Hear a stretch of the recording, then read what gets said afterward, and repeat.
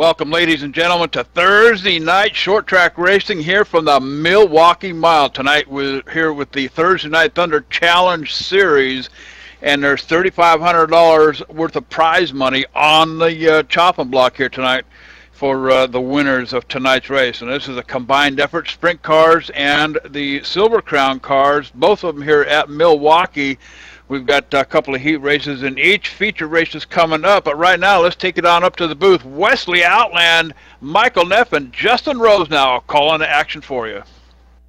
Yeah, thank you so much, man. I'll tell you what, it's great to be back here on the ETV Live Online Auto Sports Entertainment Network. Had a great wedding, had a great honeymoon, and now it's back in the saddle again, announcing some of the best simulation racing in the country. And tonight is Thursday Night Thunder, the Challenge Series presented by Beast Race Cars, and it is, of course, the Breast Cancer Research Foundation. All proceeds benefit the Susan G. Komen Race for the Cure and the Breast Cancer Research Foundation. So many great things. And by the way, fundraiser for bcrf.org-USRA. If you want to make a donation, they greatly appreciate it. I'm Wesley Outland. He said Michael Neff, and Michael Neff will be back with me for, and the winner is on Monday night. Actually, it's Batman Michael Keaton. Michael, good to hear from you again, buddy, and thanks for all the warm wishes on the honeymoon.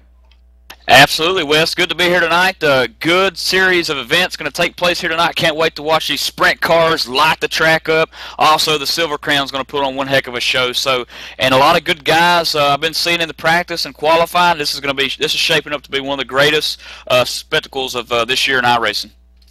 Absolutely, over $3,500 is on the line in this special event. Of course, big thanks to Distortabuilt, iRacing, Mason Baker Designs, the United Dirt Track Racing, the United Dirt Sim Racing Association, Double Clutch, the Von Etch, with the driver introductions. When we have the music going, we're going to have big the Von Ettricks playing that, and of course EJP Entertainment Agency all jumping on board for this big event. And of course, big thanks to Beast Race Cars making it happen for Thursday Night Thunder. And what a greater thing to do on Thursday night than to raise money for a great cause for the Breast Cancer Research Foundation, Michael.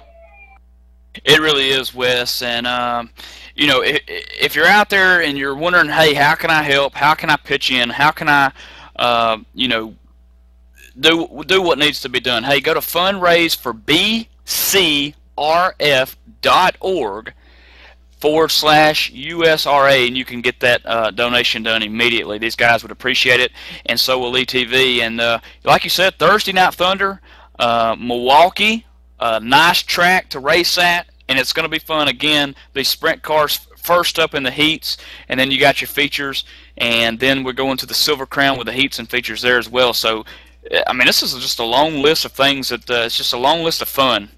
Absolutely, and I want to bring in also the Michigan Madman, the Wild Man, Justin Rose, now taking over the dirt department. And Justin, of course, you're used to seeing Silver Crown cars and sprint cars on the dirt, but they also run the asphalt like we'll see here tonight at the Milwaukee Mile in the cheese state of Milwaukee, Wisconsin. But, man, what's your thoughts on this great benefit race for great causes? You know, October is Breast Cancer Awareness Month. You know, that's the big thing about this, Wesley, is it's all for a great cause. You know, sprint cars, you know, 900 horsepower beast, you know, 1,000 pounds roughly. You know, these guys are going on one long bull ride. I mean, these guys are going to get ready to get crazy with these cars. And don't be surprised if we see a few guys looping around out there tonight. Absolutely. And speaking of some more exciting wild racing, you got the Milwaukee Mile tonight for Thursday Night Thunder, presented by Beast Race Cars for the Breast Cancer Research Benefit Event. Over $3,500 on the line in cash and prizes for a sim race. That's what blows me away. A sim race and over $3,500 in cash and prizes on the line when it's all said and done. And also to remind you that the race, the quest for the Bob Earl Racing Seat continues along Monday night. We're going to Martinsville Speedway in Martinsville, Virginia, round number 7 of the race for the Bob Earl Racing Seat in the RSR Full Throttle Cup Series chase for the championship. It should be exciting. It should be wild. Join me and Michael Keaton, your broadcasters tonight on the ETV Live Online Auto Sports Entertainment Network, beginning at 8:30 Eastern. Also, too, if you're watching the broadcast right now, we got a lot of guys in watching. But if you see the thing under the broadcast, it says click here for interactive chat room and live stats. If you click there, you can create any username you want. Get in there, chat with us. There's all kinds of questions that you want to ask. We can get you the answer, and you know, enjoy the fun with us as we broadcast live. Absolutely. Definitely, and I understand also that J.D. Webb tonight will be having a special interview. And J.D., can you tell us a little bit about what that'll be about? You've got Jennifer Walzwick who's going to join me tonight. Her husband Eddie is one of the admins that helped put this whole thing together here, and we'll be talking with her during the intermission about breast cancer awareness, Breast Cancer Foundation, the whole reason why we're here tonight, guys. So looking forward to that. Absolutely, definitely correct. And I'll tell you what we'll do, ladies and gentlemen. I understand we're getting closer and closer to dropping the green flag and getting the 2 heat races underway to get that alphabet soup started. Great field of talent lined up here tonight, ready to go. Now, I want to let everybody know tonight you're going to see 2 different types of racing. You're going to see the sprint cars at the Milwaukee Mile on track first, and then, of course, the main event, the main the main portion of tonight will be those Silver Crown sprint cars. The Silver Crown cars always put on an exciting show. Don't go anywhere. We're just getting things started from Milwaukee Mile. This is the ETV Live Online Auto Sports Entertainment Network and Thursday Night Thunder. Be back right after this.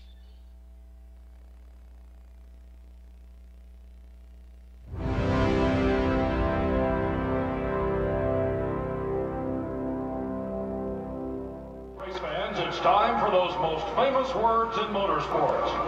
Drivers, start your engines!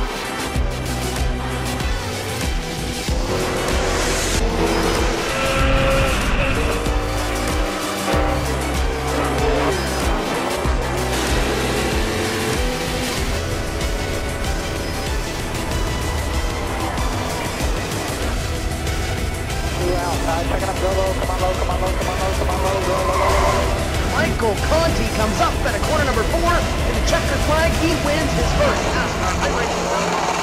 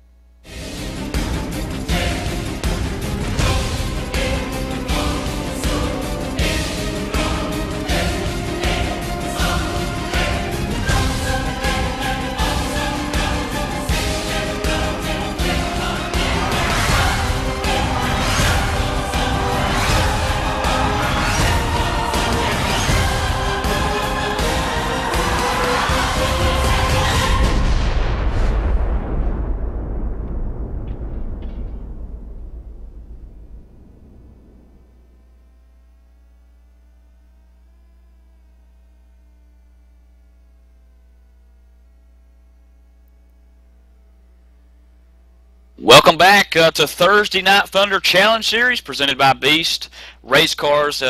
Justin, things are starting to get started here, picking up the pace a little bit. These guys on the track, pacing around, warming up, getting ready for the first heat race, and going to be pretty exciting, Justin. Yeah, most definitely. You know, guys like Alan Bender, you know, he's getting ready to run a real-life house car for our sponsor, our big sponsor for tonight, the Beast Racing chassis. You know, the Beast Bobby East, what a class act. He's running the Hoffman Racing Team sprint car, the USAC Dirt Sprint Car Championship this year. you know, I can't speak enough about Bobby East and what he really means to the sport of pavement sprint car racing. You know, it tends to be a dying breed, but anybody who's winning right now for, you know, pavement sprint car racing, Mike Keaton, they're all running the Beast Racing chassis. And, you know, as things are starting to get underway here, we got 8 guys here. Alan Bender, Vinny Sansone, Brendan Butchberger, Douglas Berryman, Scott Kelly, Matt Burnt, Ronald Williams, and Chet Wheeler Jr. Going to take the first heat here. 15 laps at the Milwaukee Mile. Exactly 1 mile here at this track, Justin, and Alan Bender's going to take them to the green. Most definitely. You know, we got 2 very, very, very good sprint car drivers in Alan Bender and Vinny Sansone. Vinny Sansone actually qualified for the iRacing NASCAR Drivers World Championship Series this past season. Don't have an exact points finish for him off the top of my head, but I know he's one heck of a driver here in iRacing. And again, we just spoke about Alan Bender running the house car. You know, but the Milwaukee Mile here, Keaton, you know, the track here opened, I believe, just about 100 years ago. I think they just celebrated the centennial anniversary here at the Milwaukee Mile. It's located on the state fairgrounds, obviously in Milwaukee, but it's a beautiful, beautiful facility with a lot of racing heritage. It really is, and Alan Bender starting to roll off here down the front stretch, going into 1. There'll be 1 pace lap, then we're going green. 15 laps. This is your first heat race. We've got another set of guys going to be coming in for heat race 2. That'll be a different group of guys, so you'll see other people as well. Don't think this is it. There's 8 starting this one, and should be 8 starting the second one, Justin. You know, the pace laps here, they take a little bit. I believe practice laps I was seeing Mike Keaton were running around 27 seconds. So, I mean, these guys are averaging quite a good clip. I think they're averaging just over 122 miles an hour on a lap here. So that's all in the mail here for, you know, just a 1,300-pound race car. Pace car about to dip down, coming out of turn 4 at the Milwaukee Mile, getting ready to start heat race number 1 at Milwaukee, and Alan Bender taking it, green flag down into 1 with Brandon Butchberger and Vinny Sansone hot in pursuit going in 2. What a great start by Alan Bender, but the battle for a 4th spot, 5th spot is coming right out of turn number 2. Scott Kelly, Matt Burnt, they're side by side coming down the backstretch. Douglas Berryman, he's looking to the inside of Scott Kelly's looking at the inside of Douglas Berryman. We're all single file coming out of 4, Mike Keaton. Bender looks like he's got a strong hold on this coming down to you in turn 1. Yep, Bender continues to lead. Heat race number 1 here. 2 laps complete out of 15. Very short heat race, but Vinny Sansone in the 2nd position, about half a second down, and Brandon Butchberger also half a second down from Vinny in 2nd. So these guys single file, being real patient, letting these sprint cars kind of settle in before they start to duke it out. The 07 machine in 5th place almost loses it out of 4 and going to allow Kelly to close in the gap to top 5 position. Scott Kelly, he's running down your 4th place runner in Douglas Berryman there. The 07 of Ronald Williams, he made quite the move there to move up right around the 5th spot or so. But I tell you what, Mike Keaton, Bender and Sansone and Butchberger, these guys are probably the class of the field so far here as we're 3 laps down, almost 11 laps to go here, Mike Keaton. But these guys are all single file and probably run about 5 to 6 car lengths in between each car here coming out of 2. Battle for 5th and 6th starting to shake back up. Scott Kelly, Ronald Williams, he's in that gold machine. The blue machine belongs to Kelly. He's in 6th spot. He's desperately wanting that top 5 finish. I believe the top 5 finish is exactly what Kelly's looking for in this event. Heat race number 1 as they complete 5 laps. Hospital wiggle for the 15 of Scott Kelly. He got bad sideways coming out of 4. He did quite a job saving it coming off of 4, but 79, Matt Burnt right behind him. He had a little bit of trouble getting into turn 1. These cars are like, you know, riding a bull, Mike Keaton. These things are squirrely as all you can believe. These cars, I mean, there's no problem at all to spin the rear tires and find yourself doing donuts, Mike. And as I take a look at Bender's lap times, well, he's putting 26s on the board consecutively to the 2nd place position car, Vinny Sansone, 27 flats, and also Brandon Butchberger running third, putting 27 flats on the board. But the battle, Justin, still waging for that top 5 finish here between Ronald Williams and the gold car and the blue machine of Scott Kelly, looking underneath, perhaps maybe not this time by, but he's edging so closely to getting into that top 5 spot, Justin. The gap coming across the line is about 4 car lengths, but the 15 of Scott Kelly, he's running down the 07 of Ronald Williams. He's going to give him everything he got here, and the gap's down to about 3 car lengths now coming into turn 3. 15 of Scott Kelly, he's looking on the bottom. He's looking to reel him in because the 07's drifting up there in the middle of the corner, Mike Keaton. Kelly looks like he's having a little bit of hard time there holding his line coming off 4, coming back to turn 1. Folks, if you're just joining us, this is the ETV broadcast of the Thursday Night Thunder special event for Breast Cancer Awareness Month. And what you're seeing right now on your screen is the 15 car of Scott Kelly chasing down the gold machine of Ronald Williams, who sits 5th. This is a battle for top 5. The first 4 guys are all single file, no hard racing, but this is it. This is the battle on the track right now for your heat race number 1. Yep, the only battle on the racetrack right now is we're single file all the way back to 5th and 6th here. Ronald Williams, Scott Kelly, that we're down to just under a car length. As the 15 of Scott Kelly, he's rolling up on Ronald Williams. He peeks to the outside. He's dipping it back inside. We may have a battle here for the position coming off of 4, Mike Keaton. Kelly looking underneath. He's got the draft. He's got a little bit of momentum. Let's see what he does in 1 here. He's tucked all over the back rear deck of the 07 machine. And Wes, things are starting to get shaky here, coming for a top 5 spot takeover down the backstretch. Yeah, Alan Bender's out in front. We're on lap number 10, 5 to go in heat 1 here from the Milwaukee Mile. Vinny Sassone is in 2nd. Brandon Burschberger's in the number 3 position. Douglas Berryman in 4th. Ronald Williams the top 5. And Bender is gone. He's in his own world as he exits out of turn number 2 down the back straightaway here at the Milwaukee Mile. Kelly just now taking over that top 5 spot, though, from Ronald Williams as he gets a little loose coming out of 2 there. But Scott Kelly, now the blue machine, to the 5th spot.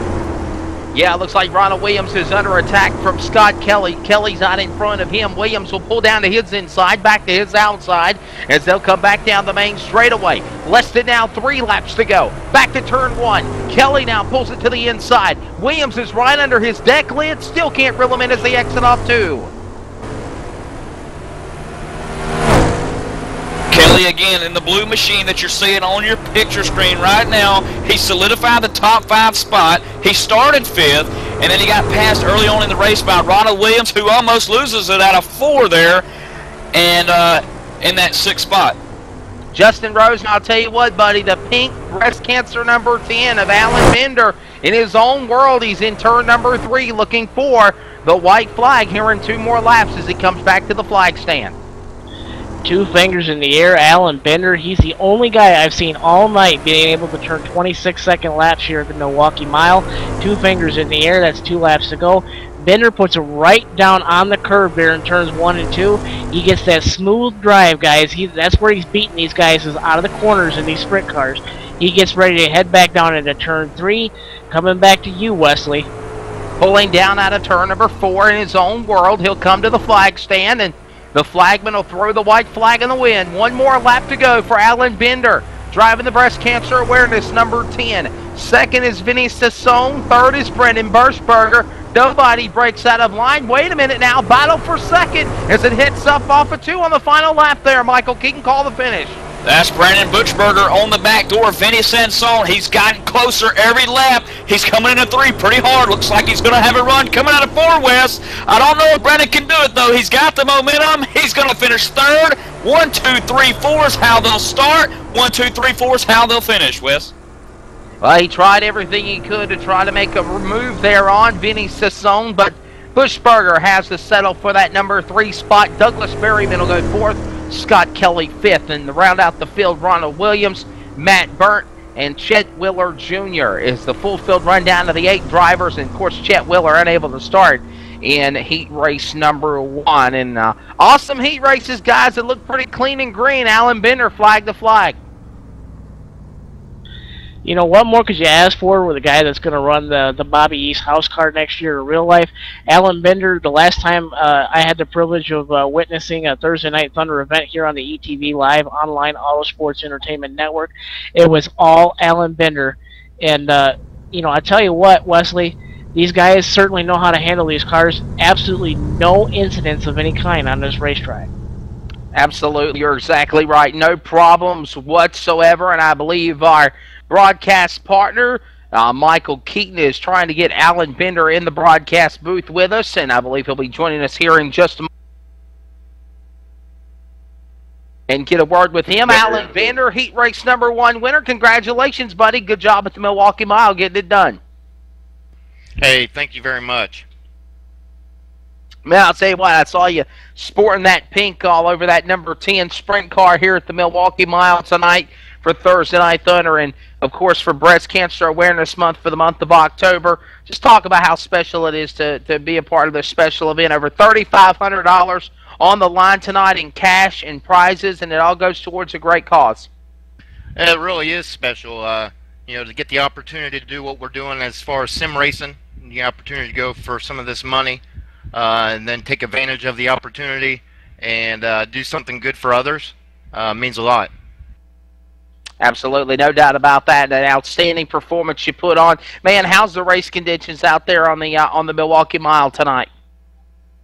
Pretty good. I mean, the biggest thing is jumping from a Silver Crown to a sprint car, so there's a lot of getting used to back and forth. So all kudos to the guys that do that on a weekly basis, because it's not an easy task to do.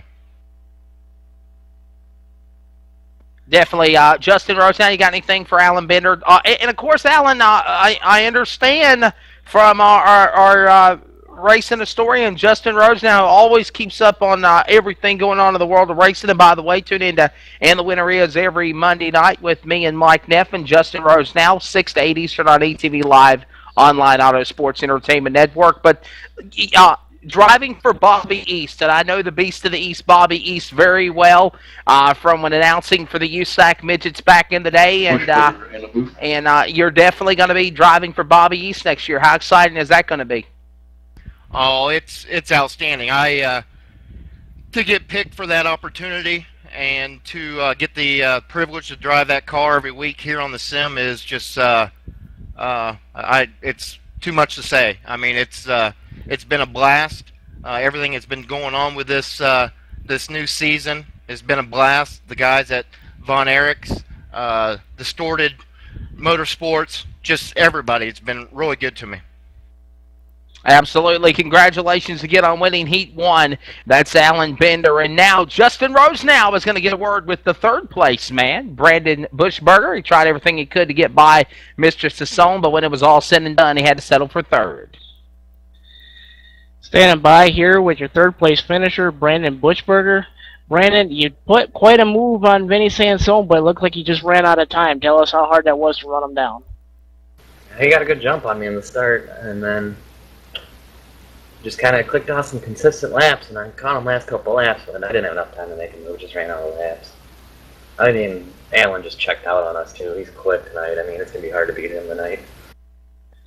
You know, aside from Alan, like you said, just walking away with it here in heat race #1, Brandon, you know, describe to those that are out there that really don't have the chance to use the iRacing sim just how hard it is to lap one of these sprint cars, especially around a track as historic as the Milwaukee Mile.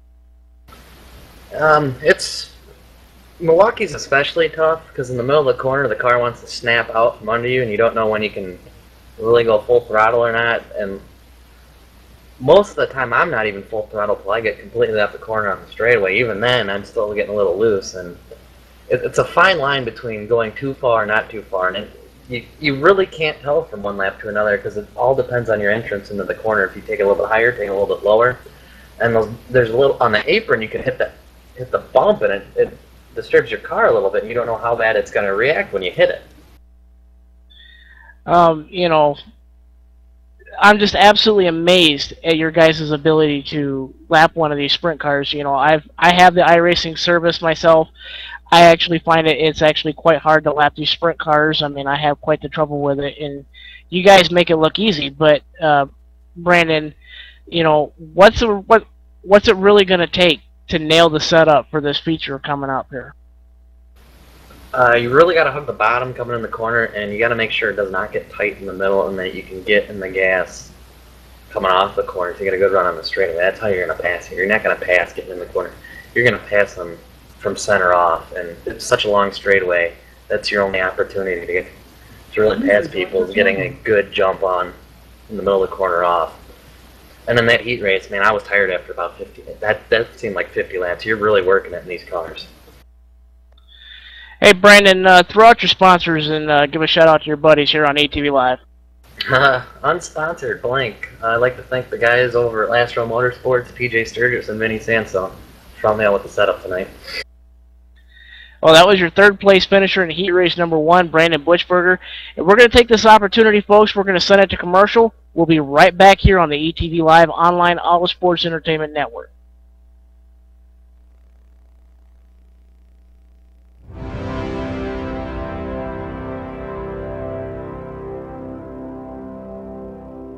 Race fans, it's time for those most famous words in motorsports. Travis, start your engines!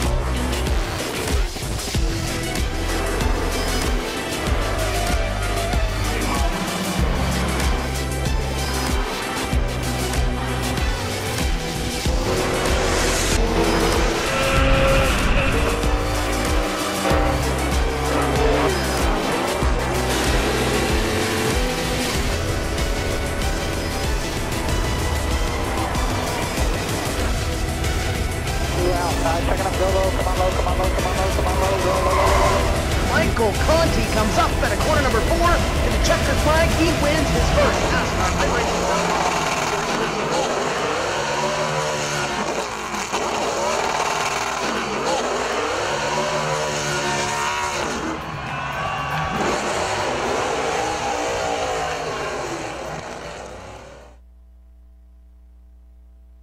Hey, JD here with ETV Live, and let me tell you something. If it's too big for the pickup truck and you need to move it, there's only one trucking company you need to call, and don't bother with the Yellow Pages Cowboy. I'll give you that number in a minute. Manufactured goods, automotive, technical equipment, furniture, even if you need a reefer, Gary Mercer Trucking Incorporated is the only choice, Cowboy. With locations in Mississauga, Ontario, Canada, Rancho Cucamonga, California, if you need to move it, store it, and keep it cold, you need to call Gary Mercer Trucking Incorporated. Long haul, short haul, or just across town, Gary Mercer has the best trained and qualified drivers to get your load from point A to point B with professionalism and on time. So remember, Hoss, if it don't fit in a pickup truck, you're going to need a real truck, Cowboy. Sponsors of ETV Live's Friday Night Showdown, Gary Mercer Trucking Incorporated, 1-800-668-2980.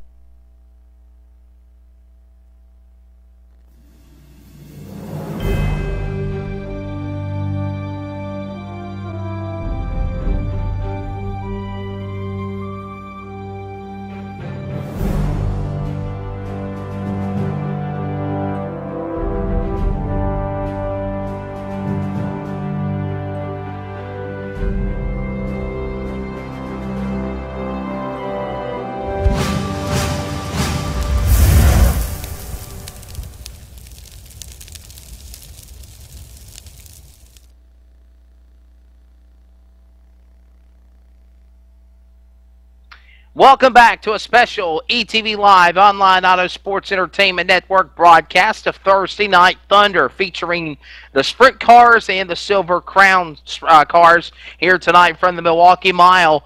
Here tonight on the broadcast, Wesley Outland along with Michael Keaton, Justin Rose now, of course, Magic Fingers John Wessling, or we call him Fast Track John Wessling, running the boards for us, and of course executive producer is, of course, Mr. J.D. Webb. And, of course, this is an exciting event for a great cause, over $3,500 on the line for charity.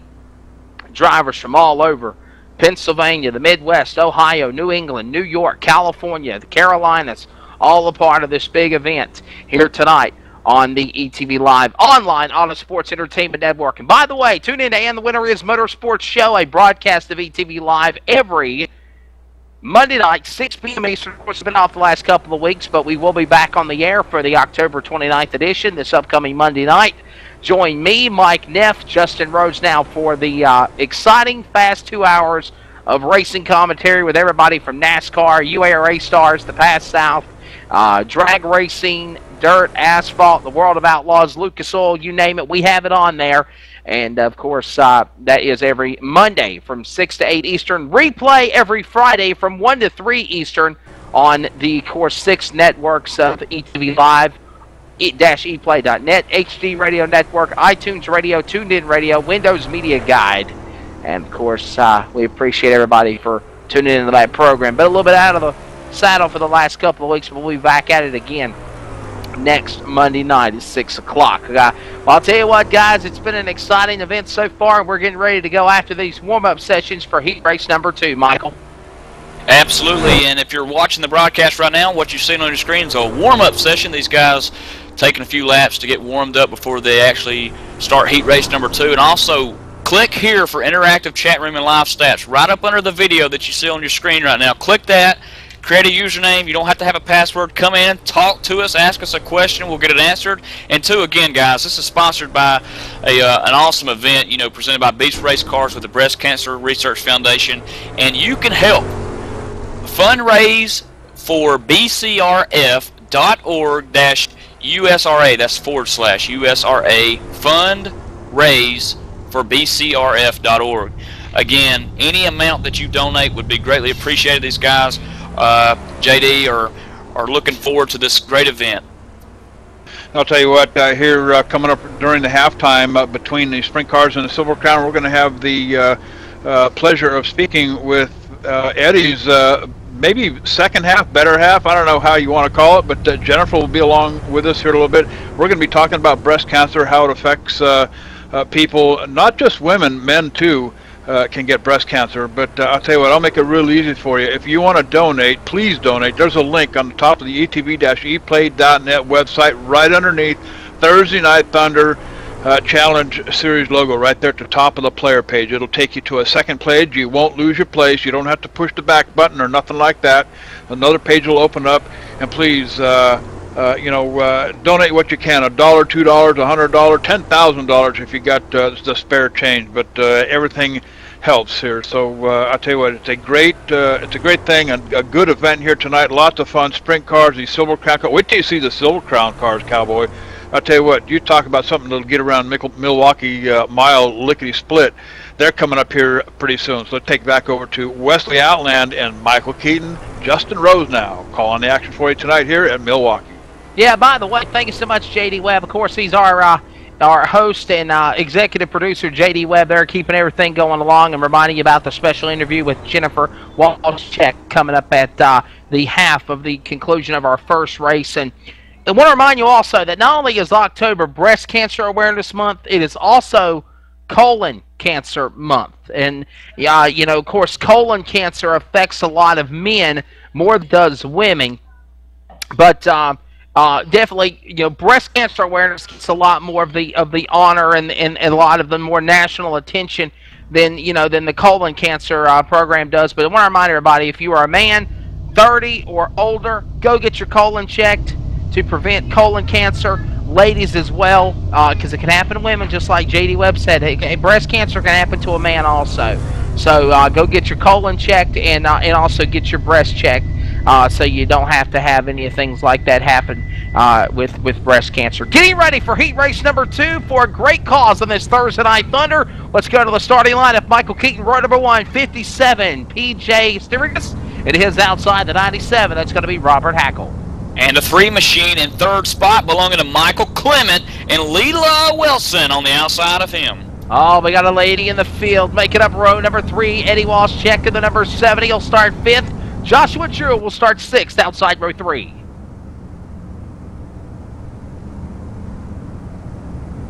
Starting inside row number 4 is going to be the number 1 of Daniel Muse, and starting the outside of him is going to be the 00 of Marcus Dean.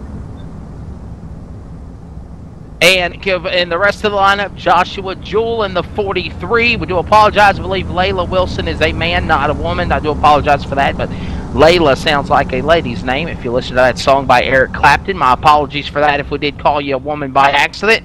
Nonetheless, that Ford Mustang pace car, that's on the pit road. We're ready to go to green flag here at heat race number 2 with the sprint cars, and off into turn 1. Sturgis, Hackle, they battle line it door to door for the lead off of turn 2.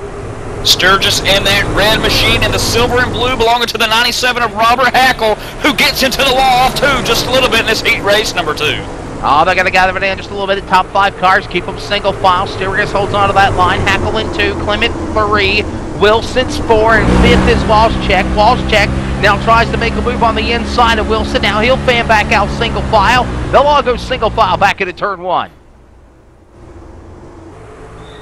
The man on the move is Michael Clement in the Hoffman Auto Racing mean green sprint car, the number 3 there. He's right on the tail tank of the 97 of Robert Hackle. He looks to the outside. He's going to try that outside-inside move coming out of 4. The lead for second over third is down about 1 car length coming across the stripe. Wesley, we got ourselves a heck of a battle shaping up here for the second spot. You're exactly right there, Justin, as they exit out of turn number 2 down the back straightaway. And for the moment, it's still Sturgis out in front. Hackle and Clement continue their battle for second and third. And Wilson waits patiently in the crosshairs in fourth. Walshcheck rounds out the top 5. Then it's Jones, Muse, Dean, Jewell. They'll come to the line and put lap 4 on the board this time by. 4 laps complete out of 15 here at the Milwaukee Mile in heat race number 2. PJ's out front and Robert Hackle getting a little bit of pressure from the number 3 machine of Clements, who's coming out of 2 with a head full of steam. Everybody is single file for the moment. Justin Rose now. Do you think they're just playing it safe and it's going to be all out that 50-lap A main later on tonight? I certainly believe so. I mean, there's probably a group of 5 or 6 cars that have got a really, really good shot at winning this. My interest here is with the 3 car of Michael Clement and the 97 of Robert Hackle. They're battling for a second and third spot there. I love that Hoffman Auto Racing mean green colors on that sprint car because for what the Hoffman Auto Racing team means to the Milwaukee Mile and USAC Racing and the pavement sprint car racing. Rich Vogler, arguably one of the best sprint car racers of all time, was tragically killed in a Hoffman Auto Racing sprint car on the pavement at Salem Speedway. So, I mean, that team is synonymous with sprint car racing. Absolutely, and we called her a lady, then we called her a man. Now she's back as a lady again. Layla Wilson is a woman behind the wheel of that number 98 sprint car in the number 4 position for the moment, so apologize on that. Good to have our Danica Patrick of Thursday Night Thunder in the field, sitting 4th right now in heat number 2, Mike. Absolutely. She's got the green roll cage all over that car. I love that color. And the pink numbers 98, as you mentioned, doing really well there. She's about a second down from 3rd place. Michael Clement in the 97 machine of Robert Hackle in second. But the way that they're fighting, Leela may catch them.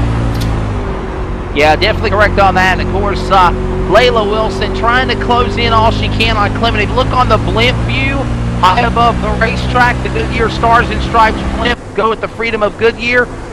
You can see where she's probably about 5 car lengths, 2.5 is the differential on the speed with one of these sprint cars as she's in 4th compared to 3rd. But man, in his own world, as they come to halfway, PJ Sturgis leads, Hackle 2nd, Clement 3rd, Wilson and Walshcheck the top 5. They come back to the flag stand. Looking back here, Justin in 7th, 8th, and 9th 6th, 7th, 8th, and 9th position belonging to Eddie Walshcheck. He's got some hot pursuit by Joshua Jewell behind him. And also Marcus Dean is also in the mix. Yeah, you're exactly, Michael. I was going to throw it to you, buddy. Justin, hang on, buddy. I was going to tell you that we had a great battle, heat number 2nd and 3rd. Hackle and Clement under attack. Wilson slowly but surely reeling these guys in off turn 2. We got a battle shaping up for 6th, 7th, and 8th here. We got the 70 of Eddie Walshcheck, the 43 of Joshua Jewell, and the 00 of Marcus Dean is also hanging right back there, but the 00 looked like it had trouble. But I tell you what, guys, Eddie Walshcheck and Joshua Jewell, they're all over each other just as hard as Robert Hackle and Michael Clement. If you tune into the broadcast, look at, if our producer can hear me, put it on the nose camera view, the nose camera on the front end, the number 98 of Layla Wilson in the number 4 position, as she is slowly but surely stalking her prey as it's a piece of meat in front of her, trying to reel them in. The Predator is the 98 of Wilson, the Praise, or the Predator is Wilson, Praise, Hackle, and Clement, trying to reel them in. They're in turn 3, and time's running out. We got 3 to go. Now make it 4 to go as they come to the line. Guys, back here for the 7th and 8th spot here, excuse me, 6th and 7th, Eddie Walczyk, Joshua Jewell. Joshua Jewell had the spot going into turn 3, put the power move on him, but Eddie Walczyk with the inside line, that's the preferred line around here, folks. He got right back around on the inside, and now the 00 reeling slowly up on that tail tank of the 43 of Joshua Jewell, guys. Guys, one of the drivers I've been watching now is your leader as he flashes under the flag stand. 2 laps to go. Now make it, okay. Sturgis, PJ Sturgis in the 57. Michael, he's driving the car in the corners, hitting the rumble strips up to the top of the wall on the straightaways, and he's really using that to his advantage. Look at him hit that yellow rumble strips as he goes down to the bottom of the corner. Then he picks up speed, gets a little loose there, actually at turn 4, and we'll get 2 laps to go this time by.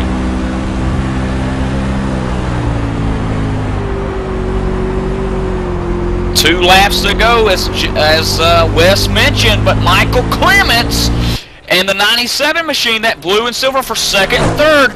That battle again starting to reshape here in the closing laps this time by. White flag in the air for PJ, who's dominated so far, but look for that number 3 to maybe put the move, all 4 on the 97. Yeah, down the main straightaway they come. White flags in the air. 1 more lap to go here at the Milwaukee Mile in Heat 2 for the sprint cars. Down into turn 1. Clement goes to the inside. He'll follow Hackle's rear deck lid. Hackle gets sideways. He jumps up to the top of the track. That opens the door for Clement. Clement going to try to make a move on the inside. Meanwhile, they'll come to the flag stand. Checkered flag for PJ Sturgis. He'll win heat race number 2. The battle's for 2nd spot. Who's it going to be, Michael Keaton? It looks like it's going to be Robert. I'm going to tell you something. Robert Heckle put one heck of a block move on Michael Clement. Clement really didn't like it. Tried to give him a little nudge, and they'll see each other in the feature event that's coming up here shortly, guys. The feature field has been set after heat race number 2. Winner PJ Sturgis wins it with fashion. Checkered flag in the wind. Sturgis goes 1. Robert Hackle in the 97 is 2nd. 3rd to Michael Clement in the 3. Layla Wilson, the only lady in the field. The only lady in the field finishes 4th. Eddie Walczyk is 5th. Edwin Jones is 6th, followed by Daniel Muse, Marcus Dean, and Joshua Jewell. What an awesome heat 2 there, Justin Rose now. Most definitely. I mean, I cannot tell you just how hard it is to run these sprint cars, and watch PJ Sturgis do the same thing that Alan Bender did in heat race number 1. That is an unbelievable move by him. But what about the show that Robert Hackle and Clement, they put on there for the 2nd and 3rd spot? Also for the 6th, 7th, and 8th spot, guys, we had racing all over the track. Eddie Walczyk, Marcus Dean, and Joshua Jewell. There was no holds barred racing there for the 6th, 7th, and 8th spots as well, guys. Michael Keaton, your thoughts of heat number 2? I'm going to say PJ put on one heck of a show. It's going to be exciting to see all these guys, Bender, Butchberger, the guys running up front, all line up for this 50-lap feature event that's coming up shortly. So I'm pumped for that, Wes. Well, ladies and gentlemen, we will take a quick commercial break and thank all of our sponsors that make them happen. But by the way, we'll remind you, are you mobile? Get the app on iTunes Radio, TuneIn Radio, and Windows Media Guide to follow the excitement of HD Radio Network and get ready to rock your brains out. Everything from our classic rock format to the hard metal punk rock that you all enjoy. That's HD Radio Network. Again, get the app on etvlive-eplay.net and, of course, on hdradionetwork.com. Don't forget that every broadcast of ETV Live online on the Sports Entertainment Network, whether tonight's Thursday Night Thunder, the RSR Full Throttle Cup Series on Monday night, Friday Night Showdown, even special events like this, and of course also our special radio shows, and the Winter is Motorsports Show, and the Open Paddock, which we'll tell you about as well later on tonight. You can tune into that on your app phone as well. Get it on your iPhone, your Apple iPad, BlackBerry, Android, smartphone, you name it. You can be able to tune in and keep up with ETV Live. From Milwaukee Mile, this is Thursday Night Thunder presented by Beast Race Cars on the ETV Live online auto sports entertainment network.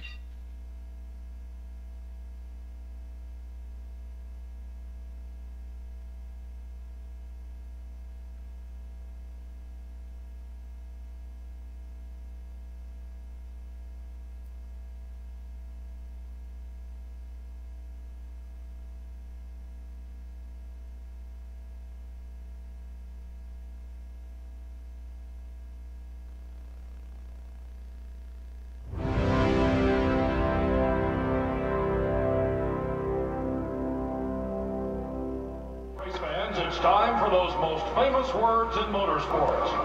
Drivers, start your engines!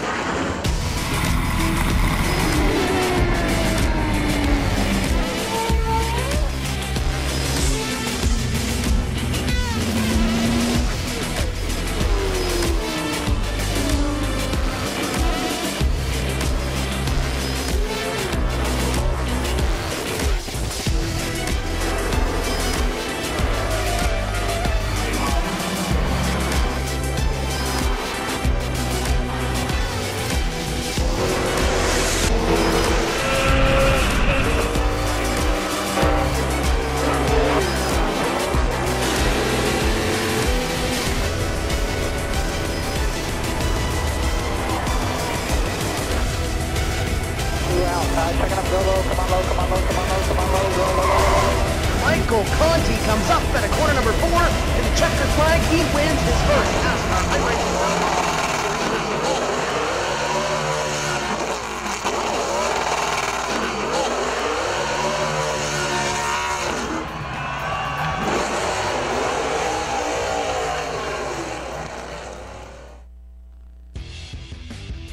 Hey dude, are you ready to rock and roll? If that's cool, then you need to do it over at HD Radio Network. HD Radio Network, 4 stations broadcasting 24/7 with everything from metal favorites to the 80s classic rock like legendary Leonard Skinner, Electric Light Orchestra, Foreigner, and bone-rattling, skull-crushing rock and roll on hard driving radio. Bear Factory, Stone Temple Pilots, Def Leppard, and a whole lot more. HDRadionetwork.com. Take your pick and rock your brains out, dude. Hey, JD here with ETV Live, and let me tell you something. If it's too big for the pickup truck and you need to move it, there's only one trucking company you need to call, and don't bother with the Yellow Pages Cowboy. I'll give you that number in a minute. Manufactured goods, automotive, technical equipment, furniture, even if you need a reefer, Gary Mercer Trucking Incorporated is the only choice, Cowboy. With locations in Mississauga, Ontario, Canada, Rancho Cucamonga, California, if you need to move it, store it, and keep it cold, you need to call Gary Mercer Trucking Incorporated. Long haul, short haul, or just across town, Gary Mercer has the best trained and qualified drivers to get your load from point A to point B with professionalism and on time. So remember, Hoss, if it don't fit in a pickup truck, you're going to need a real truck, Cowboy. Sponsors of ETV Live's Friday Night Showdown, Gary Mercer Trucking Incorporated, 1-800-668-2980.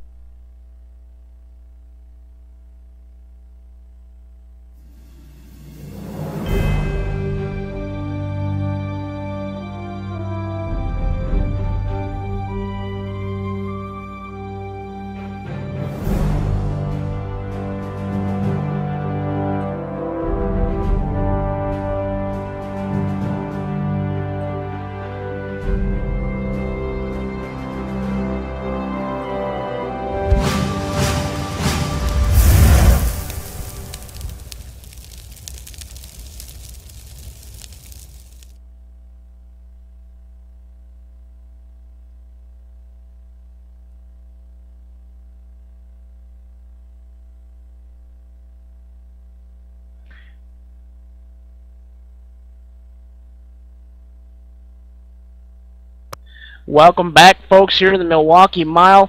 We're getting ready here for feature racing here shortly, but we're going to take this opportunity here, folks. We're going to run through the sponsors and partners for tonight's broadcast. You know, EJP Entertainment Agency, you know, they're a very big part of tonight's event. They're locked in a Facebook battle with another promotion company. You can visit them at facebook.com/EJP Entertainment. And also, we'd like to also thank Double Clutch. They're another marketing team as well. You can visit their website at www.doubleclutchinc.com. And again, we mentioned them a lot tonight. The Beast Race Cars, the Beast Chassis, Bobby East. Go visit them at beastracecars.com. We'd also like to take the opportunity tonight, folks, to thank Von Erichs, the whiskey-slinging Texas cowboy punk band.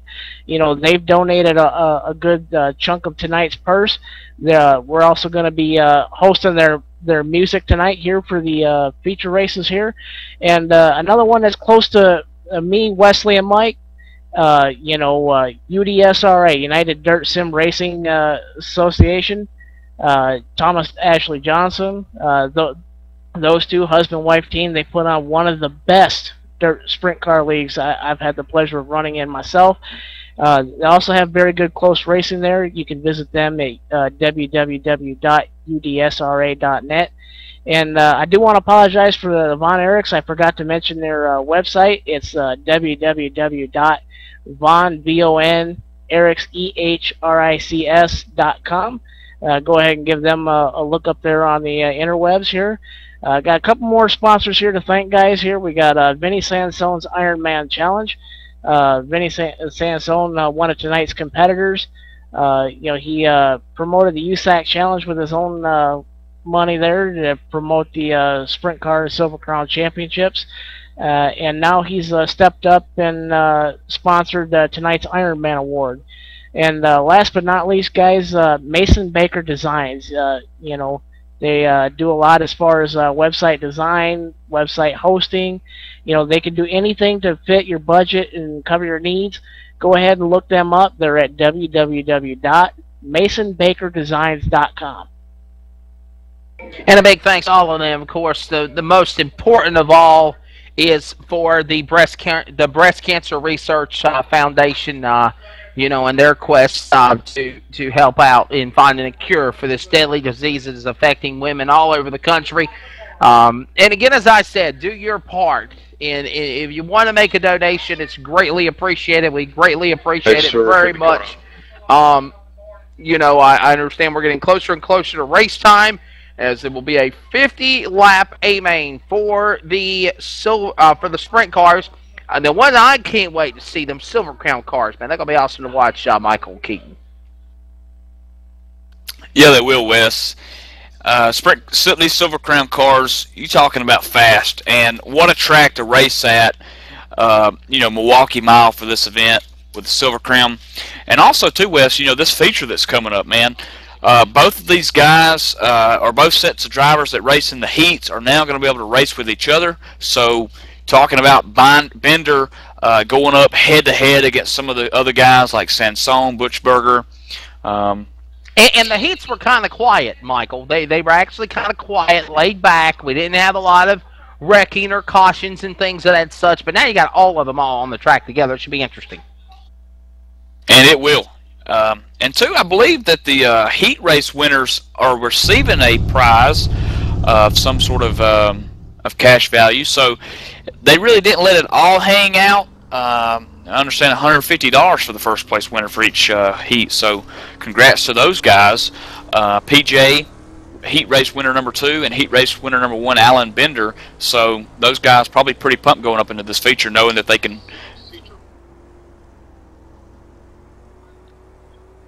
Yeah, the 50-lap feature, it'll be 50 laps for the sprint cars. And then, of course, the Silver Crown cars are going to be excited to walk. Before we go to green flag for our feature race, let's tell you a little bit about the Milwaukee Mile. A lot of history here. It has ran everything from the sprint cars to the Silver Crown cars to USAC midgets. It has ran NASCAR over the years with the Nationwide Series, with the Camping World Trucks, and now once a year they run the IZOD IndyCar Series. And Now they also run the ASA Late Model Series. They run the CRA Super Series.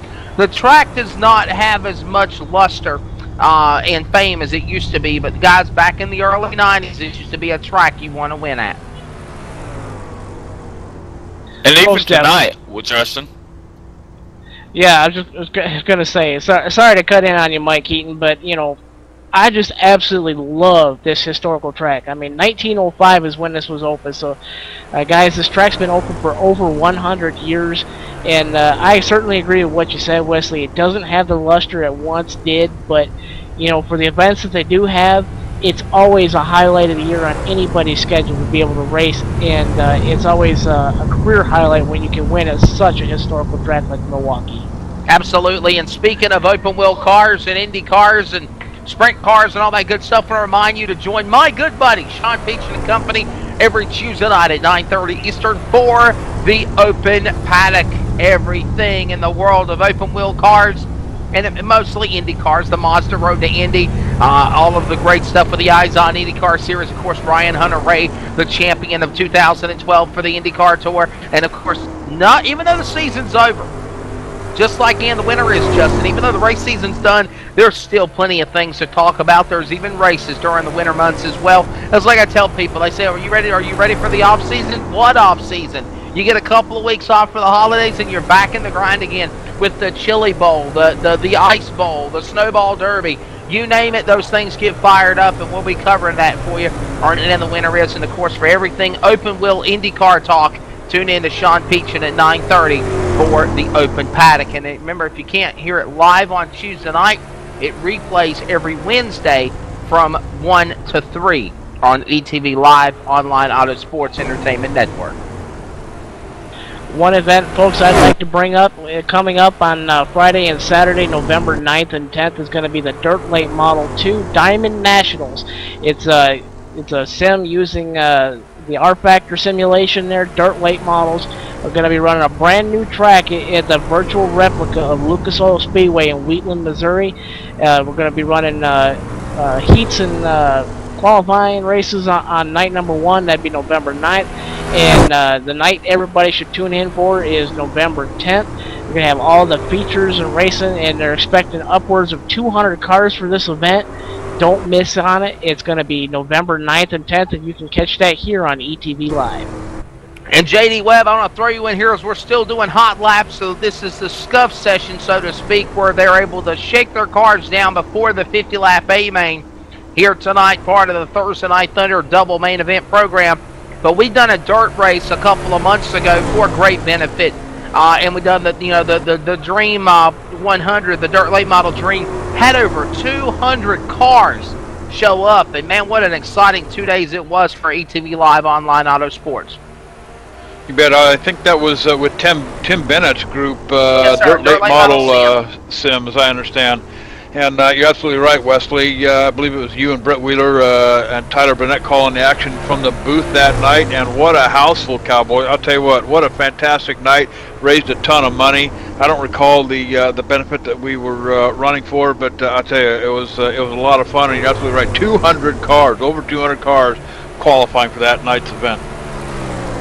Absolutely. And of course, Justin, you have took on a new role at ETV and going to be doing a lot of more dirt racing, and I'm going to be at the helm with that, announcing it, because I love doing dirt racing in my regular announcing career. Talk about some of the great broadcasts we've got coming up, like the Dirt Late Model Nationals that's going to be at Lucas Oil Raceway coming up in November. Yeah, we got a couple races coming up here in the month of November. We got one big event that I just spoke about, the Lucas Oil Diamond Nationals there at the Lucas Oil Speedway.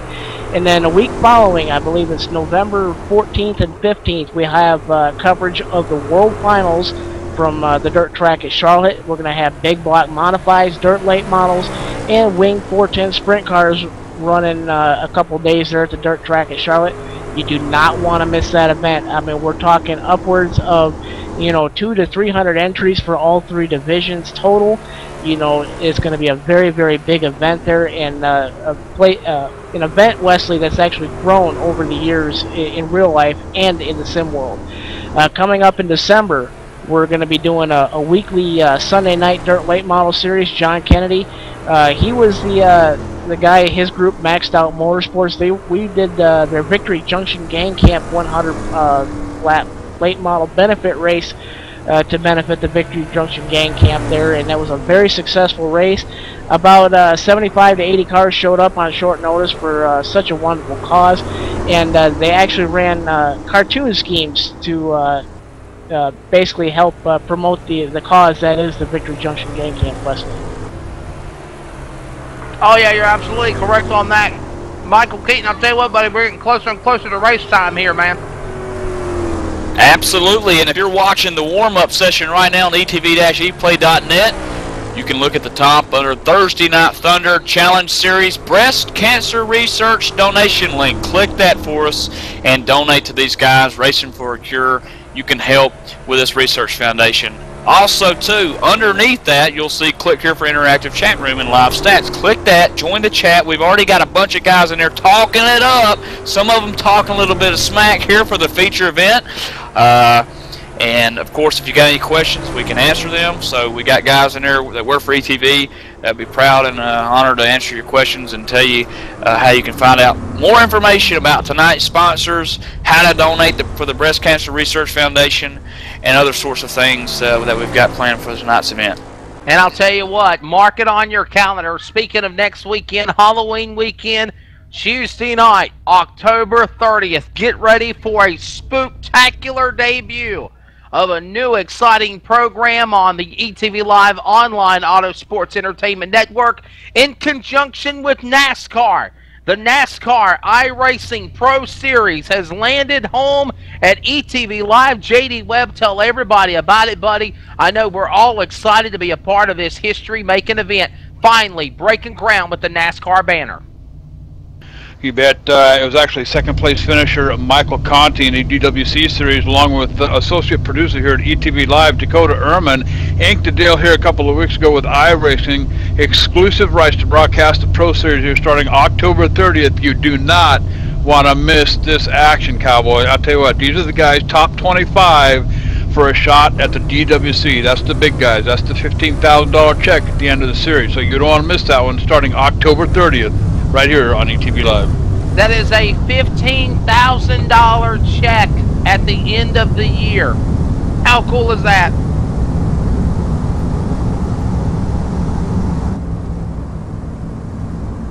Ready to go racing, 50 laps, the main event. Let's give you your starting lineup on the Paul Allen Bender PJ Sturgis heat race winners. They make up row one. Starting inside row number 2 is going to be the number 80 of Vinny Sansone. And on the outside of him is going to be the number 97 of Robert Hackle. Row number 3, it's going to be Michael Clement in the number 1 and the number 11, Brandon Bushberger. Inside row number 4 is going to be Layla Wilson. And starting the outside is going to be the 65 of Doug Berryman. Rest of the lineup includes Scott Kelly, Edwin Jones, Ronald Williams, Matt Burnt, row 6, Eddie Walshcheck, Chet Wheeler Jr., Marcus Dean, Joshua Jewell, Daniel Moose. Green flag in the air. 50 laps of sprint car action in the Milwaukee Mile is underway here on Thursday Night Thunder. And on the jump, it's Bender. He leads out in front, but look out behind him. Heat 2 winner Sturgis trying to close in for the lead back in turn 3. We got Cottonwood Speedway. Looks like, Wes, that it was the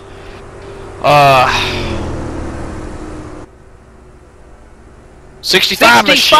Yeah, Douglas Berryman of the 65, putting us under the yellow flag, trying to look on the replay here. He was running 9th at the time in that black machine. Looks like he just solo spun, overcorrected it, and that's not hard to do. It's not hard to spin yourself out overcorrecting with this sprint car, Wes. Yeah, looking on the replay now on your ETV Live replay screen, and yeah, you can see he overcorrected, looped the car around, got into the wall, and able to continue along here. Now we're understanding that Layla Wilson got black flagged as well. Not knowing what she got black flagged for, we'll check with race control and find out what the deal is on that. And you know, they did not complete a lap. So what is the rules? Do you reset the server? Do you start over again, or do we just go from scratch and go from there? We're on lap number 2. It looks like caution laps do count, so it's still going to keep Alan Bender your leader. Absolutely. Alan Bender stays your race leader. And I'm going to tell you something, Justin. Vinny Sansone was all over the rear of Bender there in the 1 when this thing took green, and he never hesitated to come off of it. You know, that's something certainly to look for here is these cars, they burn methanol at quite a high rate there. I mean, we're talking cars, you know, running upwards of 35, 40 gallons of methanol race fuel here. So, I mean, the fuel rate's going to burn off really quick, and it's going to see who's going to have the best setup here when that fuel burns off, that rear end gets light. You know, I really think Sansone's got a quick car, but look out for Bender. I think he's got the inside line on his setup here for when the fuel burns off. And according to Edwin Jones, he says, here comes Gravedigger. I guess that's who they call Gravedigger. You're riding on board now with the number 50 of Edwin Jones. And, of course, it's the colors of Gravedigger, except it's pink.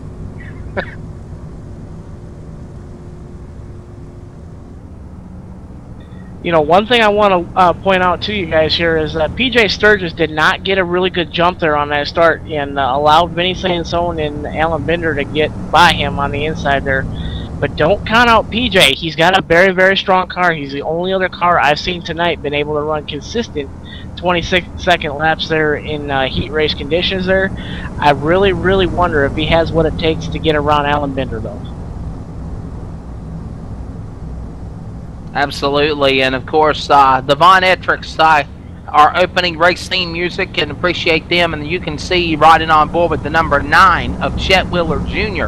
He's got the Von Ettricks logo all over the side of that car, and appreciate them being a part of the pre-race show entertainment here at Milwaukee Mile on this Thursday night. Don't forget, we've still got another great race coming up. The Silver Crown cars will be coming up here to ice down the racetrack for a 75-lap feature, as we should be ready to go racing here in just a moment. The green flags go in the air. Green flag, back at it again, guys. And on the I was looking at the replay here, but back to it one more time. Bender leads him back off of turn 2. Yeah, Bender leading down into 1 now here. Wes, Vinny Sansone, though, not quite getting the start that he really wanted there, I'm sure. He's trying to gain a lot of ground that he lost on the restart, Justin. And caution once again out on the speedway. 8th position, Williams, the 07 machine. Loops around in turn 2. You're exactly right. Ronald Williams in the 07. I just had my, I just was doing a rundown and saw it. He looped the car around. Cautions breed cautions, especially if lightning fast ain't on the track. And the caution comes out again for the 2nd time.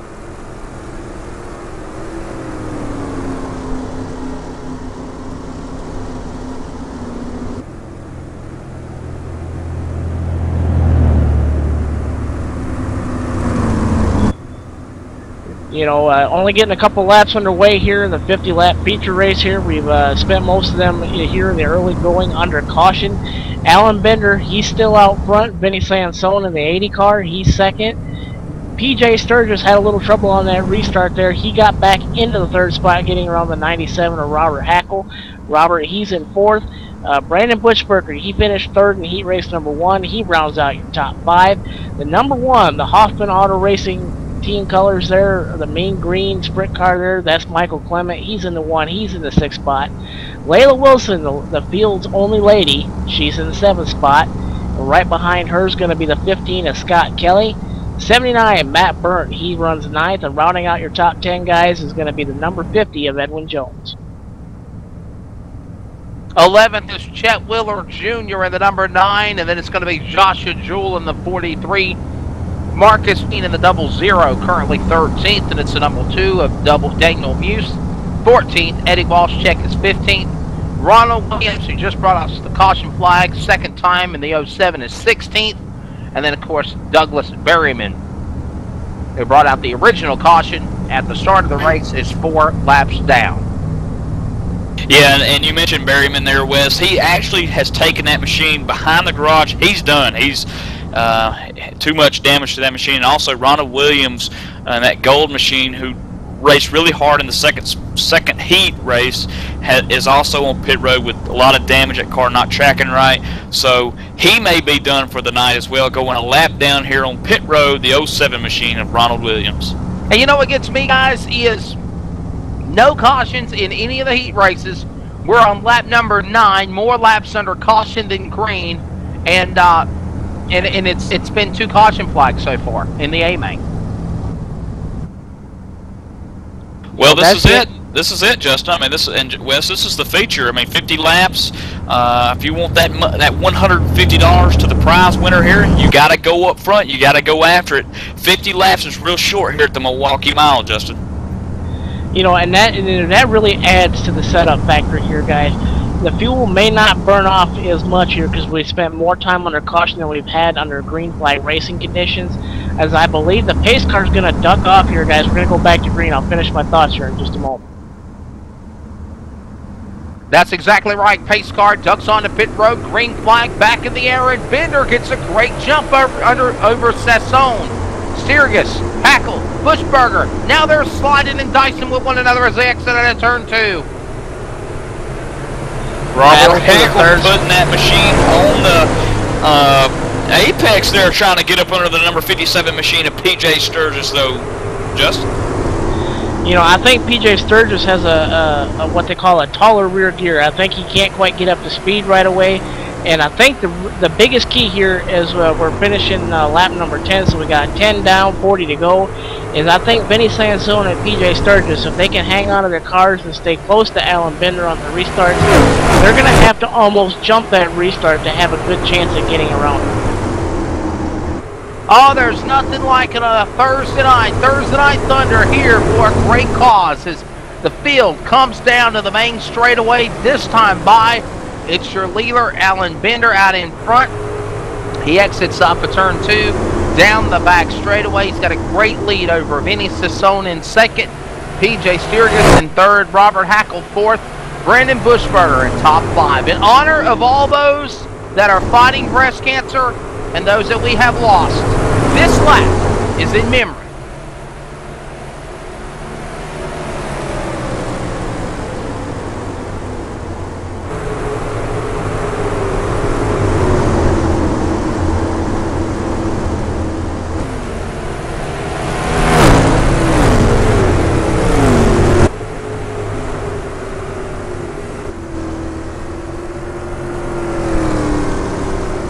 And we had to interrupt our ETV sound off. We got a caution on the racetrack. Trouble on the speedway there. Michael Keaton, what's going on, Batman? Chet Wheeler in the Gravedigger number 9 machine running 13th position.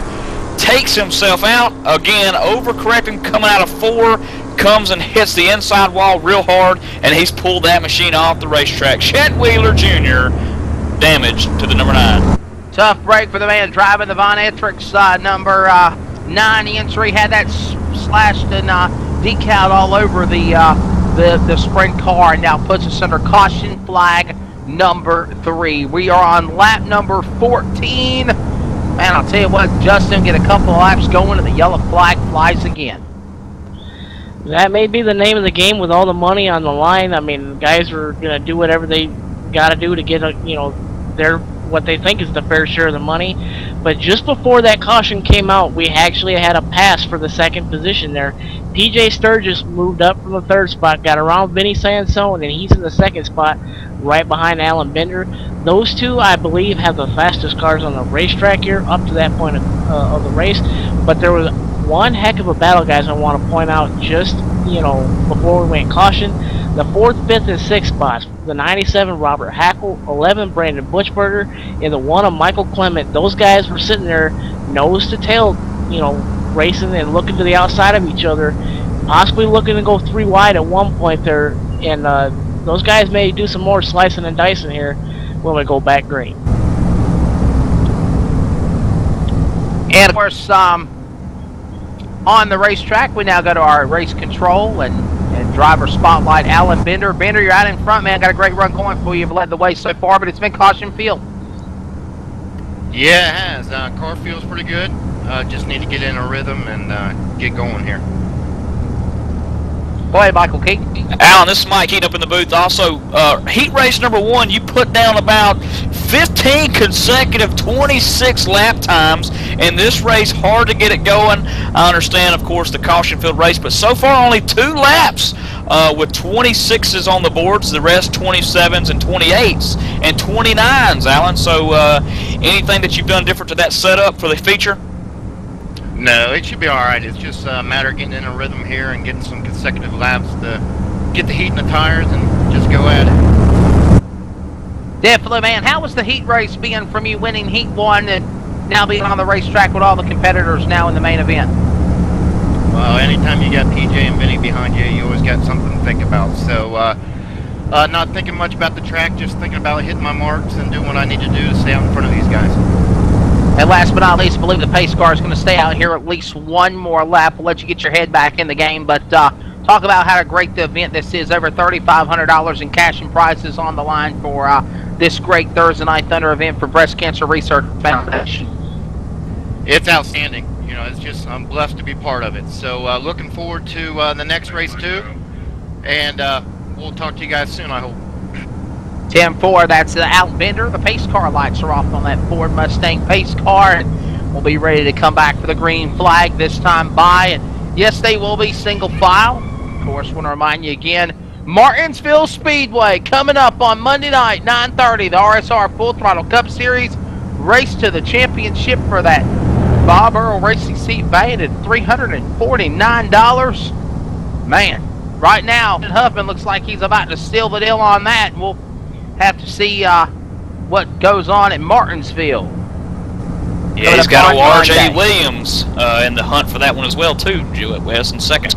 Absolutely. That's Monday at 9:30 on the ETV Live Online Auto Sports and Entertainment Network. Meanwhile, got some more business to do here at Milwaukee.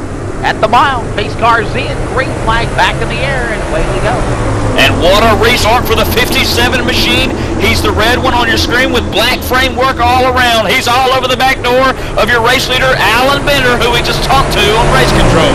Oh, Justin Rose now. Bender's under attack. He's got a 3-wide sandwich coming at him. Sturgis, Sampson, Hackle. Now it's teamed up with the Big M as they exit out of 4. 97, Robert Hackle, he got quite the restart there. He got to the inside of Vinny Sansone. He's up to the 3rd spot. Sansone, I don't think he has the setup he wants right now. He was expecting a long green flag run. His car looks very, very, very tight getting in the corner, so I think he's having a lot of handling issues here early on. Nobody breaks out of line now for all of the past survivors and those that are still fighting it for today in Breast Cancer Research Foundation. This is your ETV sound off. Now let's trade and hope that we don't get a caution flag. This sound off is for y'all.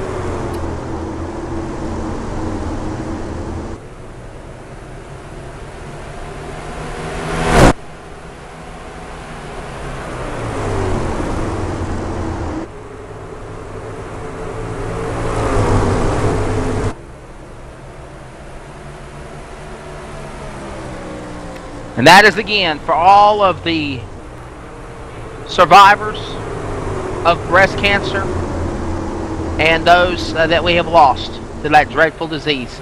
Breast Cancer Research Foundation, part of this Thursday Night Thunder here, presented by Beast Race Cars on the ETV Live Online Auto Sports Entertainment Network. We're on lap number 21, 4 to the halfway marker. Meanwhile, Bender's under attack. Sturgis willing him in for second as they come to the line out of 4. PJ Sturgis, he's actually running almost a half a tenth faster than Alan Bender at this point. The lead is down to 2 car lengths coming out of 2. Bender, he drifts high. PJ Sturgis, he's got that car hooked up. He's reeling them in. It's down to about a car length and a half here entering turn 3, Mikey. Yeah, it looks like PJ's almost getting a better entry in 3 there. That's what's killing Bender. Bender actually gets to dive in better in 1 and 2. So this is pretty interesting to watch here, guys, as these guys start to play a little bit of strategy about who gets in who better and who gets out a little better. Another battle heating up is for 5th, 4th, and 3rd. It's not behind the leaders. of Bender and Sirius, and that's going to be Buschberger. Brandon Buschberger, the number 11, the blue number 11 on your screen, trying to make a move on Vinny Sansone, the number 80. He fixed his inside it, while Sansone has Buschberger to deal with in his rear deck lid. So does Robert Hackle with Sansone's entry as that battle heats up. Buschberger to the inside of Sansone. He'll back off one more time in turn number 2. Sansone, he's running a very, very quick pace. He's almost down to the 26.8 as far as lap times go. And that's right up there with what Alan Bender can run. He's all over that tail tank of the 97 of Robert Hackle. He looked to the outside going in. He's now looking to the inside. Now he's juking the outside. Now he's looking back to the inside here. And he's looking back again to the outside going into turn 1, Mike Keaton. He's slicing and dicing like a heavyweight boxer, Michael Keaton. That battle heats up, and we're coming to halfway this time by, sir.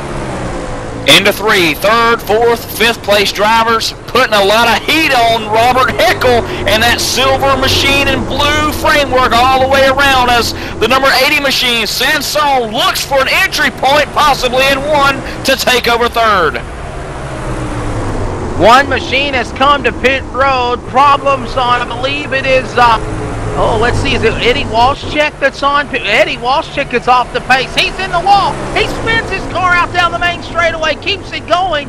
Number 70, Eddie Walshcheck with a problem on that car. Drops to the inside of the racetrack. No caution flag, but he has got an ill-handling number 70 sprint car back down on the bottom of the apron. Guys, the handle is starting to go away on the 57 of PJ Sturgis. PJ, he's starting to drop like a brick, and that number 10 of Alan Bender, he just keeps getting stronger and stronger. The lead is back out now to 2 car lengths, looking to make it 2.5, probably 3 coming to the stripe this time. That battle is heating up, though, for the 3rd, 4th, and 5th spots. Robert Hackle, he's got it. Sansone is running like a madman all over this guy's tail tank. He wants that 3rd spot, something fierce, and he needs a caution really bad if he wants to challenge Alan Bender. Brandon Buschberger and Michael Clement, 5th and 6th there. They're certainly looking to capitalize on any mistake or any possible accident these guys could possibly make here as they enter turn 3.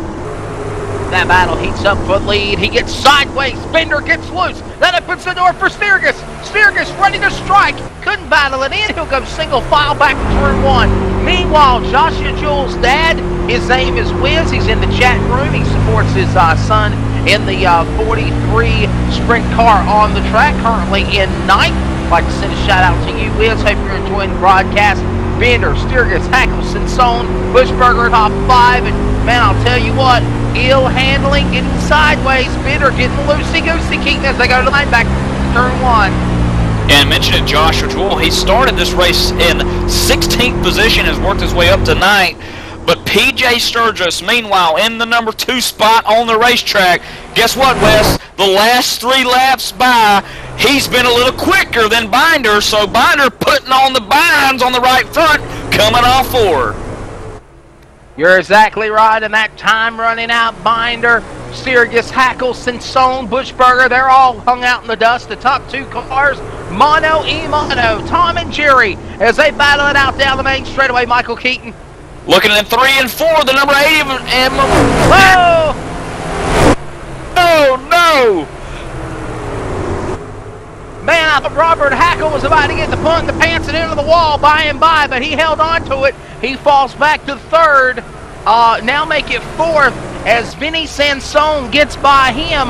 Hackle drops to 4th, Buschberger 5th. That battle heats up. It's a 3 car. Munchen crunch at turn 2, Justin. Yeah, I also want to take a look further back in the pack here. 9th, 10th, and 11th spots. And heating up here, Joshua Jewell, 15, Scott Kelly, 00, Marcus Dean. Marcus Dean, he's looking high and looking low, trying to get around the 15 of Scott Kelly. He's going to close up on that tail tank there of Scott Kelly here entering 3, looking to get that solid drive. He's actually a lot faster than the 15. I'm noticing coming out of the corner. Scott Kelly looking like he's having a lot of handling issues here.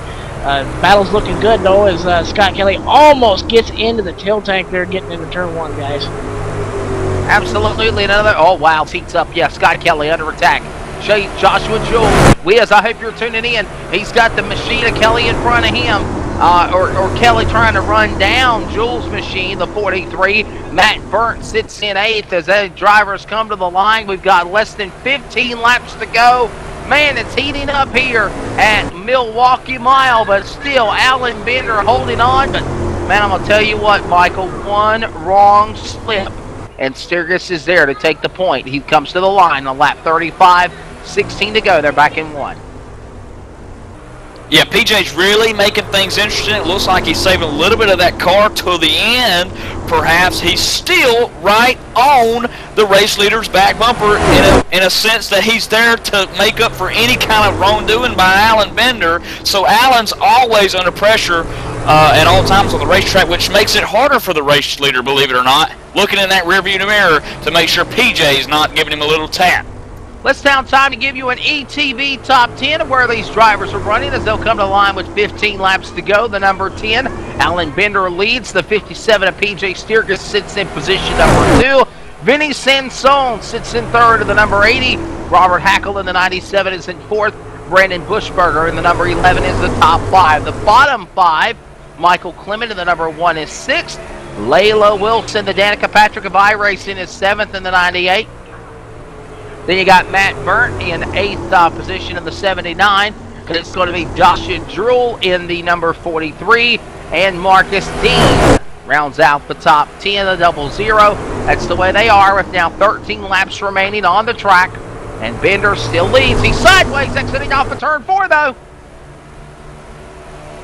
Battle heating up for the lead. PJ Sturgis, he is not going to give up. He's going to make Alan Bender earn this win. PJ, he closes it in. It's just under a car length here coming out of turn 2. He gets that strong drive coming down the backstretch here. Is Alan Bender might have that right rear tire going away as we're down under a half a car length. PJ Sturgis looking to challenge for the lead coming out of 4. Oh, yeah, Michael Keaton, here he comes. He is reeling him in. Slowly but surely out of turn number 4, back to the line. Bender under attack. Sturgis ready to play ball out of turn 2. Yeah, PJ's really got that car's momentum headed in the right direction for him. He's closed the gap within a half of a car length. He's nearly on the rear deck lid of the number 10 machine of Alan Bender coming out of 4. And guess what? Daniel Muse better pick up the afterburners because he's about to be a back marker car. Flagman pointing the blue flag with the yellow stripe, letting him know, look out, the leaders are coming. They're closing in second after second as they come out of turn 2. Coming up this time by, folks, is going to be 10 laps to go. PJ Sturgis is all over that tilt tank here, leader, the number 10 of Alan Bender. Alan Bender looked like he's having a little bit of handling trouble, gets a little squirrely there out of 4. Does PJ Sturgis have what it takes to get around the tough to pass Alan Bender? Time will only tell as there's 10 laps to go coming out of 2. In the dirty dozen remains. Michael Keaton, only 12 cars on the lead lap. Bender, Sturgis, Sansone, Hackle, Bushberger, top 5, the exit at 2. Still about half a car length behind. PJ Sturgis in that number 2 position. He's the red car on your screen right now. Ahead of him, celebrating, or not celebrating, but reminding everyone of the Breast Cancer Awareness Month in the pink car, the number 10, Alan Bender, your race leader as you watch on screen, Justin. Yeah, time is running out. Justin Rose now. Bender, Sturgis, Sansone. Excuse me, Hackle. Everybody is all single file. Well, lay your cards on the table. Wait a minute. Here we go. Hold on. Let me put some churching in it. Sansone, Hackle, Bushberger, Clement, 4-car battle for 3rd to 6th as that heats up at turn number 2, guys. The battle shaping up for the 4th spot there. Brandon Bushberger wants it. The 97 of Robert Hackle's going to do anything he can to defend it. Bushberger, he's looking down to the inside. He may try to do that outside-inside move going in through turns 1 and 2 next time by. Coming out of turn number 4, Bushberger, he gets loose. He gives up about 2 or 3 car lengths to the 97 of Robert Hackle, but the battle's heating up again for the lead. 57, PJ Sturgis gets another strong drive. He's closing it back into about a car length here going into turn number 3 with about 6 laps to go this time by. Time is running out, and here they come back to the line. Bender, Sturgis, Sansone, Hackle, Bushberger. Same old story, same old song and dance. Top 3, Sansone, excuse me, still under attack by Hackle, Bushberger. They're trying to reel them in. They're fighting over the last piece of chicken on the dinner table. Another car getting sideways in the back. That was, I believe, well, was that Eddie? No, excuse me. Looked like it was Chet Wheeler Jr. I think he's still on the racetrack ready to come out and play. Yes, Gravedigger back out. He about got sideways a moment ago. Got an ill-handling race car, but still he leads, or he still comes out on the racetrack 32 laps down. The leader, Bender, comes to the line. 5 to go as they come back this time by. 5 laps to go, and I have to agree with Fred Lampella on this one. PJ's got the entry, but Allen's got the exit, and Binder, that's what's helping him out right now, that exit point. Yeah, Fred Lampella, where are you at, man? You should come join us in the booth. What a great observation, a great quotation between those two guys, because Bender's got the run going into the inner of the corner, but exiting the corner, Sturgis is running him down, and that continues to go on. Michael Keaton, oh, he's sideways, Bender a little bit loose. Sturgis gets a little sideways. He drops to the inside and changes his lane in 3. And we got a caution on the racetrack. What has happened? What has happened? Trouble on the speedway.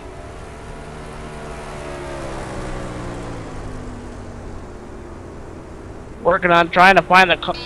They look like Chet Wheeler Jr., guys. The Gravedigger, the number 16th position car, and the number 9, the Gravedigger, comes out of pit road, as you mentioned, Wes, loops it, and this one's going to end under caution with Alan Bender going to be your race winner for the feature event. Oh, man, don't you just hate it to end under caution? Aren't you glad now that other racing organizations do not end races under caution? Well, unfortunately, iRacing has not came up with a way to freeze the field just yet to make those races do a green-white checker shootout. So for that reason, they will come to the line this time by, and it will be, well, 2 laps to go. There's no way possible that they can get back the race going again. So yes, unless Alan Bender cuts down a tire, runs out of fuel, Justin Rose now, he will be your official winner here tonight at Milwaukee Mile. You got to think and wonder, you know, what the crew chief was thinking when he sent Chet Wheeler Jr. back out on the track 34 laps down, guys.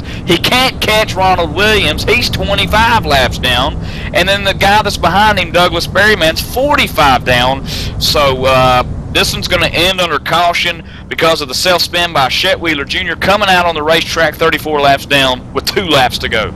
Yeah, definitely Gravedigger was not bad to the bone tonight. Chet Wheeler Jr. coming, I don't know what his logic was coming onto the racetrack 34 plus laps down and getting, I don't understand what the purpose was for.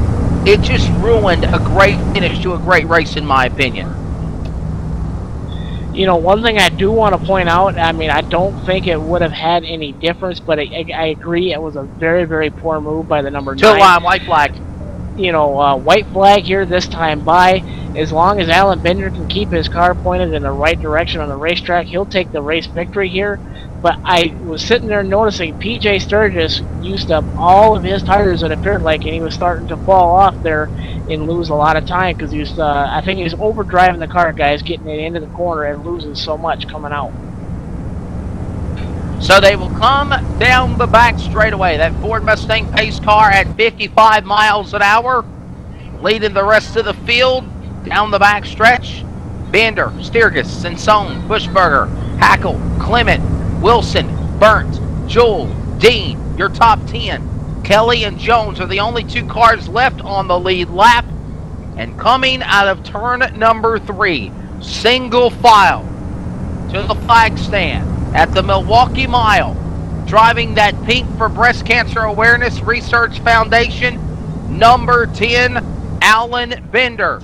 Heat Race 1 winner will come to the double checkers here at the Milwaukee Mile, and he will win race number 1 of Thursday Night Thunder. And what a race it was until that last caution, and they finish under the yellow flag. Bender gets it done, Michael Keaton. Yeah, Bender doing a nice job. All the credit to that crew there in the number 10 machine, pink sprint car there. You know, these guys had the setup, they had the racetrack all to themselves for the most part in heat race number 1. Then coming to the feature, he has hands full with PJ a little bit. It'd have been interesting to see as Justin pointed out that Sergius had used most of his tires up, but still, you never know. Coming out of 4, white flag, green flag conditions, he could have looped it. PJ could have picked up the victory. We'll never know because of the late caution. Absolutely. Justin, your final thoughts on this race as we get ready for the always exciting Silver Crown cars coming up next after intermission. Yep, just before we hit the Silver Crown races here, I do want to point out my thoughts on this race. I absolutely thought Alan Binder was going to run away with this thing and be in another time zone, in another state. You know, and to see what PJ was putting Alan through, that was an absolutely outstanding race, and I was actually thinking at one point PJ had the car to get around Allen, but as it looked like it was developing there just before the late caution, I thought PJ burned off all of his tires. But an outstanding race by everybody in the top 5. A lot of perfect racing action here at the Milwaukee Mile in Wesley. I don't think we could have asked for much more aside from that late caution. Absolutely, no doubt about that, and I understand now we're getting our top 3 drivers lined up. We've got Bender, Sturgis, Vinny Sansone is in the booth as well, coming up here in just a moment, and I believe we'll get Vinny Sansone. And, okay, I'm sorry, Sansone not available. He's getting his mind game ready to go for the Silver Crown car. So, Michael Keaton, I'll throw it to you, buddy, to interview our runner-up place finisher here at Milwaukee Mile. Yeah, PJ Sturgis finishing second tonight in the feature in the sprint car series here. PJ, you may not have won the race, but, buddy, you won the fastest lap time of the race, 26.882, putting out Alan Bender, the race winner, at 26.902. How do you feel about that, first off?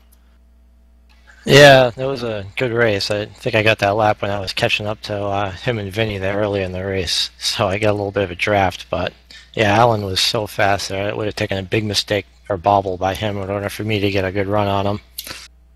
Yeah, you know, Alan Binder finishing first in the heat race number 1. PJ, you winning heat race number 2 there. And then both of you guys 1 and 2 in the feature. Well done. And, you know, that late caution, just like the guys in the booth were talking, you never know. Binder out of turn 4, green flag condition, coming to the double checkered finish. He could have spun that thing around. You could have went around. He picked up the victory. You never know. But the late caution coming out there really sealed the deal for your fate in second position. But also sealed the fate for Alan Binder winning the feature here. Yeah, it was kind of disappointing to see it end like that. It would have been nice to have a couple more laps, but you know, we'll see. It's good to get second place here and get some decent points for the overall deal, and we'll see what we can do in the Silver Crown. Absolutely, PJ. Look forward to it. And you'd like to throw out any shout-outs tonight before we let you go? Well, thanks to my team, my oval team, Lastro Motorsports, and my road team, NX Racing, and of course my real-life sponsor for my NEMA Midget, SMG Motoring, out of Walpole, Massachusetts. They're the guy that support us every week. Outstanding. Again, PJ Sturgis picking up second place in the feature event here in the sprint car. Look forward to seeing you in the Silver Crown here in a little bit, PJ. All right, thanks. All right, PJ. And going to throw it back up to Wesley Outland, who's standing in victory lane with Alan Bender with an E. Oh, man, what a great race it was. Alan Bender, the number 10, Heat Race 1 winner. And I'll tell you what, man, were you so happy to see that caution flag fly with 2 laps to go? Oh, actually, no. I enjoy racing PJ and Vinny and stuff like that, and I hate to see a race get finished up like that. I'll take it, but you know, anytime you got PJ breathing on your tail like that, you got to be ready. I'll tell you what, though, nothing for nothing, though, dude. You had a strong car. I mean, it was dialed in. Tight end entry, loose off the center. That allowed PJ to close in on you. But, man, you just kept it on a rail. We got it to victory lane tonight.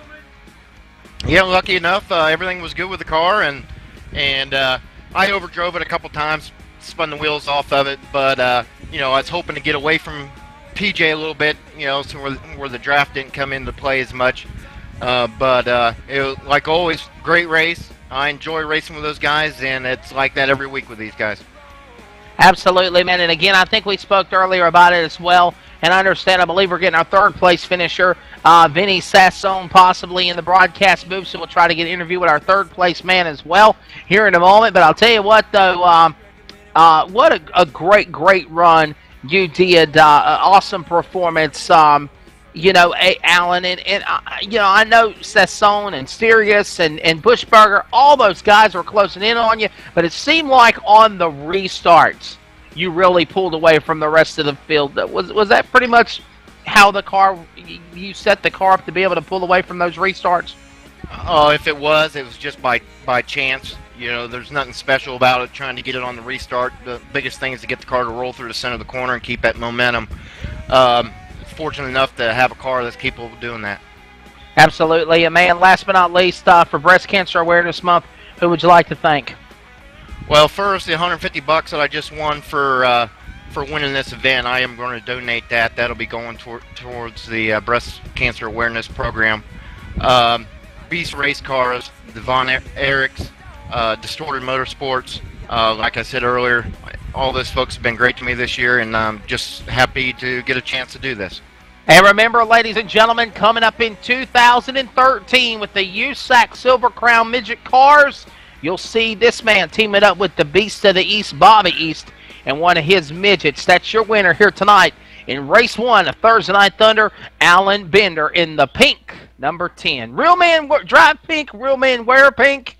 And, hey, he gets it done racing this evening. And good luck in the Silver Crown race coming up as well later on tonight.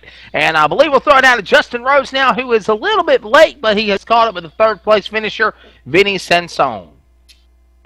Took a little bit of hard work, but Vinny, we finally caught up to you. Vinny, congratulations on your third-place finish. I know you had a little bit of trouble there with that last restart there before the long green run, and Hackle got around you, but tell us just how hard it was to get around Hackle there for the third spot there.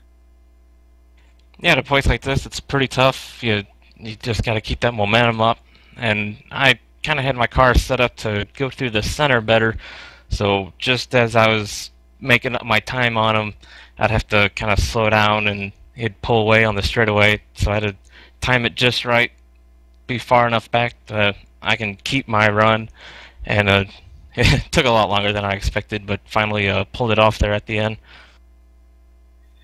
Now, I mean, I understand, we had the long green flag run and the unfortunate late caution, but hypothetically, if we would have had a caution with like about 10 laps to go, do you think you might have had anything for Alan and PJ?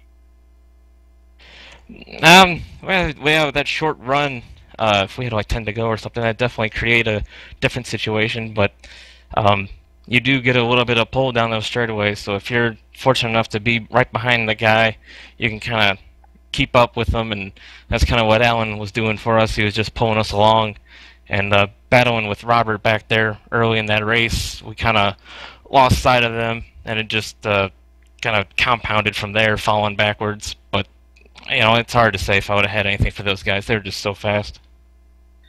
Oh, Vinny, I know you from the dirt days with the Boz Racing League there, and you're quite the class act there. And, again, I mean, how hard is it to run these iRacing sprint cars? I mean, I honestly think they got to be really tough. I mean, is it really as tough as what, most people think they are? It takes a very fine foot and throttle control. They are probably the toughest oval cars in the service, and, with their horsepower to weight ratio, even a big track like this on this mile at Milwaukee here, you get so much straightaway speed, but you lose it all in those turns, and it's just so important to keep that momentum up. What Alan and PJ are doing up there up front, making it look easy, I assure you it's not. You're on the very edge all those 50 laps, so it was a very tiring race. Well, Vinny, I know you got some shout-outs to possibly throw out there, some sponsors, man. Go ahead and give them a big shout-out. Yeah, first of all, thanks to Eddie and Kevin out there. They putting all this on, and then along with Alan with breast cancer awareness and trying to get the donations in for that is pretty neat. Having this all means something. And then all the guys that support them, Beast Chassis and the Von Erichs. And then thank my own guys out there at Florissant Auto Paint, sponsoring my NASCAR ride as well. And all of my good buddies here that we race against week in and week out. Alan, PJ, Brandon, and all of them. But folks, that's Vinny Sansone, your third place finisher. And Wesley, what are your final thoughts on the sprint car race? I'll tell you what a great race, and I think it was going to be an awesome finish to come down between P.J. Sturgis and Alan Bender coming out of the wire. Of course, when it all came down, also don't count out my cousin Vinny Sansone, closing in there for third spot. And I think he had Bushberger and the other guys at Winslow to deal with coming out of the finish. But when it was all said and done, Alan Bender wins it after that late race caution flag to go on and get the victory. We're not done yet. Don't go anywhere. We got an exciting race with the Silver Crown sprint cars. The Silver Crown midgets, with the sprint cars are going to be tossed aside. Now them Silver Crown guys are going to come out to play. It should be exciting. J.D. Webb, we'll throw it up to you, buddy, to take us to halftime in our intermission, sir. You bet. And I'll tell you what a night of racing here on ETV Live with the Thursday Night Thunder Challenge Series here, guys. I'll tell you, we've done this once before for these guys, and we had just a ton of fun. Wait until you see these Silver Crown cars. You ain't seen nothing yet, Cowboy, but I'll tell you what, we're going to work some intermission time here in a little bit. We're about 20 minutes or so away from the next segment. So with me in the booth here is Jennifer Walczyk. She's the better half of Eddie Walczyk, and Eddie... Jennifer, I don't know, maybe you can clear this thing up for me. Is Eddie, I'm using Eddie as the, he's like the admin of this whole thing. Is he the one that engineered this event here tonight?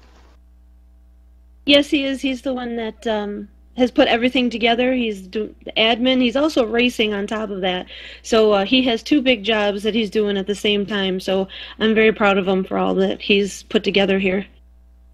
And it was kind of a late call for ETV Live, but I'll tell you, always willing to jump aboard in a in a benefit race such as this. But I'll tell you, we did manage to put it together, and we are having some fun tonight. Let's talk about the reason why we're here tonight: the Breast Cancer Awareness Month, Breast Cancer Research Foundation.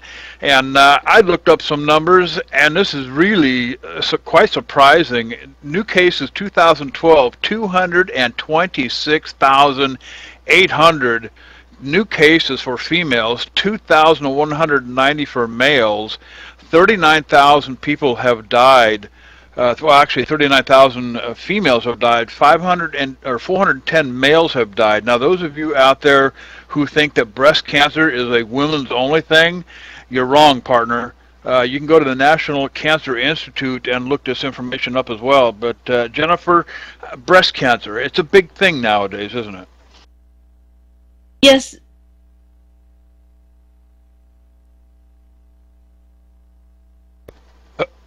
Okay. And maybe she's having problems with her button. But Jennifer, like I said, National Cancer Institute has got some amazing numbers over there.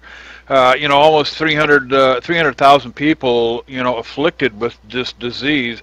And cancer, it's not, breast cancer is one thing, but there's lung cancers, there's all kinds of different kind of cancers. Cancer is cancer when you get right down to it.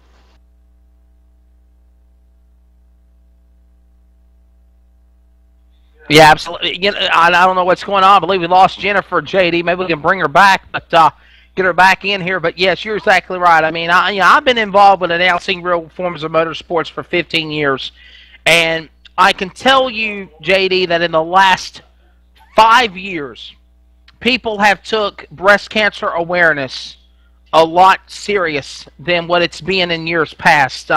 You just see a heartfelt tribute for all of the past lost victims of breast cancer. You see the tributes and the to put awareness out there for about breast cancer, whether it's at NASCAR tracks, Lucas Oil, World of Outlaws, Fast Track like we done for the Race for the Cure at the World Championship, the NFL, the NBA, the NHL, of course, even they're in a lockout. The World Series. You see pink all over the World Series stadium when they were playing Game 1 last night. So it is great to see the media and all of these sports organizations all over the country take a certain respect and promote awareness about breast cancer. You might not have somebody that has breast cancer. It might be a friend. It might be a family member. You might have known somebody in your church or from, in the school or college. You never know when it's going to happen. And like you said, JD, so many people take for granted that, yes, men can get breast cancer also.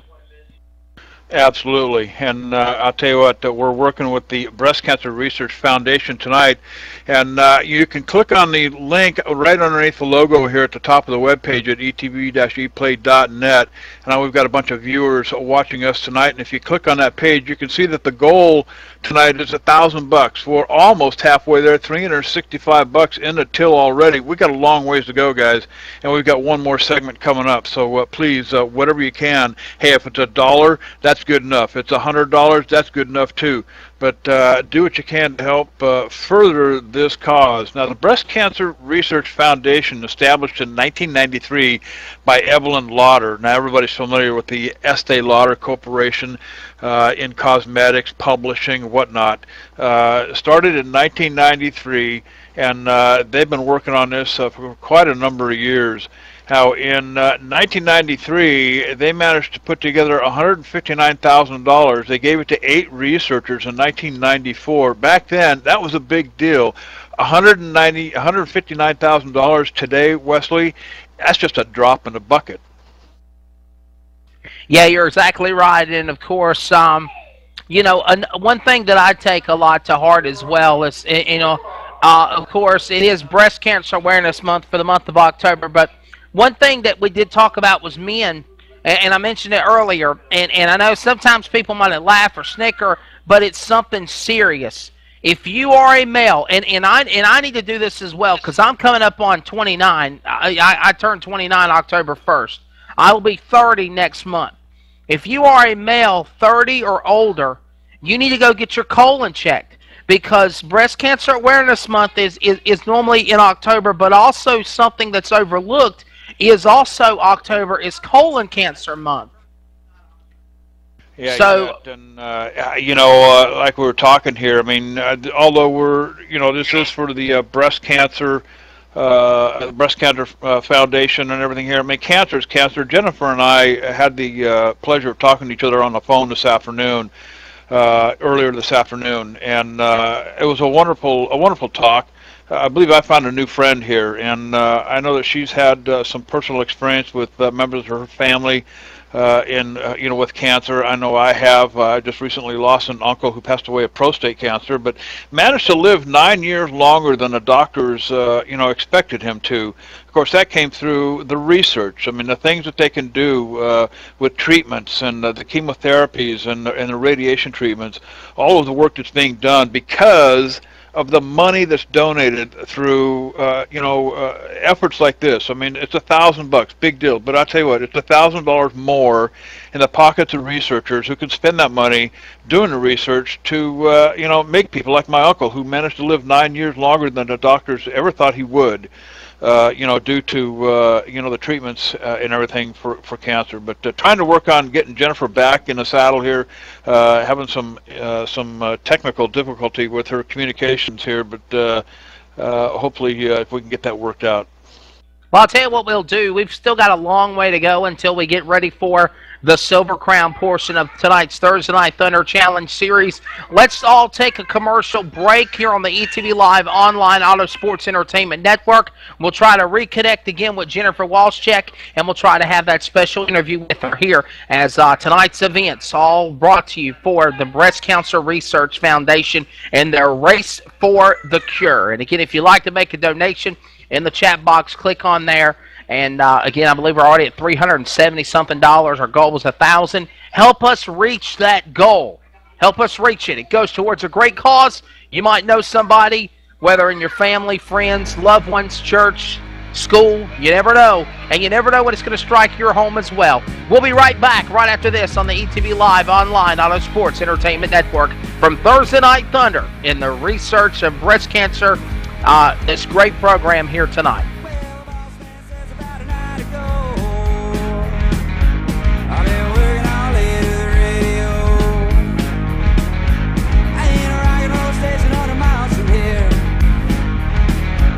But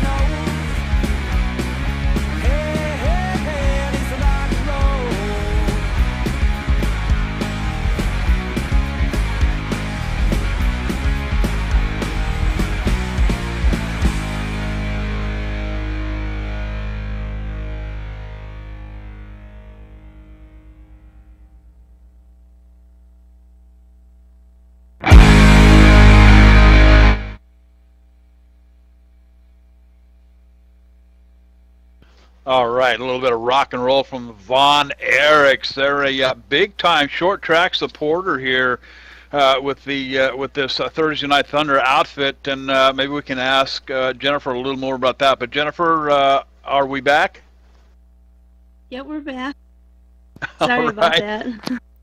Hey, no problem. You know, ETV Live always under beta test, and we sometimes have some technical problems of our own, but hey, it's the internet, so we're all used to that. But we're continuing on with this conversation we're having about breast cancer Foundation, the reason why we're here tonight, telling everybody about the donation site here, and right now we're sitting at $365. Our goal tonight is $1,000, so all of the listeners out there, we're encouraging them to click on the link. It's right there at the top of our webpage, etv-eplay.net, right underneath that bright blue Thursday Night Thunder Challenge Series logo, and it'll take you to another page. You won't lose your spot right here at ETV Live, and you can go ahead and click on that, and then donate as much as you can. So our goal tonight, $1,000. Jennifer, you and I had a phone conversation earlier today. We were talking about cancer, breast cancer, and of course cancer is cancer when you get down to it. The funding needed to do the research, I mean, this is what it's all about here tonight. You and I both have some personal experience with it, don't we? Yes, we do, actually. I had lost both of my grandmothers to cancer. My mother also had ovarian cancer, and my father-in-law had skin cancer. So I'm very familiar with cancer in general, not just breast cancer. You bet. And myself, I just, like I said before, I don't know if you heard me or not, but I recently lost an uncle who passed away from prostate cancer.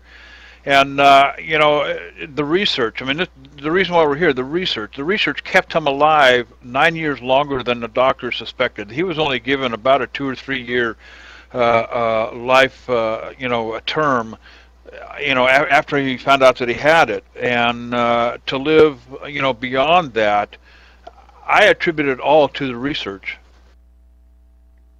Oh, I agree. Research is definitely needed. Like you were stating before, over 39,000 deaths from breast cancer alone.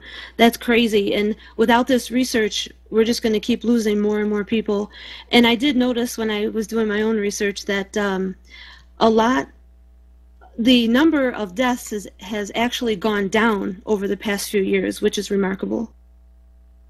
It is, and I'll tell you, 39,510 females, 410 for the males, almost 40,000 people died in 2012. So, and those numbers are going down, but it's only going down because of the research that's being done. And of course, it's not free. I mean, not only is the research is expensive, but also treatments are very expensive too. Yes, it is everything. I just remember, for my father-in-law, for instance, what he was going through when he had to get his chemo for his skin cancer.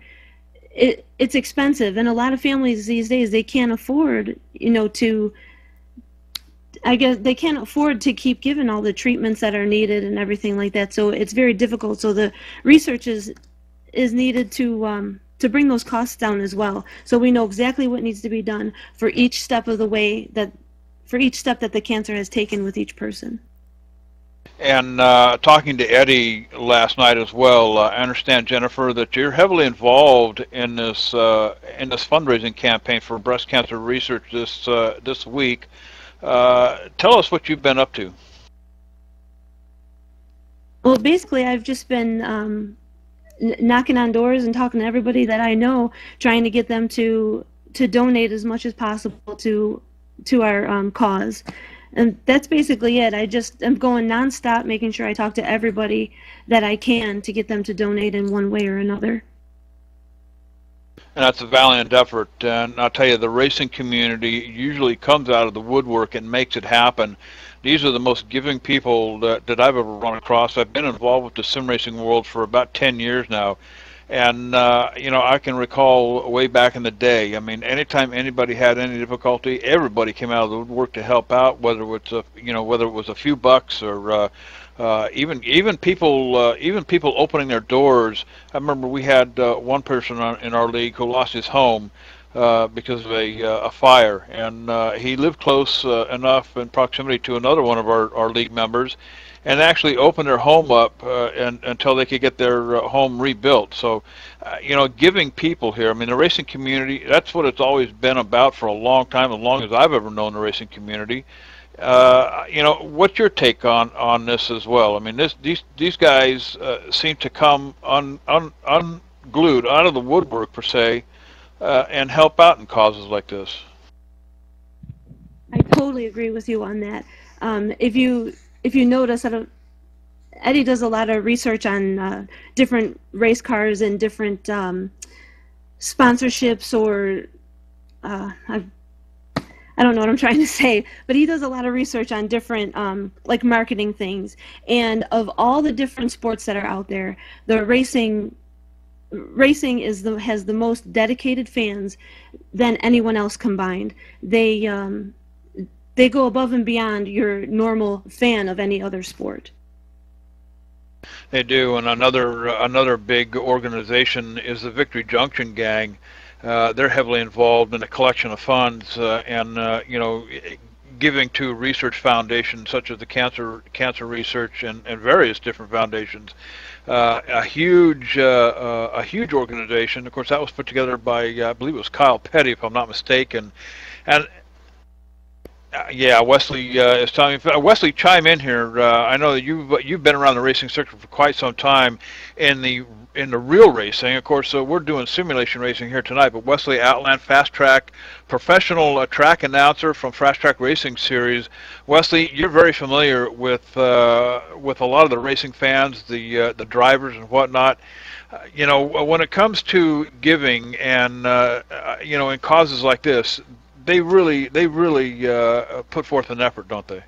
Yeah, you're exactly right, J.D. Webb, and Jennifer, you hit that on the hat as well. And like we were talking about earlier before we went to break, it's just amazing how many different organizations, everybody from NASCAR to the World of Outlaws to Lucas Oil to the NFL to NHL to college sports, are all grasping the concept of October and Breast Cancer Awareness Month. Even Fast Track, who I work for, we've done a really big fundraiser for the Susan G. Komen Breast Cancer Race for the Cure Foundation and raised a lot of money in West Virginia in 3 days. The Victory Junction Gang Camp that JD just mentioned was built in memory of Kyle and Patty's son, Adam Petty. Adam Petty was killed in a practice crash at New Hampshire. In early 2000 or the 2001, excuse me, and they built the Victory Junction Gang Camp for special kids with needs, those with disabilities, those that have academically or have special privileges, the help that they need to be able to experience what it's like to go to camp. And not only are they very big in raising the money for the kids to go to the Victory Junction Gang Camp in Randall, North Carolina, but they're also big in doing the race for the cure for breast cancer and doing the 5K. Matter of fact, speak of the devil, Victory Junction Gang Camp is having a big special 5K walk for Relay for Life this Saturday in Randall, North Carolina, if we don't get affected by Hurricane Sandy. Just a lot of great things that you can do as far as charities and things to raise money for great causes, for kids, for adults, for, you never know when it's going to strike at home, but when it does, you're glad that you have people like that to help you and raise money, Jennifer. Absolutely, I agree. The world needs more people like that and more groups of people to raise money. And Jennifer, we've got a special car out there. I believe Alan Binder's been driving it. It's the pink number 10 Beast machine out there. And I understand, is there a special relationship between Beast race cars and the effort here tonight? Yeah, they allowed us to use their name because they are the Beast. supporting. They're supporting the cause, right? She's checking with Eddie, making sure the PR is right, so she doesn't say the wrong thing. She's trying, but help you out here, Jennifer. Beast race cars, Beast race chassis. They've been winning races and championships for a long, long time. Been heavily involved in the sprint car racing, and I think Bob's son, Bobby, just captured his first Silver Crown championship for Tony Stewart Racing. But you can check him out on Facebook. Just go to facebook.com/pages Beast. Or you can just put Beast Race Cars in the search link. I'm sure you can bring it up. But Alan Bender driving a very special race car tonight. Of course, it's painted pink, has number 10 on it. And, of course, that's in tribute for the Breast Cancer Foundation, the cause that we're racing for tonight, the Breast Cancer Research Foundation. Yeah, and, of course, Bobby East, while we're waiting for Jennifer to get back with us again, Bobby East is actually a real race car driver. Back in the day, guys, before I started traveling fast track, my first ever tour announcing a gig was with the USAC, the United States Auto Club, Carolina Ford Focus Midget Series. Bobby East ran in that program. He ran with guys like Bradley Rethmeyer and Brad Knopfsinger and Rick Fadrizi, Eric Coombs, just some of the names that I remembered that used to run in that program. And I always remembered watching Bobby East when he ran in the Carolina Midgets Tour. I always said he's going to do great things. He's going to move on to great things. Now hooked up with Tony Stewart Racing, the sky's the limit. And now we know we see A.J. Bender is going to be driving with Bobby East in the Beast race cars next year. And it just is so exciting. We talked with, I believe it was PJ Snygris earlier as well, talking about the great race he had in the first race. These guys are real race car drivers, JD. That's what I love about it. It's you got these simulation kids out there, and they're out there having fun and living the dream and wondering what it's like. But you get these real race car drivers out here running in this program, and it just makes it so exciting. You got that right, and I'll tell you, we are very fortunate to have the ability to be able to put on this broadcast here tonight. Of course, the ETV Live, like I said, always stepping up and coming forth when we get a chance. To put on these benefit races here. We've done a number of them, and we pretty much feel that we're the experts here when it comes to doing these benefit races. But I'll tell you, breast cancer, it's a very serious thing. That's why we're here tonight. Once again, click on that link up there at the top of the page, etv-eplay.net. Right underneath that bright blue Thursday Night Thunder Challenge Series logo at the top of the page. That'll take you to another page. You won't lose your place here. There's no back button to have to worry about. A separate page will open up, and go ahead and help us out. Why don't we go ahead and take us back to another commercial here for a little bit. We're getting ready for the second half of tonight's event. The Silver Crown race is coming at us shortly, so stand by. Don't wander off. We'll be right back.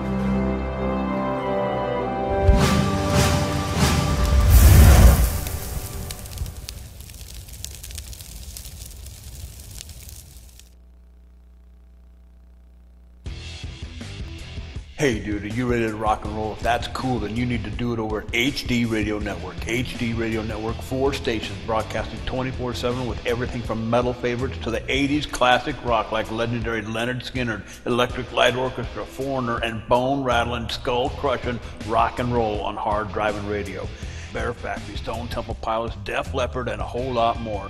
HDRadionetwork.com. Take your pick and rock your brains out, dude.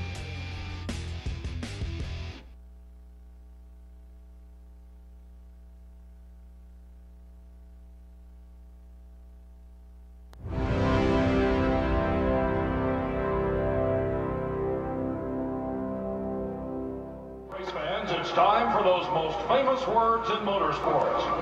Drivers, start your engines!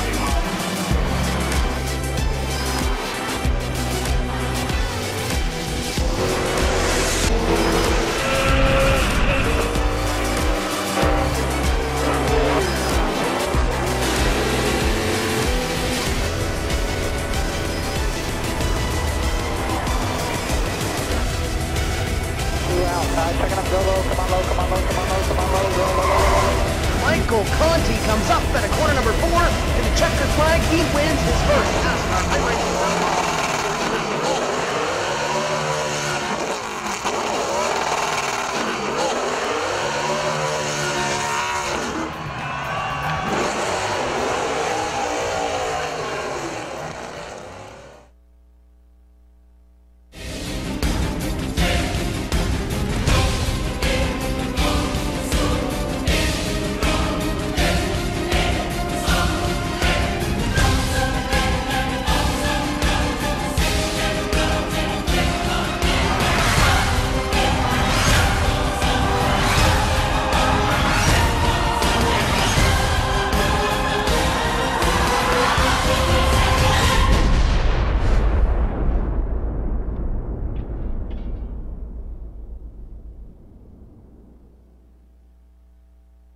Hey, JD here with ETV Live, and let me tell you something. If it's too big for the pickup truck and you need to move it, there's only one trucking company you need to call, and don't bother with the Yellow Pages Cowboy. I'll give you that number in a minute. Manufactured goods, automotive, technical equipment, furniture, even if you need a reefer, Gary Mercer Trucking Incorporated is the only choice, Cowboy. With locations in Mississauga, Ontario, Canada, Rancho Cucamonga, California, if you need to move it, store it, and keep it cold, you need to call Gary Mercer Trucking Incorporated.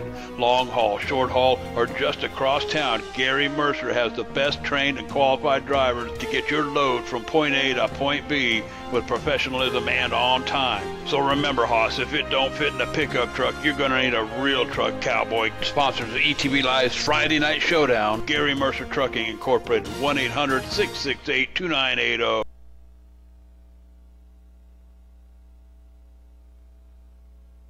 All right, we are back live here at Milwaukee Speedway, getting set for round number 2, and this is the one that I've been waiting for, guys. This is the Silver Crown race car. I'll tell you what, let's go ahead and go through the sponsor here just a minute. EJP Entertainment Agency. If you love great women and great music, you'll like this page. EJPentertainment.com. Well, that's a mouthful right there. Emily Johnson. Bad alpha chick who kicks butt by keeping our bands productive while touring. I'll tell you what, I need to check this one out for sure. You can check it out at EJPentertainment.com. Double Clutch Marketing. Double Clutch Marketing team enables their partners and clients to seize or create new opportunities in areas they are currently underutilizing or ignoring. Sounds like something ETV Live could use. You can check them out, doubleclutchinc.com. Beast Race Cars, talking about them. Alan Bender driving the number 10 sprint car here in the first segment for, of course, painted pink in tribute to the Breast Cancer Research Foundation, why we're here tonight. The Von Erichs, you heard them during the halftime here. Von Erichs, Rock and Roll Cowboy. I'll tell you what, VonErichs.com. Whiskey Slinging Texas Cowboy Punk Band, and that's my wife's new band. I thought it was that other outfit, but I'll tell you what, my wife even likes these guys. But USDRA, that's going to be the I think it's United Dirt Sim Racing Association, from what I understand. Facebook them, UDSRA. Vinny Sansone's Iron Man Challenge 2012. Season 2, Vinny Sansone promoted the USAC Challenge using his own funds to attract drivers to both sprint cars and the Silver Crown Championships. And that's a pretty cool thing, too. I believe that happened right here at iRacing. Mason Baker Designs, MasonBakerDesigns.com. They do a variety of website design packages, as well as website hosting as well. And that's it. I'll tell you what, let's take it back up to the booth with Wesley Outland, Justin Rosenau, and Michael Keaton. Well, thank you so much, JD. Yes, we are ready for the second half of what is Thursday Night Thunder. Man, you know what this reminds me of? Remember back in the day, back in the early 90s, Michael, on ESPN, when they had that Thursday Night Thunder with Silver Crown cars, the midget cars, Silver Crown midgets on at IRP, Indianapolis Raceway Park, every Thursday night. Man, those were back in the day, man. How exciting it was to watch Thursday Night Thunder on ESPN, too. They just don't do that anymore. But exactly, Marcus knows what I'm talking about, Thursday Night Thunder. Man, we're going to have some thunder here tonight with those Silver Crown simulation cars, though, buddy.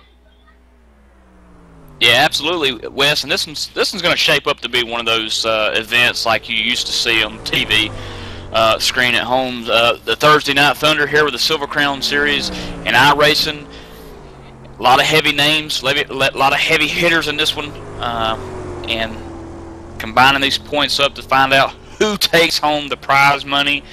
It's going to be very exciting. Absolutely. Justin Rhodes now, man. You remember the old days of Thursday Night Thunder? Oh, yeah, most definitely. You had the USAC midget cars. You had the USAC Silver Crown cars, which are a little bit bigger than the sprint cars. And from time to time, they also ran the USAC pavement sprint cars. You had the very best of the best. Guys like Kenny Irwin, Tony Stewart, guys you see now in the Cup Series. That's where they got their first exposure to television, was back in the Thursday Night Thunder Series. Absolutely. JD Webb, little nostalgia for you, buddy. You remember those days on ESPN? You going way back there now, Cowboy. Hey, I'm not that old. Absolutely, but man, this is our special Thursday Night Thunder for the Breast Cancer Research Foundation, and man, what an awesome event this is. And if you're looking on screen right now, you're looking at Justin Rose now, I believe. The warm-up sessions before the heat races. We got 2 heats coming up, and man, why don't you give them a rundown of how they done qualifying on the Milwaukee Mile? Well, we had a very important interview with Jennifer Walczak here, guys. We had qualifying take place here for the Silver Crown cars, and I'll run through the top 5. I was only able to get results for the top 5, but no surprise here. The guy taking the pole spot here, Alan Bender, he did it with a 26.332 second lap at an average speed of 136.715 miles an hour. He wants to take home all the money, don't he? Yeah, he does. And taking second spot is going to be Robert Hackle. He laid down a lap just over a 10th slower with a 26.435. That's an average speed of 136.183 miles an hour. Vinny Sansone, he took the 3rd spot. He's ran a 26.478. It's 135.961 miles an hour. And only 3,000 separate your 3rd and 4th place qualifiers. Michael Clement, he's actually driving a Tony Stewart Racing inspired Silver Crown car after running the Hoffman Auto Racing sprint car theme in the last race. He got a 26.481, which is 3,000 slower than Vinny Sansone, which is 135.946 mile an hour average speed. And rounding out your top 5, the guy who finished 2nd in the sprint car race, PJ Sturgis, he had a 26.537, good enough for 135.659 mile an hour average speed. And with the sound of the Von Etrix in the background, let's give you your starting lineup for heat race number 1 with the Silver Crown cars here tonight at the Milwaukee Mile. Row number 1, Alan Bender, and the number 10 to his outside, number 1, Michael Clement. Starting the inside, row number 2 is going to be the 57 of PJ Sturgis. The number 00 to the outside of him, starting in the 4th spot, is going to be Marcus Dean. Row number 3, it's Layla Wilson of the number 98 to hear her outside. It's going to be Joshua Jewell. Hello to Wiz in the chat box. That's his dad, number 43. He'll start 6th. And Chet Willer Jr., the Gravedigger, will start 7th. And we'll get ready to come to the green flag, and we'll let my partner in crime, Batman, Michael Keaton, in the cheesesteak, lead us to the start. 60-mile-an-hour pace speed coming out of turn 4. To the gas is Alan Bender. To the lead, 2. To complete lap 1 with PJ Sturgios. Following in hot pursuit with Michael Clement to his right. And they all dive down into turn number 1 and 2. Nobody breaks to the line. Battle for the lead, though. Bender under attack. Michael Clement pulls to the inside. He'll try to make a run on him. Meanwhile, Top Gun wingman style is going to be Goose of PJ Sturgis. He'll hook up with that machine. New leader, Michael Clement, leads off turn 4 as the battle between Clement and Sturgis, Bender and Sturgis heats up for second as they go to turn 1. Michael Clement actually snuck under the inside of Alan Bender going into turn 3. Clement's in the 2nd spot with Bender right on his heels, back in the 3rd spot. This is not a position that Alan Bender is used to seeing here. PJ Sturgis, he's actually out to about a 5-car length lead. Call it 6 now, coming out of 4. Coming down to the stripe here, 2 laps in, 13 to go. These guys are on the gas, they're on the loud pedal pretty hard, and I think we might have some battle heating up here for the 2nd spot here, Mikey. Yeah, absolutely. Bender's all over the back door of Michael Clement here. Heat race number 1, 7 guys taking the grid here tonight. Alan Bender on the pole, but now he's moved into the number 3 position, taken over by Michael Clement to the number 2 spot. PJ Sturgis leading lap 4 here, Wes. That's the Milwaukee Mile. Yeah, my apologies, guys. I hit the space bar button and cleared out my running order and lost track, but at least I did get those top 3 guys all in the spots, just to separate those positions. Sturgis, Clements, Bender in the 3rd position, and Sturgis, man, out in front. He was the Heat 2 winner back, in the sprint car race earlier tonight. Now he is your leader in Heat race number 1. Only 7 cars are on the track, working lap number 5 this time by, and Sturgis leads them in that green 57 back to turn 1-2. Battle for the 4th and 5th spot. Layla Wilson, she just got a hospital wiggle there in the center of the turn. Marcus Dean in the 00, he's hot right up on her tail tank going into turn 3. Marcus Dean's got to run, but he's got to lay off in the center of the corner, keep running Layla over. Coming out of turn number 4, coming down 5 laps in, we got 10 laps to go. The gap is now down to about a car length and a half going into turn 1. Layla Wilson looks like she has a really ill-handling race car there as she's struggling to get to the center of the corner. Marcus Dean's doing a whale of a job to keep running her over, but Marcus Dean, he's looking to the inside. We might have a new position here, swapping and changing hands here with Marcus Dean. He's into the inside. Give the 4th spot here. It's a drag race down to the stripe. Give it to Layla Wilson this time by, but the 00 has the inside position going into turn 1, guys. Yeah, that battle heats up for position. Wilson trying to close in on Bender as he'll come back to the line, and Marcus Dean ready to strike as well on the 00. And I'll tell you what, Marcus Dean now gets in front of the machine of Wilson, and of course they got to come to the line to make it official as far as on the telemetry. But Wilson starting to lose gain a little bit to the man of Dean, but Dean under attack one more time by Wilson. Looks like Dean's got the power on the straightaway. Wilson's got it on the corners. She reels him in one more time into turn 2. Yeah, Layla doing a fine job holding on to that number 5 spot. She gave up the number 4 spot, but Marcus Dean was putting a lot of pressure. She was looking at that rear view mirror a little too much, slipped up. The 00 made the move. Now it's Layla's turn to try to make that move back and take over the number 4 spot at Milwaukee. Battle heating up for the 2nd spot. Alan Bender looks to the inside. He's got the run on Michael Clement. Give the 2nd spot to Alan Bender. He puts a strong inside move coming out of turn 2.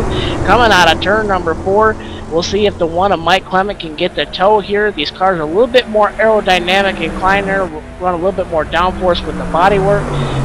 So these cars can actually kick up quite a little bit of draft here as they run about 170 miles an hour here at the Milwaukee Mile. Alan Bender with a little bit of a wiggle coming out of the corner allows the one of Michael Clement to close right up on that tail tank going back into 3. The Milwaukee Mile is where we're at tonight. The Silver Crown cars are on the racetrack, and of course, The man in second spot, Alan Bender, won race 1 with the sprint cars, pocketed $150, giving it right back to the Breast Cancer Research Foundation fundraiser here tonight. And meanwhile, PJ Sturgis leads lap number 11. We just passed halfway in Heat 1 of the Silver Crown cars here at the Milwaukee Mile on the ETV Live Online Auto Sports Entertainment Network. Wesley Outland, Michael Keaton, Justin Rose now in the booth calling the action for you. And, of course, running our production director is John Wessling, Fast Track, Magic Fingers, whatever nickname you want to give him. And, of course, the Cowboy, J.D. Webb, is our executive producer back in the saddle. And, of course, our associate producer is Dakota Urban. And speaking of Dakota and all the great stuff that him and Mike Connie have got together, join us on ETV Live this Tuesday for a spectacular debut of the NASCAR iRacing Pro Series. Should be exciting to watch, Michael Keaton, and you're going to be a part of that on pit road as well. Yeah, absolutely. Looking forward to that event there that they've got lined up with the Pro Series. A lot of interesting stuff going in to talk about, I'm sure, for the first coming up week. Daytona's going to be a lot of fun. I know that a lot of guys have been practicing. There's some practice servers up now for the Pro Series, and they're in there making sure their setups and everything's good to go for the start of it on the 30th. Hey, I want to make mention, too, Chet Wheeler Jr. here. He spun out, self-spin, coming out of one of the turns. Did not bring the caution out. I believe it was turn 4. He's 4 laps down now. Chet Wheeler Jr. in that number 9 machine tonight in the Gravedigger. Yeah, he's actually parked it. Coming out of turn number 4, white flag in the air. PJ Sturgis, he's going to come down to the stripe. 1 lap to go this time by. He's out to a 1.7 second lead over Alan Bender. And, excuse me, sorry, it's 20 laps here, my mistake here, 5 laps to go. Sorry guys, my mistake, but PJ Sturgis, he's out to quite the lead there, so we'll see if anything happens here with PJ Sturgis.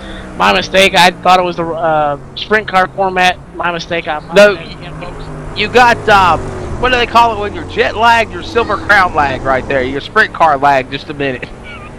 Somebody want to get that ETV helicopter and send it over to that other Milwaukee track and pick Justin up, bring him over to this one. Absolutely, no doubt about that. JD West in our broadcast channel. Sturgis leads the way. Bender is in second. Clement third. And of course, this is a 20-lap race. It is a 20-lap heat race number 1, and of course it sets the stage for a 75-lap A-main coming in from the Silver Crown cars. And I'll tell you what, one thing you ain't missed, Justin, it's an easy race to call. Sturgis has led this thing from the green.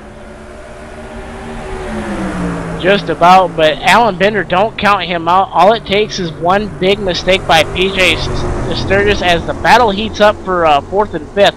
Layla Wilson has got back around the 00 of Marcus Dean. Marcus Dean wants to take that spot back. They're right there, nose to tail.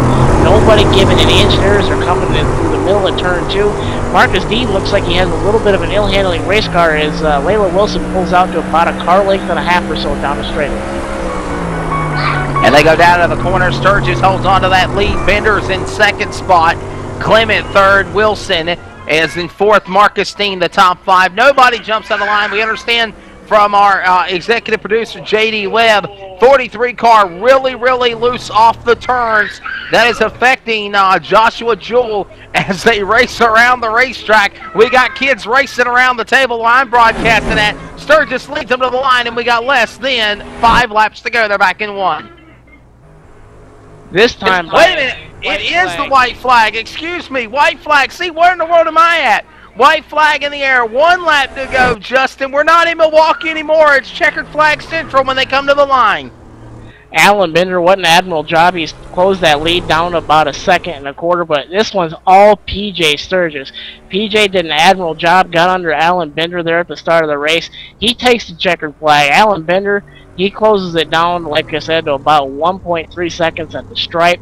Michael Clement, he comes home third, and the battle's going to be heating up here crossing the stripe now. The 00 of Marcus Dean, he takes the 4th spot, gets back around the 98 of Layla Wilson. She finishes 5th. Rounding out your finishers tonight is going to be the number 43 of Joshua Jewell. And shotgun on the field there is going to be the number 9 of Chet Wheeler Jr., 8 laps off the pace. And, of course, that race is in the books. And, well, I'll tell you what, so it'll be P.J. Sturgis on the front row when this A-Main gets started here later on tonight on the ETV Live Online Auto Sports Entertainment Network. And, guys, when it's all said and done, you know, Bender did everything he could to hold off Sturgis. Do you think it might be a little deja vu, a little comeback after the sprint car race earlier? Honestly, I don't see Alan Bender run the Silver Crown cars too much, but I would not count out Alan Bender.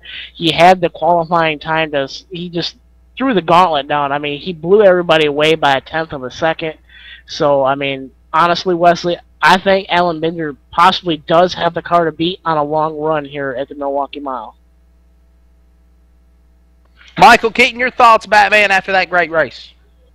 Well, looking at a fun fact here for you guys in heat race number 1 here with the Silver Crown. Alan Bender, fastest on the track that time, 26.432. To the race winner, P.J. Sturgis, with a 26.464. So Alan Bender finishing second, although fastest lap of the day. Absolutely, and we'll talk to our heat race winners when we come back after this commercial break. We'll get ready for heat race number 2. Actually, I believe we're going to try to get are we going to try to get P.J. Sturgis in the booth with us real quick? I believe he is not, okay, we're not going to be able to get with him, so we are going to go to a quick commercial break. When we come back, we'll get ready for heat race number 2, the Silver Crown cars at Milwaukee Mile. J.D. Webb, take us to break, sir. All right, coming up, heat race number 2 here just shortly from Milwaukee Speedway. And tell you what, why don't we go ahead and listen to some more Von Erich's Texas Punkabilly here on ETV Live.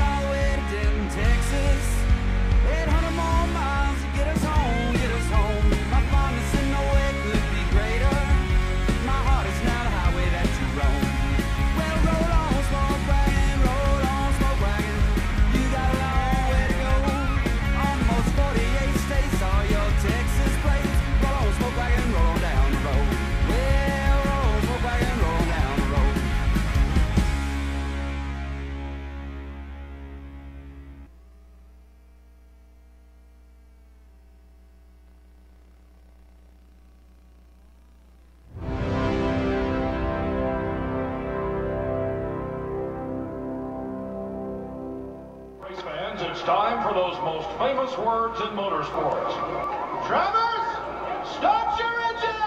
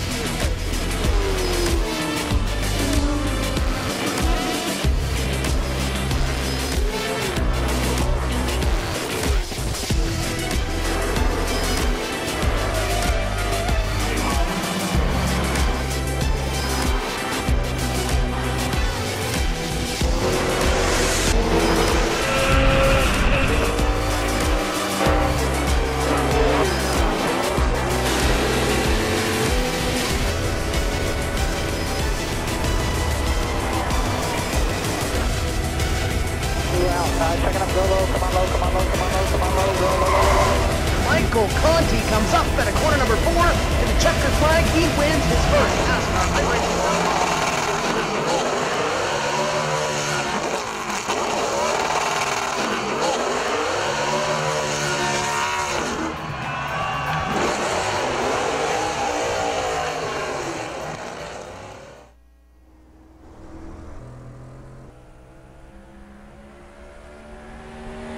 Hey, ladies and gentlemen, welcome back. Go ahead, JD. I'm sorry.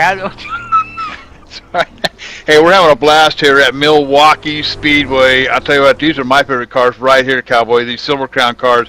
These are fast, they're quick, and we're having a good time. So getting ready for round number 2 here from Milwaukee. Let's go back to the booth. Wesley Outland, Justin Rose now, and Michael Keaton. Hey, by the way, I don't know if you heard in the background, but my wife was saying you could see me live for 25 cents. You can see me live.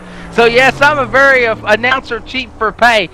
No, it's a lot more than that. Welcome back to ETV Live. What? We're having a great time here tonight for Breast Cancer Awareness Month, and we appreciate all the money that's been raised for this great cause. Wesley Outland, Justin Rose now, Michael Keaton in the booth. And JD, again, buddy, where are we at now? What's the total of money we've raised for breast cancer so far for tonight? All right, so far, let me do a refresh here. The goal tonight is $1,000. We're at $370 right now.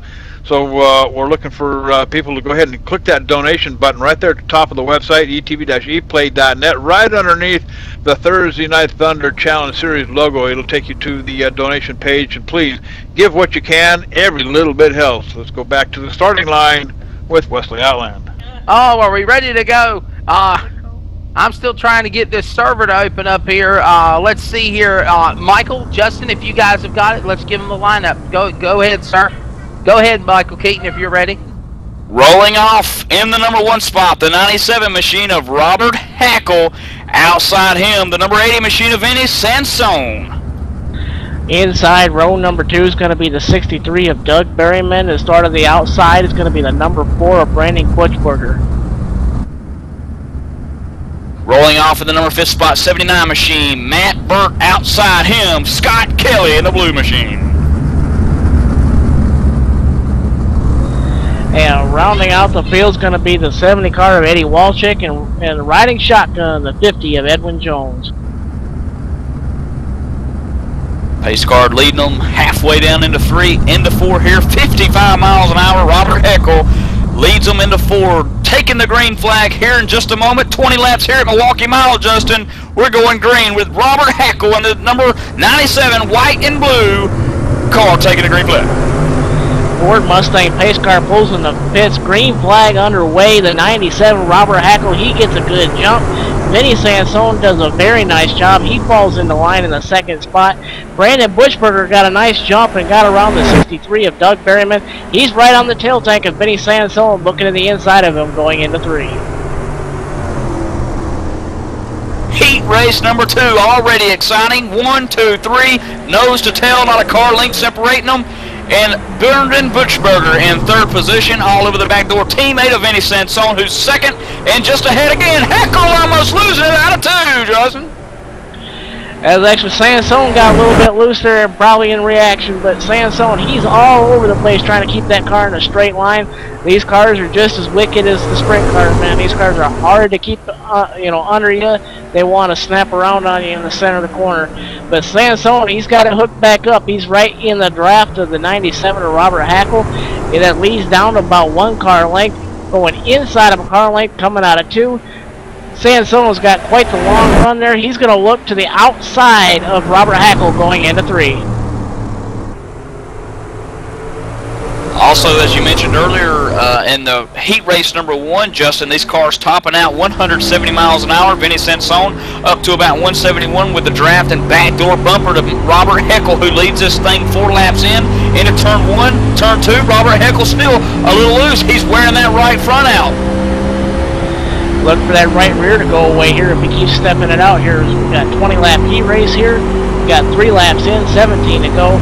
Vinny Sansone, he looks to the inside. Robert Hackle, he's really loose with a hospital wiggle coming out of 4. Sansone to the inside, give the lead to Vinny Sansone. He takes the lead going into turn number 1. Brandon Bushberger gets the door slammed shut by Robert Hackle. Hackle holds on to the 2nd spot. Crossover move, looking to the inside.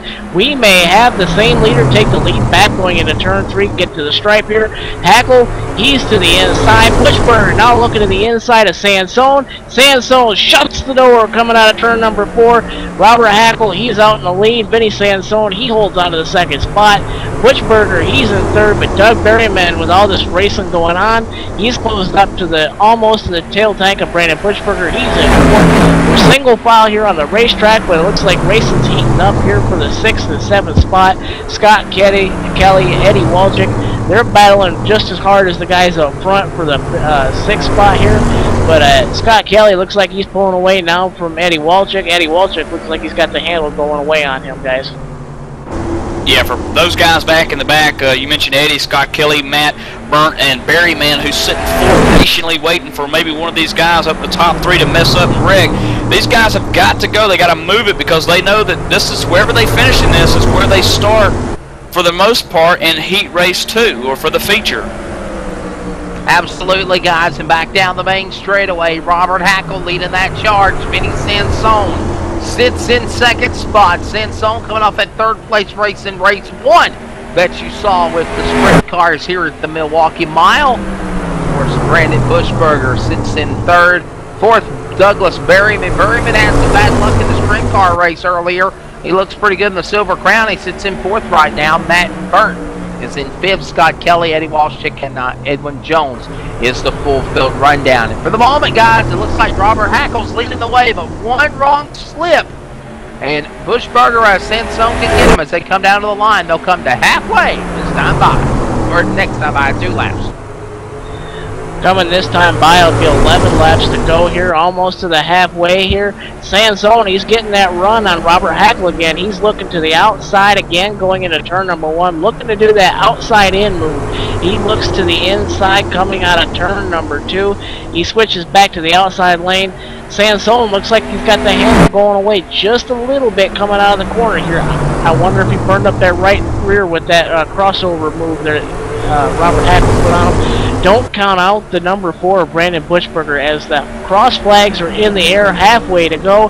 Vinny Sansone is putting all that he can do on the 97 of Robert Hackle. Robert Hackle, he's got his hands full just trying to keep that car straight, let alone defend the position from Vinny Sansone. Time is running out. 3 cars. Throw a blanket over him. Hackle, Sansone, Bushberger all at it down to the inside as they come back to the flag stand. Make it now 9 laps to go. Hackle holding on to the charge. Sansone and Bushberger, they're trying to gangbang with one another on your leader as they go into turn 2. Bushberger almost taking that car around for a spin in turn 2, saves it, stays within a car length of Vinny Sansone, who's running 2nd, within half of a car length of the leader, Robert Hackle coming out of turn 4. Yeah, that battle heats up again. He gets sideways out of turn 4, down to the line. Hackle's under attack. Here comes the door to the lead. Vinny Sansone, my cousin Vinny, jumps out to the point. He'll come back to the inside. Comes Hackle. Hackle rushes him up the racetrack. Here comes Bushberger. Best racing we've seen all night in Heat 2 as they go to turn 3. Give the inside position to Brandon Buchberger. He's going to take the second spot here. Hackle tries to cross over, not going to do it, coming out of turn number 4. Vinny Sansone, he's got about a 2-car length lead over Brandon Buchberger, but don't count out the 97 of Robert Hackle. He's looking to the inside of the number 4, Brandon Buchberger. They're side by side, it looks like, coming off of turn number 2. Brandon Buchberger, he shuts the door. He's looking again to the inside. Give the inside position now to the 97 of Robert Hackle. These guys are going to be drag racing coming down to the stripe here with about 6 laps to go. Oh, they're both sideways again. Buchberger and Hackle getting a little loosey-goosey as Vinny Sansone, my cousin Vinny, he is checked out, gone in the dust here on the asphalt of the Milwaukee Mile. Imaginary dust, so to speak. As Sansone leads the way, Buchberger, Hackle second and third, and they are pulling away from Berryman and Burt in the 4th and 5th position. They'll come to the line. There'll be 5 to go. Open hand from the flagman. 5 laps remain. They're back at 1. About 4 car lengths separate Robert Hackle and Vinny Sansone. Vinny Sansone doing everything he can do to eliminate that draft that these cars get.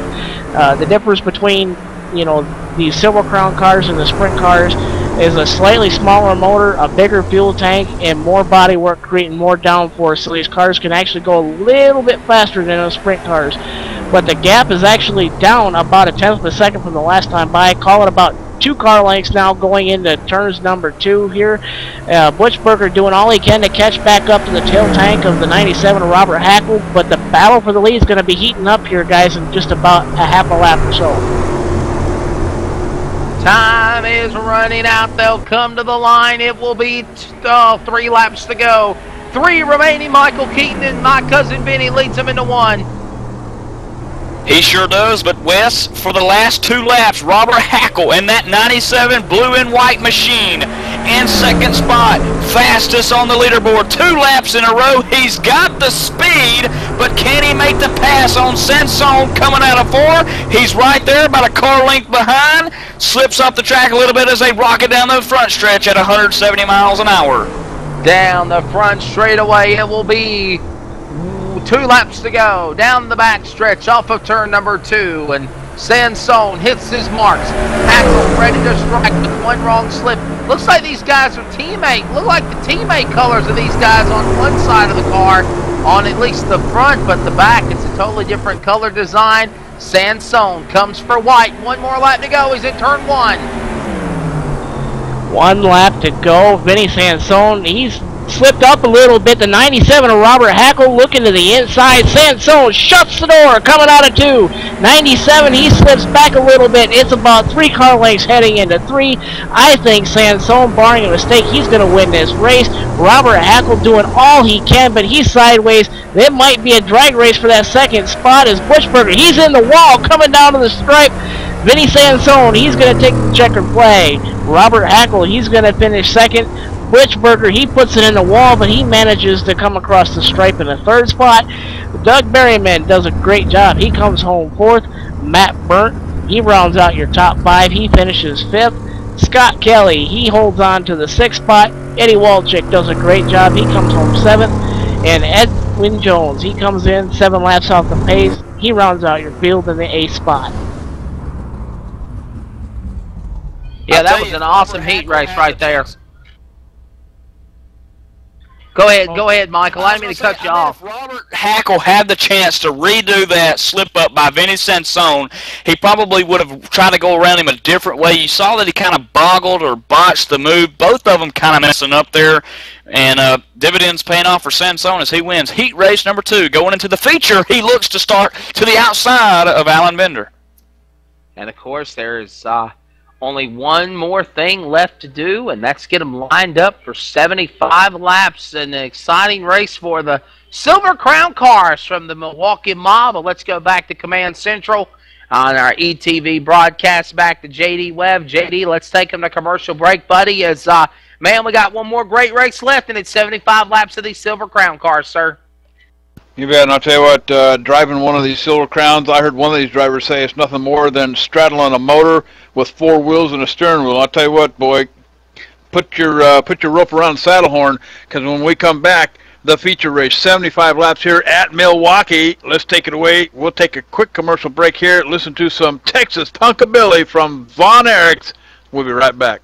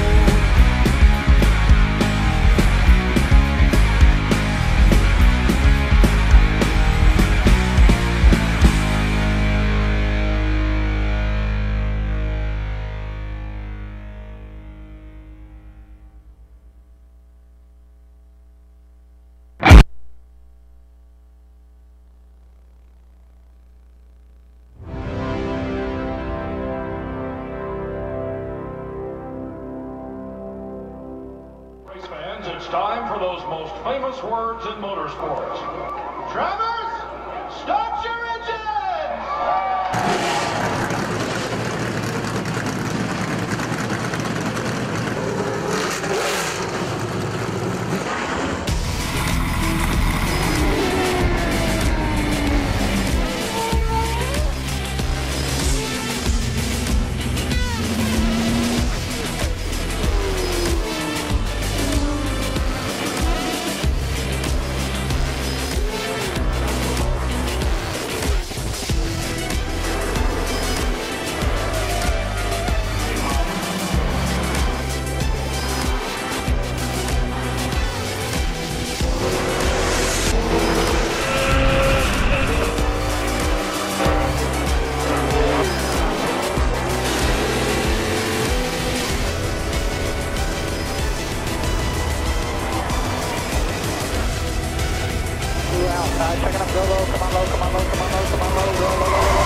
Michael Conti comes up at a corner number 4 to the checkered flag. He wins his first NASCAR iRacing.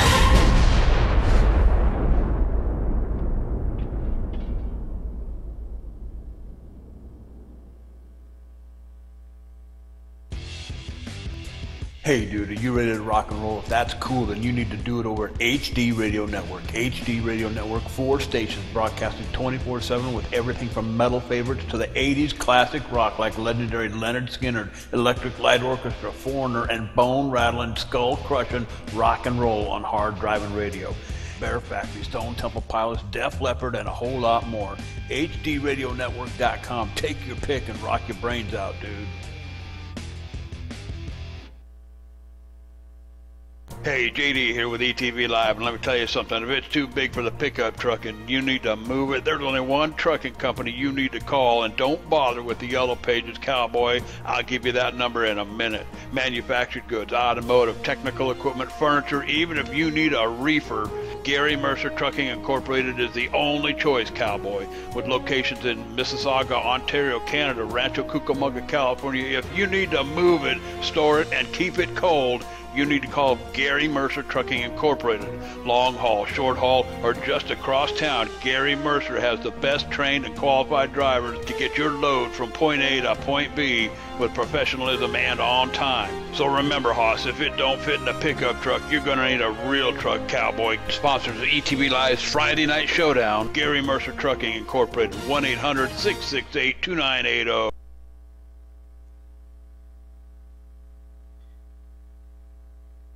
All right, and we are back live here at Milwaukee Speedway, getting ready for round 2 here with the Silver Crown cars. This is the feature race. This is the one that everybody's been waiting for. Of course, tonight's race is all about the Breast Cancer Research Foundation. The link at the top of the page, etv-eplay.net.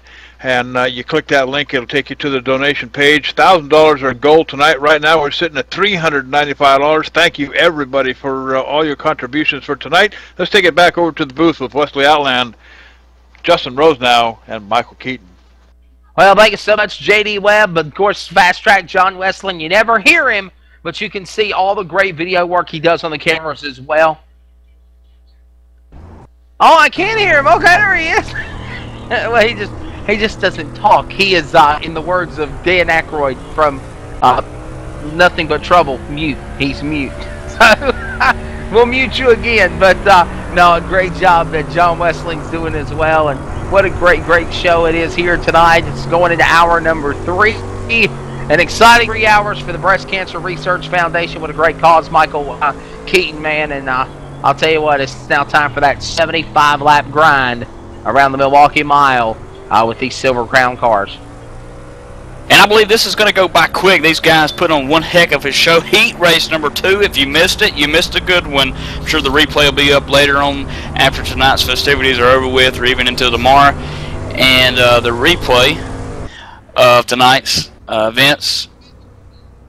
And tell you, Wes, Justin, this is it. This is the feature. 75 laps at Milwaukee. These cars are proven to be fast, fun, and I can't wait to see who wins the whole deal as they combine points from the feature of the Sprint Car Series to the Silver Crown Series feature event. Justin, the historian of tonight's event. Justin, what is your thoughts of this exciting race? You know, we've had actually, quite a bit of good racing there, especially in the first feature race with the sprint cars, but I certainly hope for a repeat of that second heat race we just had with these Silver Crown cars. I love nothing more than broadcasting dirt racing, and that last heat race we had, even though it was on pavement, kind of reminded me of what happens on dirt with the leaders, crossing over with each other, and a lot of back and forth, solid, good, hard, clean racing.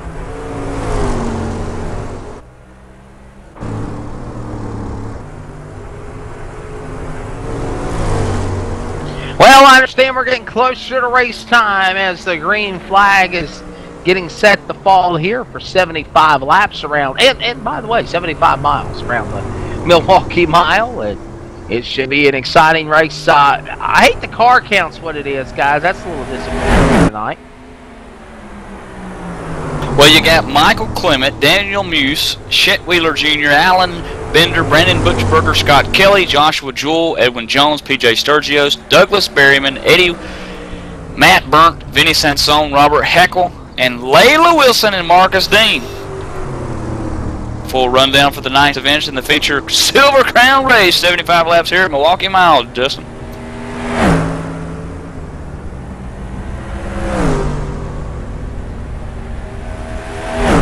Okay, and I understand that we got some more technical difficulties for our broadcast partner, Justin Rhodes. Now he'll try to hook back up with us here.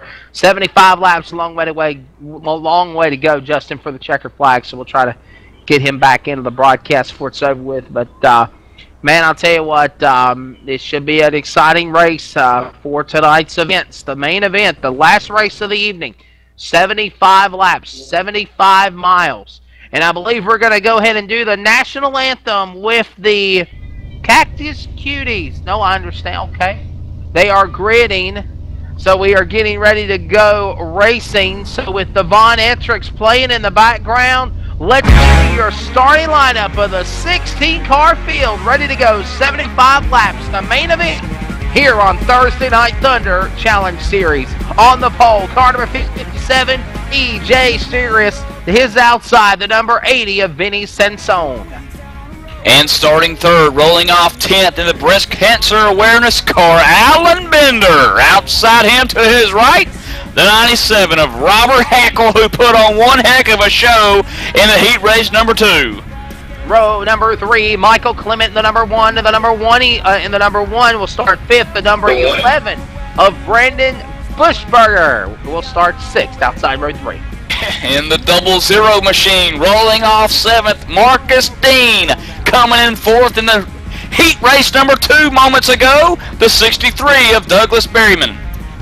Row number 5, 98, the Danica Patrick of Thursday Night Thunder, 98 of Layla Wilson, and the outside, the 79. Matt Byrne as the field begins to roll behind the toe of the pace car in turn 1. Rolling off 11th in the number 43 machine, Joshua Jewell. Say hello to Wiz in the chat room. That's Josh's dad pulling him on for the feature here at the Milwaukee Mile. To his right in the 15 blue, Scott Kelly. Row number 7, starting 13th, the number 9, the Gravedigger, Chet Wheeler Jr. and Eddie Walshcheck, the number 70, the man, the visionary.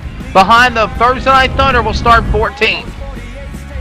Rolling off 15th tonight in the number 50 machine, Eddie Inwin Jones. And out to his right, the number 3 machine, Daniel Muse, starting in the number 16 spot. Well, ladies and gentlemen, we've waited all night for the Breast Cancer Research Foundation. A lot of great money has been raised, almost $400, only on the ETV broadcast, plus many, many more, countless others, for the main event. 75 laps from the Milwaukee Mile with the Silver Crown cars. Green in the air, there is the gas, and we're underway into turn 1. Circus, Sansone, Bender, they all rock and roll in the turn 2. So far, so good. No caution. Everybody taking a great green start here on lap 1 down the backstretch into 3. Still green flag racing here at Milwaukee Mile with PJ Sturgios leading the charge in the black and green. 57 coming off 4. Race to the line. Sturgios leads lap 1. Sansone 2. We got a caution on the racetrack. Problems. I believe it's Layla Wilson. It's the 43 machine also involved. Joshua Jewell also involved. Chet Wheeler Jr. in the number 9. Gravedigger machine. Layla Wilson, as you mentioned, involved. Edwin Jones involved. Huge crash early on here, Wes. And we'll check that replay here in a moment. The big one here at the Milwaukee Mile, if you will, with 2 laps in, taking a lot of guys out here, Wes. This is pretty bad for some of these guys. Hopefully they'll come down pit road here, get some damage fixed. Hopefully it's not too bad. Yeah, looking on the replay here, Chet Wheeler, innocent bystander, really had nowhere to go. On the replay, they make contact. It gets up into the marbles, gets connected. 43, worse for wear. Joshua Jewell gets airborne into the air, slams back down on all 4 wheels, and of course the lady driver, number 98 of Layla Wilson, excuse me, couldn't get that word out there. She also got caught up in that deal. So a 3-car incident put us under the caution flag in the early going. Also, too, West 15 machine, Scott Kelly in the blue gear involved in that wreck as well. Not too heavy damage there for him, though. I believe he'll he'll stay out, not pit. But we do have one guy down pit road, or a couple of guys down pit road right now. Edwin Jones inside the pit area getting some work done. Chet Wheeler Jr. also, and Joshua Jewell, man, what a tough break for him. JJ is what the dad calls him, Double J, down on pit road. Heavy damage to that machine. You hate to see someone taken out so early here, and he just lost it. Oh, man. J.D. Webb, back to you in Command Central, man. Don't this remind you of deja vu from the sprint car race earlier tonight? I don't know what sprint car race you're... Oh, yeah, that sprint car race. Hey, I'll tell you what, Cowboy. These are a different kind of sprint car race. We're not talking sprint cars. But I'll tell you, I would much rather watch these guys race than the stuff I see on Sunday afternoons. This is a whole lot more fun. Of course, you're talking local, mainstream, hometown, crank it up cowboy type racing, and that's exactly what I like to see here tonight. Of course, we're all gathered here tonight for one reason only, and that's the Breast Cancer Research Foundation. And we're here to try to raise some money, contribute to what we can to help research and fight breast cancer, along with many other forms of cancer. But tonight is breast cancer, and this is Breast Cancer Month. So anything that you can do as we go back to green. Absolutely, definitely. And the green flag coming back out, man. They caught me on that. I didn't see where the pace car lights had flickered off there. Oh, man. Sirius, Sansone, Hackle, Bender, Clement, the top 5. Everybody's single file. Nobody breaking out of line for the moment. We go down into the corner. Well, looks like Bushberger trying to sneak his way in the top 5. He's in 6th. That battle heats up, coming back to the line on lap number 6 this time by. Vinny Sansone, number 2 spot. The 80 machine, the white and blue with orange all over the car. He's in 2nd spot, trying to track down PJ Sturgios. He's in the green and black 57 machine. He's your race leader right now. He's led every lap, started on the pole. Where's Alan Bender, someone asked. Alan Bender's running 4th. He is trying to make his way back up to the front. He started 3rd. He lost a little bit of ground in the early goings by Robert Hackle, who took over that spot. Look for these guys to try to contribute their racing skills to the front here early on at the Milwaukee Mile, Wes. It is a long way to go. 75 laps is the distance. The Type 1 mile. It's a flat surface here at Milwaukee, Wisconsin's Milwaukee Mile. It is a speedway. Trouble! We got a big one. Let's go to... Oh, man. Michael, what happened? Looks like the number 15 machine running 11th spot gets, I'm talking about, obliterated from behind by Eddie, and the number 70 machine in the black car there just eats the rear end off of Scott Kelly. He goes hard into the inside wall, nearly getting airborne, spinning, hard damage, heavy damage to the 15 machine. Yeah, the caution is out. Man, Eddie Walshcheck put the bumper to, wow. Oh, man, you know what? I don't think it's Eddie Walshcheck's fault. It looked like the 15 of Scott Kelly cross-checked in front of him.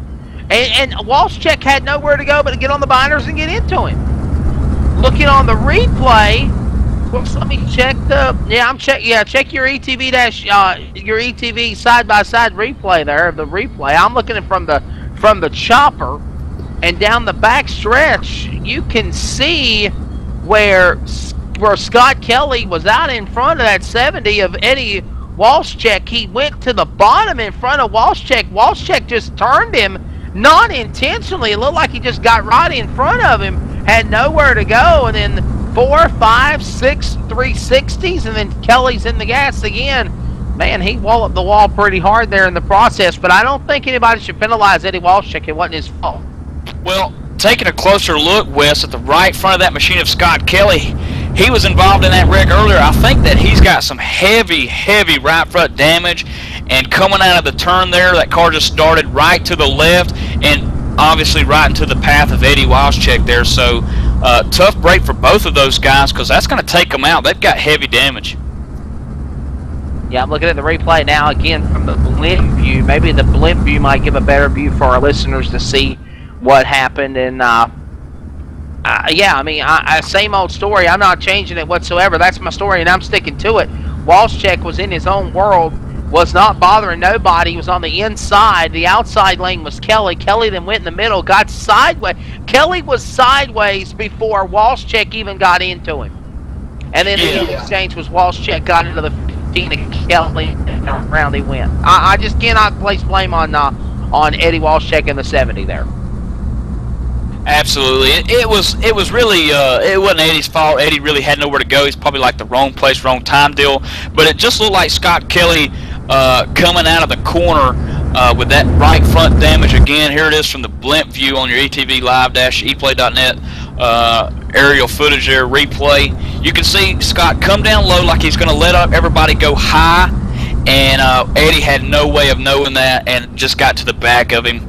And hopefully that didn't hurt Eddie too much, but Scott Kelly, on the other hand, is might be done for the night. With absolutely, in the early in the going, caution out again. We just passed lap number 10, 65 laps to go here, and working the second caution, kind of like it was in the Silver Crown race. Green flag next time around. And one to go indication has been given to the field, so we will be going back to the green flag. And of course, you look at that blimp view from the Goodyear Stars and Stripes here high above the Milwaukee Mile, and zoom in on our copter cam as well, the chopper cam presented by Pennzoil.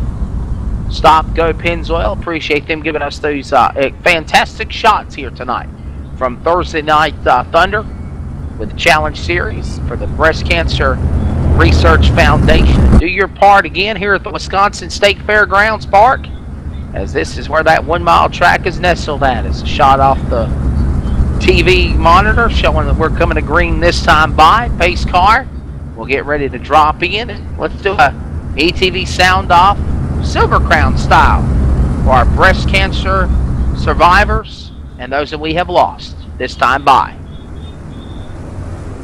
And of course, that'll be coming here. The pace car drops onto pit road, green flag, and here's an ETV sound off for all of our breast cancer survivors, folks we have lost that dreadful disease.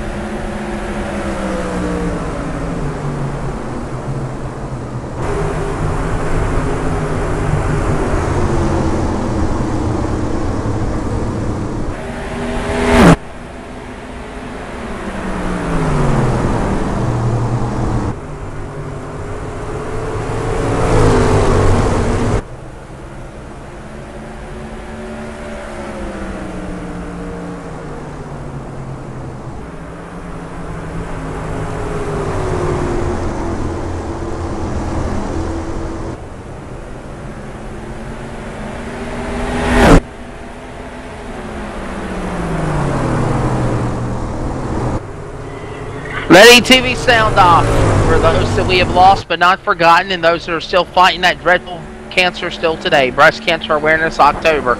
Again, do your part in joining the race for the cure. And again, make your donations, as we still got plenty of time to do so in this race. Man, we got a great battle for third. Michael Keaton heating up here at the Milwaukee Mile.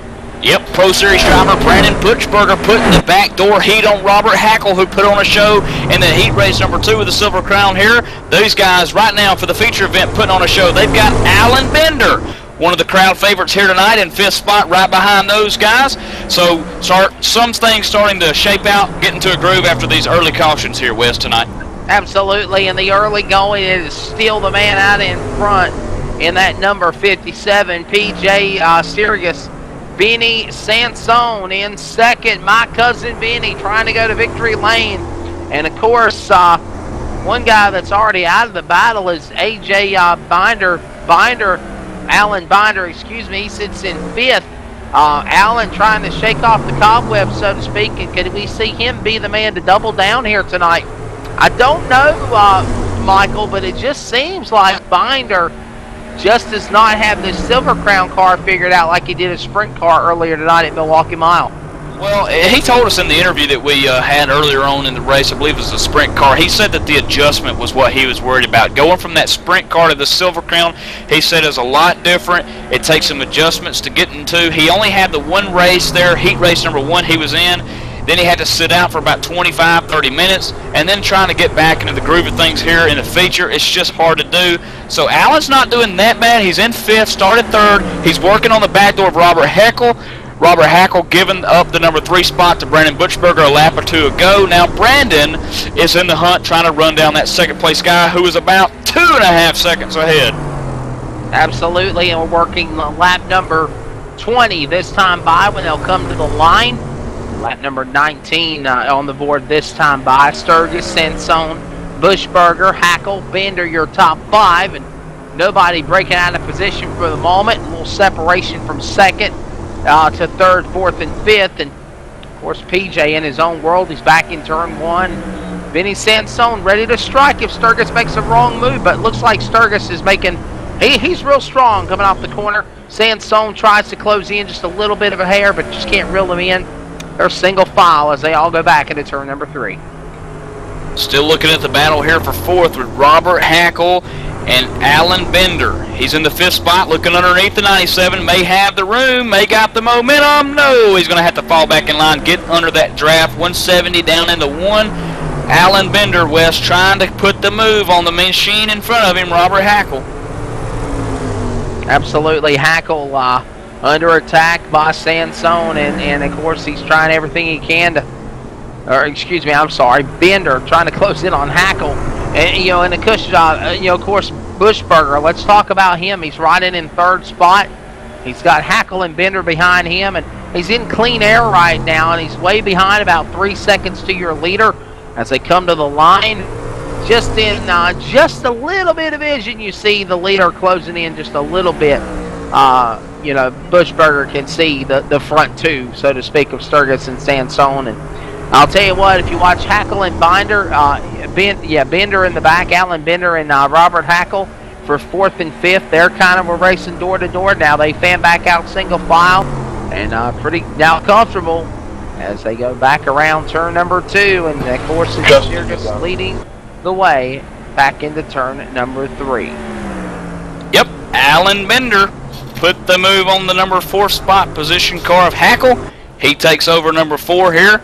Alan Bender, where's he at? 4th spot, Wes. Absolutely, and I understand we've lost one of our broadcast partners, Justin Rose, now unable to connect back with us, so for that reason we'll not have him in the broadcast for the rest of the evening, but Justin done a great job working with us.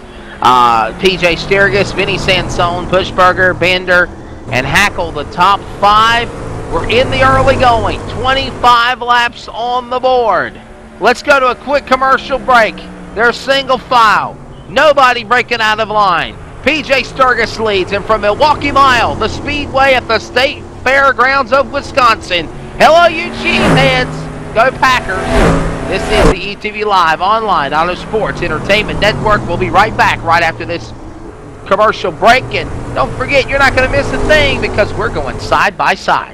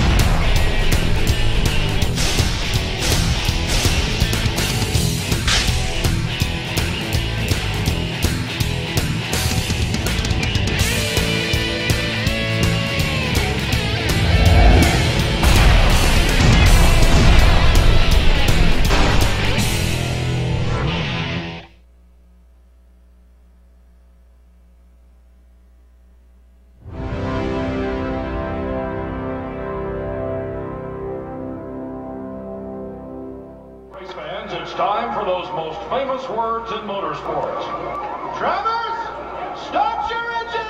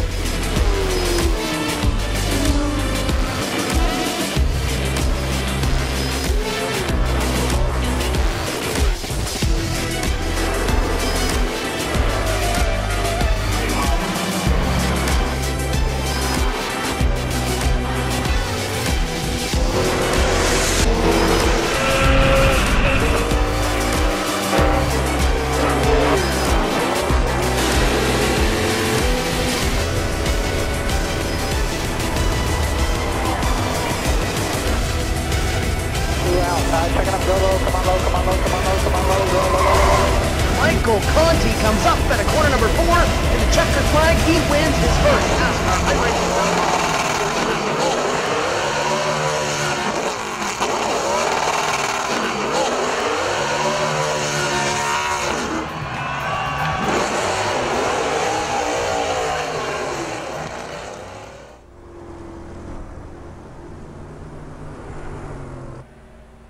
Well, ladies and gentlemen, welcome back to ETV Live Online Auto Sports Entertainment Network coverage of Thursday Night Thunder Challenge Series. It is the sprint cars, which you saw earlier tonight, being won by Alan Bender, and now we are now tuned into the action of the Silver Crown cars, which always put on a lot more excitement. We're on lap number 33 of 75, a couple of laps to halfway. Lap 38 will be the halfway marker, and PJ Sturgis lets flag to flag. Michael Keaton is in his own world. What a great performance he's got going on out of turn 4. Yeah, PJ's really got that Silver Crown machine hooked up real nice tonight here. Want to make mention Alan Bender during the break there, making his way around Brandon Butchberger into the 3rd position. So Alan Bender back to where he started the race at in 3rd. I think he'll be happy with that. He won the sprint car feature. So what does he have to do to tie this, to get this one sealed up, I wonder? He's in 3rd. He's got Sansone in 2nd. PJ Sturgis in 1st. Yeah, that's what I was going to say. He's sitting in the 3rd position and making the moves necessary to get to make a rally here in the late going. There's still a lot of racing left to go. 30, let's see, 30, almost 38 laps. 40 laps to go to halfway, or to left in this race. 3 to halfway is what I meant. And I mean, you know, anything can happen. And of course, we had those 2 caution flags, and then it settled down. And remember, it's $1,000 to the winner. AJ Bender walked away with $150 in the sprint car race, winning that race. If he could come back and win, that'll be $1,150. But again, he took that money, guys, and he donated it to the Breast Cancer Research Foundation. Yeah, it really just shows what kind of guy Alan Bender is, and that's the type of a guy he is, you know.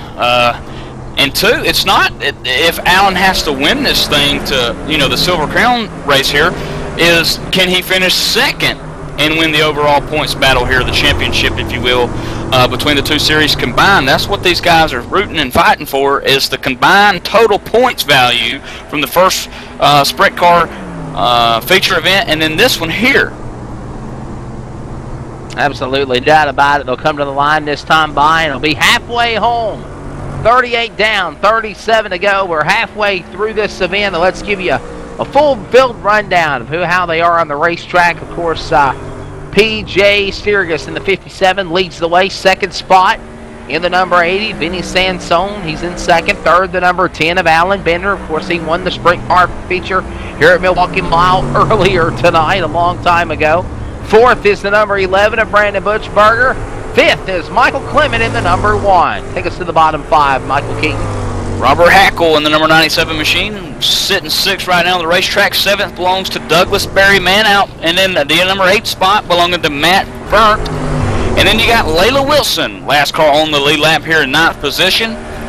10th belongs to Eddie Walschek, 1 lap down, also 1 lap down as well, Daniel Moose. He's in the 11th spot, Wes, and Completing out the 12th through the 16th, the rest of the field here, 5 laps down, Edwin Jones, 6 laps down, Chet Wheeler Jr., Marcus Dean is 14th, 8 laps down, and Scott Kelly, who took one vicious lick to the inside wall early on here at Milwaukee, 31 laps down, he's 15th, and then the number 43 machine, Double J, 36 laps down here at the Milwaukee Mile.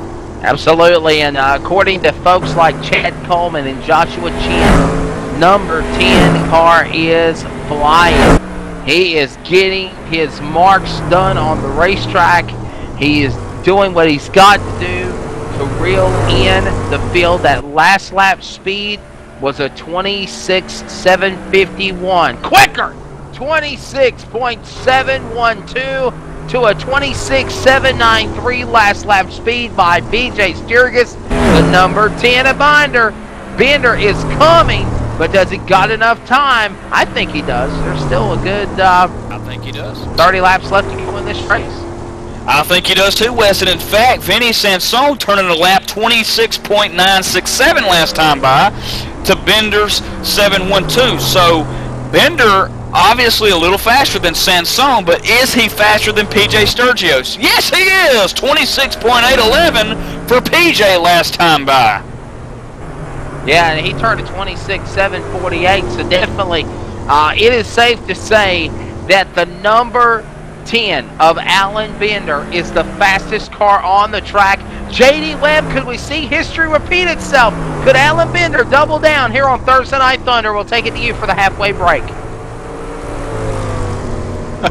Oh, I'll tell you what, I think he's got it in the bag here. He just got to get the muscle, get up there and get the job done. But I'll tell you, Alan Bender doing a fantastic job here tonight.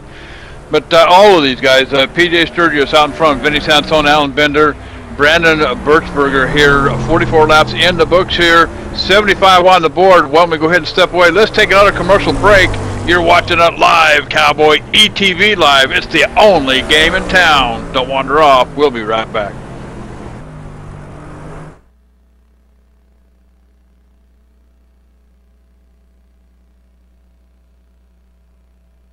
Hey, JD here with ETV Live, and let me tell you something. If it's too big for the pickup truck and you need to move it, there's only one trucking company you need to call, and don't bother with the Yellow Pages, Cowboy. I'll give you that number in a minute. Manufactured goods, automotive, technical equipment, furniture, even if you need a reefer, Gary Mercer Trucking Incorporated is the only choice, Cowboy. With locations in Mississauga, Ontario, Canada, Rancho Cucamonga, California, if you need to move it, store it, and keep it cold, you need to call Gary Mercer Trucking Incorporated. Long haul, short haul, or just across town, Gary Mercer has the best trained and qualified drivers to get your load from point A to point B with professionalism and on time. So remember, Hoss, if it don't fit in a pickup truck, you're going to need a real truck, Cowboy. Sponsors of ETV Live's Friday Night Showdown, Gary Mercer Trucking Incorporated, 1-800-668-2980.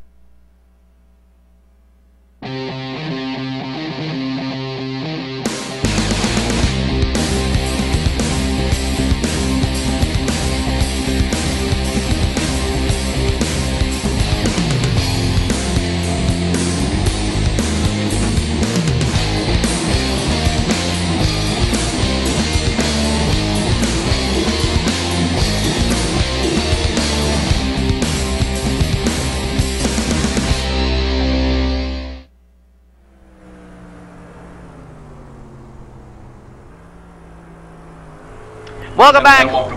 Go ahead, JD. I'm sorry, man.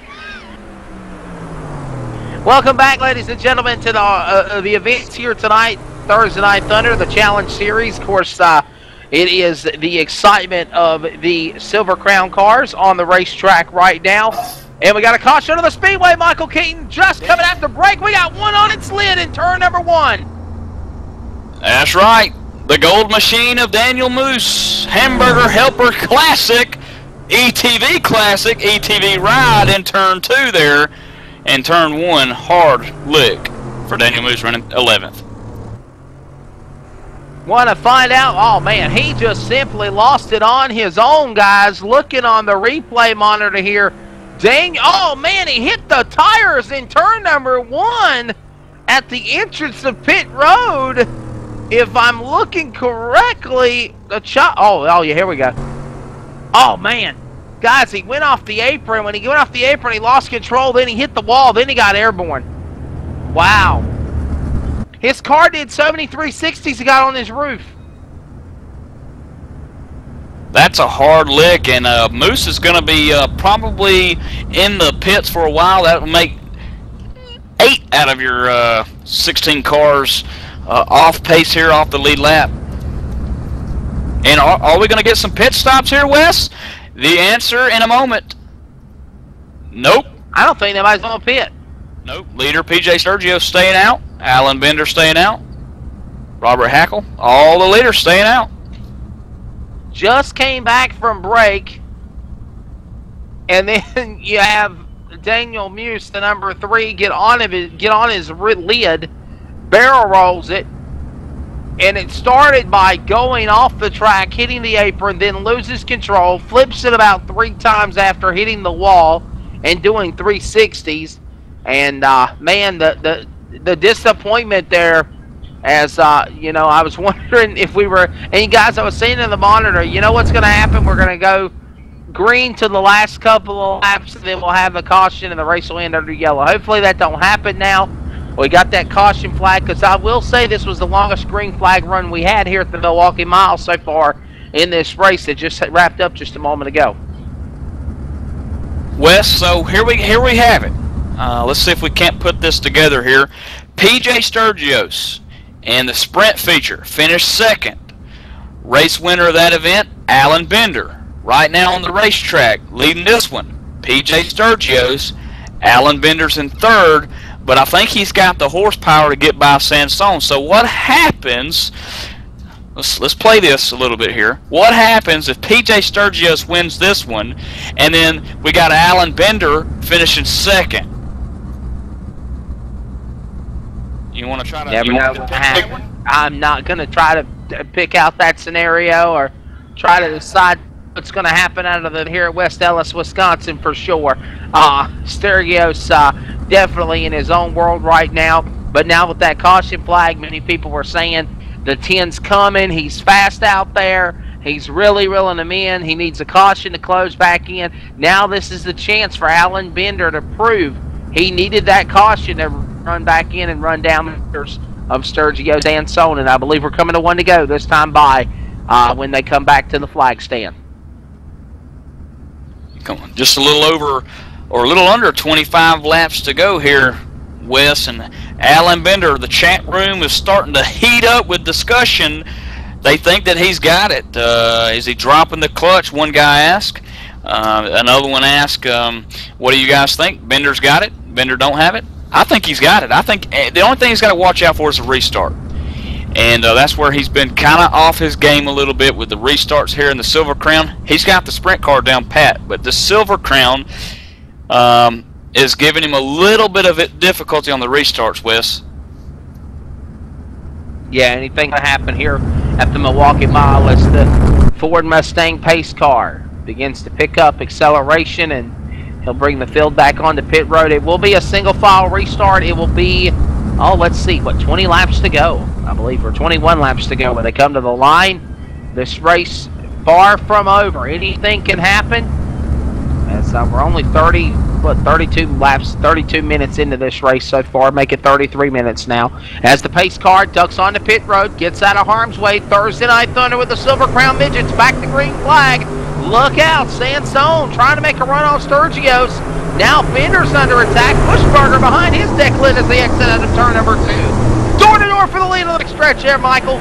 80 machine, Sansone underneath the black and green and 57 of PJ Sturgios. He made the pass. He's got 1st. Bender's in 3rd. Butchberger 4th. But here comes PJ back to the outside coming out of 4. Oh, and Sturgios gets a little sideways. That's going to open up the door one more time for Vinny Sansone. My cousin Vinny goes to the lead. Meanwhile, PJ Sturgios under attack. Alan Bender's coming, looking for 2nd on the backstretch. Bender's about 4 car lengths behind 2nd place. Butchberger in 4th. He's about 2 or 3 car lengths behind him. PJ Sturgios all underneath the back door of the 80 machine of Sansone as they come out of 4 to complete 57 laps on the board. Back down to the line, he gets sideways. Sansone push up the track. Here comes Sturgios. Sturgios trying to get that lead back one more time. Mean Green wants it back. Don't count out Bender. Top 3, top 4. That battle. Don't count out Clement. He's ready to strike as well. 2 car lengths back. Top 5, top 7. All throw a blanket over him. Anybody's race as they exit out of turn 4. PJ almost losing it coming out of 4, got a little bit of slideways, but hangs on to it for second spot. But guess what? That allows Bender in the 10 flame hot white machine to close in the gap to about half a car length coming out of 2. Vinny Sansone out in front, $1,000 to the winner here tonight in this Silver Crown event. Over $3,500 on the win and a double main event night for the Breast Cancer Research Foundation. Also, the Von Ettrich stop performing the music that you've been hearing during intermission. So many other great sponsors. Beast Race Cars, the United Sim Dirt Racing Association. So many more to make this race happen. And it's all a great show. Down to the wire. Less than 15 to go. Your leader under attack one more time. Sturgios looking at the Sansone in turn 3. He's really got momentum swinging his way as the 80 stays low. The 57 black and green goes high. Then he ducks down low on the front stretch. He's going to have the race lead here in 1. He'll look to the inside. He'll carry the wingman. Maverick and Goose going at it. Lap machine to the bottom of the apron. They go. Oh, wow. He just shut off Bender. Bender's got to get off the, get back off the cobwebs and try to reel back in Sturgios one more time. And that took his momentum away. But Sansone now getting Sturgios a little loose. PJ Sturgios back to the line. Sansone wants it back. He's got to run in turn 1. 80 machine. And here comes Bender. He'll carry Bender and Bushberger with him as they go to turn 2. Open the door. Left it wide open. We might have a 3 or 4 car battle for the lead next time by. That's also closing in Brandon Bushberger, who dips underneath the 57 there. Just closes the door, though, says PJ Bender to second. Your race leader, Sansone, as they come down the line with about 15 to go. Some of these races tonight have been pretty cut and dry. Pretty, you know who's going to win. But this race right here, anything can happen. Coming down to the wire. You thought at one point Sturgios had it in the bag. Not anymore. Vinny Sansone gets the point back. Bender now goes to second. Bender trying to double down. He gets sideways out of turn 4. PJ Sturgios on your screen in the black and green machine in the 57 spot. What? Where did Bender go? Yeah. Where did Bender go? Oh, no. Oh, man. Electrical problems for Bender. Alan Bender running second. That spot being no. PJ Sturgios as they go down the front stretch. What a bummer. Tough break. Alan Bender is out of it, and now the entire field running by the telemetry of what might have been for the number 10. He'll settle for, it looks like, 9th finishing position, as it's now between these 2 guys. Mano y mano. My cousin Vinny Sansone, PJ Sturgios. They go at it, and don't count out Bushberger. He's in 3rd. They come to the line. It'll be 10 laps to go. PJ Sturgios now looking to the outside of Sansone. No room there. He stays tucked in behind the 80 machine. Again, the white and blue belongs to the number 80 machine of Vinny Sansone, and the black and green to PJ Sturgios. Trouble, we got a spinner. Trouble. Michael Clement goes around. I'm sorry, no, it's Robert Hackle. Robert Hackle, number 97, goes for a spin, exiting off of turn number 2, and the caution flag comes out over the speedway yet again. And that could be a break there for Vinny Sansone, because PJ Sturgios was really close to making the pass there for the number 1 spot. But let's go back to Alan Bender here as we cover the replay real quick first before we do. Caution is out again. Man, this is setting up for a wild finish. Caution out. 5th time. Vinny Sansone leads. Yellow flag. Look on your ETV replay. Number 97, Robert Hackle, coming off of turn 2 all by himself. Looped that car around. And it's such a disappointment, man. Brendan Bushberger talking about Alan Bender and saying a disconnect is worth 1,000 words. Tough break, man, because I think Bender was really going to have a shot to go in there and rally for the win. Oh man, the chat room is just as Alex, Alan Bender makes his way back on to TeamSpeak here in the race communications. Going to try to get word to see what exactly happened, but he's loading back up here. But man, I tell you, one guy quoting, "Bet you one of the computers just went out the window." Yeah, definitely a tough race, man, for $1,000, and of course he had already won the $150 for the sprint car race that we just saw earlier tonight here on ETV Live, online on the Sports Entertainment Network, and then sour grapes for the driver, Alan Bender, and I think we're trying to get him in the broadcast. Actually, he just dropped out. I think he has decided to decline comment for the moment. Maybe JD trying to get him down there, and I think he's trying to calm down. JD, am I correct? Yeah, unfortunately, Alan Bender having all kinds of major electrical issues with that car of his.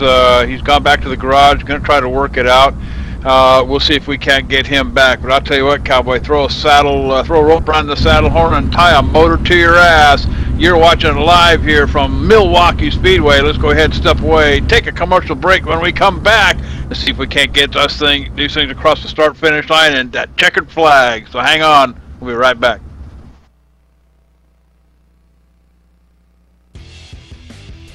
Hey dude, are you ready to rock and roll? If that's cool, then you need to do it over at HD Radio Network. HD Radio Network, 4 stations broadcasting 24/7 with everything from metal favorites to the 80s classic rock like legendary Leonard Skinner, Electric Light Orchestra, Foreigner, and bone-rattling, skull-crushing rock and roll on hard-driving radio. Bear Factory, Stone Temple Pilots, Def Leppard, and a whole lot more.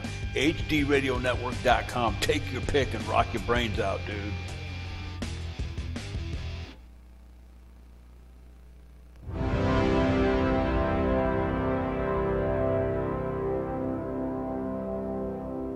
Race fans, it's time for those most famous words in motorsports. Drivers, start your engines!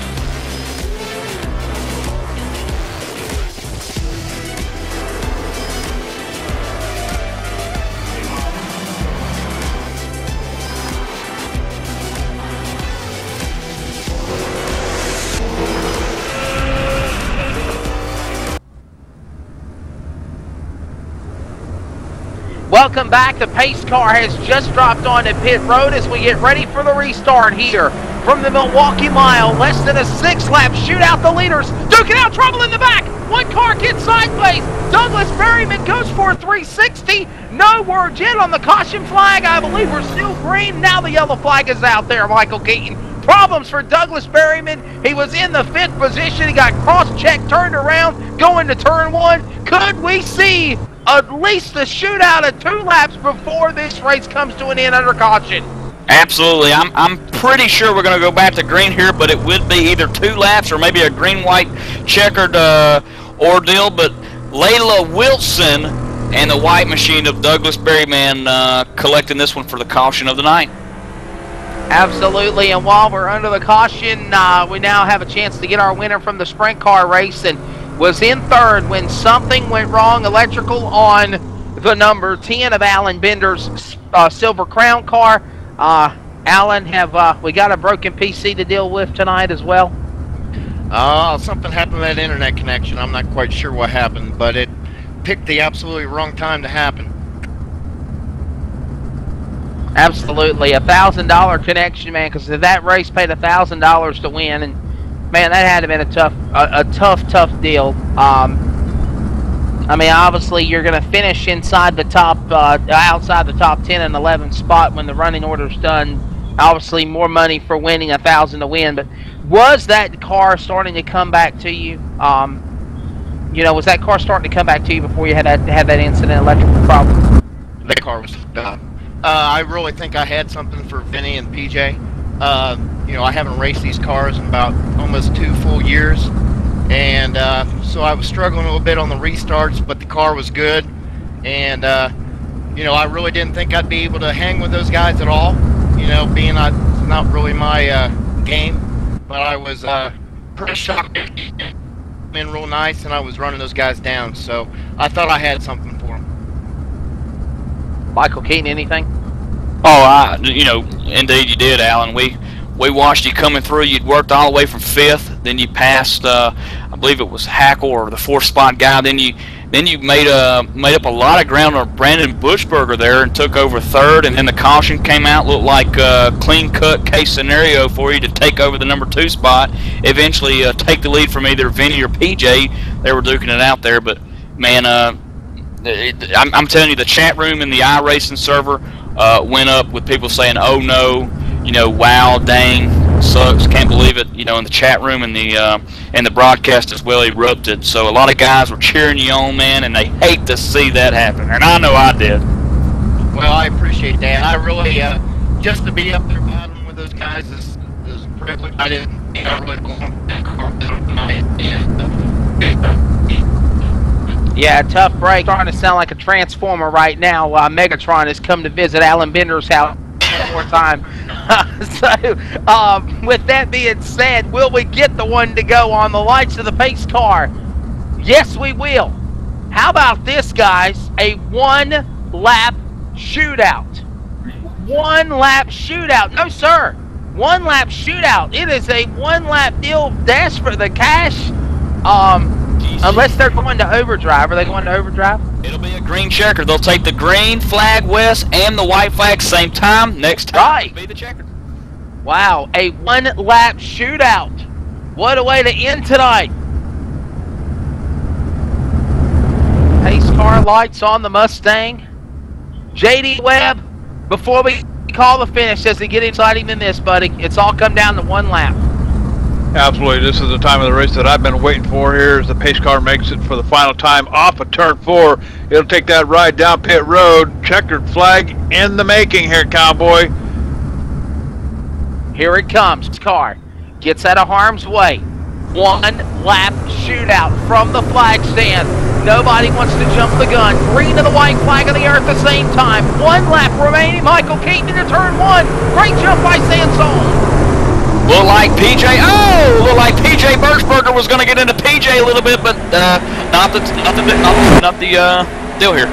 Couldn't do it. They go into turn number 3. Everybody holds their line. One lap to get it done out of turn number 4 for the Breast Cancer Research Foundation, presented by Beast Race Cars, to the checkered flag. My cousin Vinny Sansone's $1,000 richer here tonight on ETV. Second spot goes to PJ Sergius. 3rd will go to Bushberger. 4th to Clements. 5th will go to Hackle. One car is in the wall. Edwin Jones is in the wall in turn number 2. Man, what a race. Absolutely. Man, I really thought Brandon Bushberger was going to get into the back of PJ Sturgios. He let off just enough to keep that from happening. PJ hangs on to 2nd, and my cousin Vinny. First one. Celebration time for my cousin Vinny. Burning them up down at the start-finish line. Donuts galore for the Silver Crown winner here tonight. 2 different winners in 2 different races. Long broadcast evening. Great entertainment, but it was said and done. The number 80 of Vinny Sansone, my cousin Vinny, goes to victory lane here tonight on Thursday Night Thunder Challenge Series. And I'll tell you what, I believe we'll take a quick commercial break. When we come back, we will have Vinny Sansone, PJ Sirius, and Brandon Bushberger, the top 3 post-race comments with JD Webb, and to close out the program after a great night. Our post-race show coming up next. Don't go anywhere from the Milwaukee Mile. This is the ETV Live Online Auto Sports Entertainment Network. And Vinny Sansone is your winner of $1,000 in the Breast Cancer Awareness Research Foundation race here tonight at Milwaukee.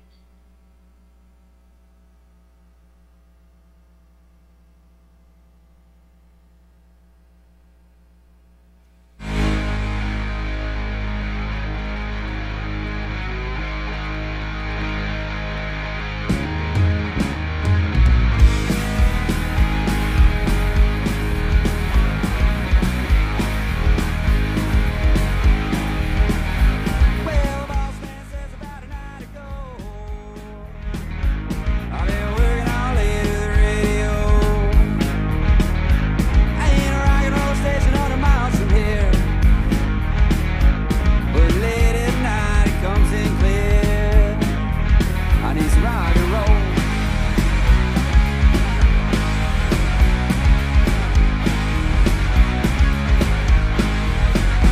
Been another long week of a bunch of long days. Seems all I heard was old Joe Strait. I heard Robert Earl Keen and Bob Wills band, and all the Tom Petty that I can stand. I need some rock and roll.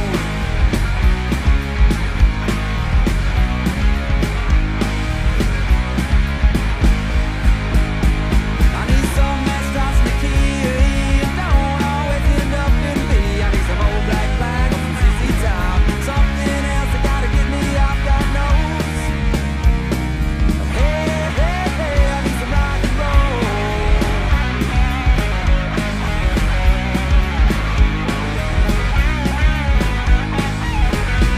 Don't get me wrong, I did country swing. I got every hand recommended 1 through 3. I love the hit, I love it when it sings the blues.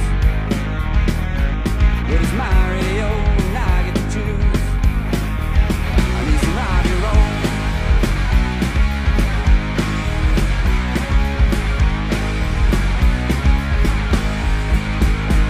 I need some that starts in the key, don't always end up in B.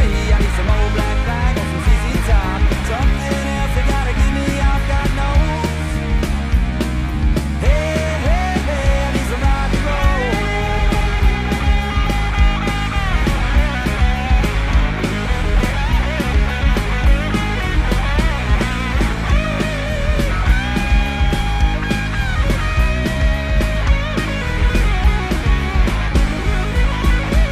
I need some that starts in the key, don't always end up in B. I need some old black flag or some CC Top, something else that gotta get me off God knows.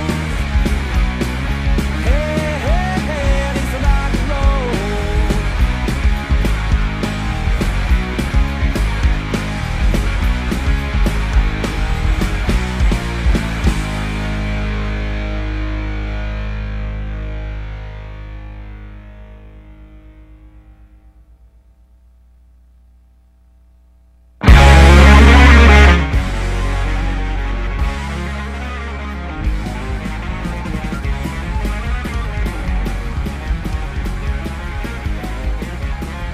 When the band broke down South Austin, we had 2 more weeks out on the road, We were stranded there in San Marcos, with that show at Eagle Pass still go on.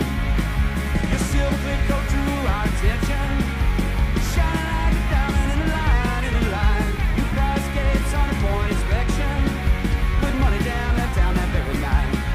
Well, roll on, smoke wagon, we got a long way to go. Put some wear and tear on those captain's chairs. Roll on, smoke wagon, roll on down the road.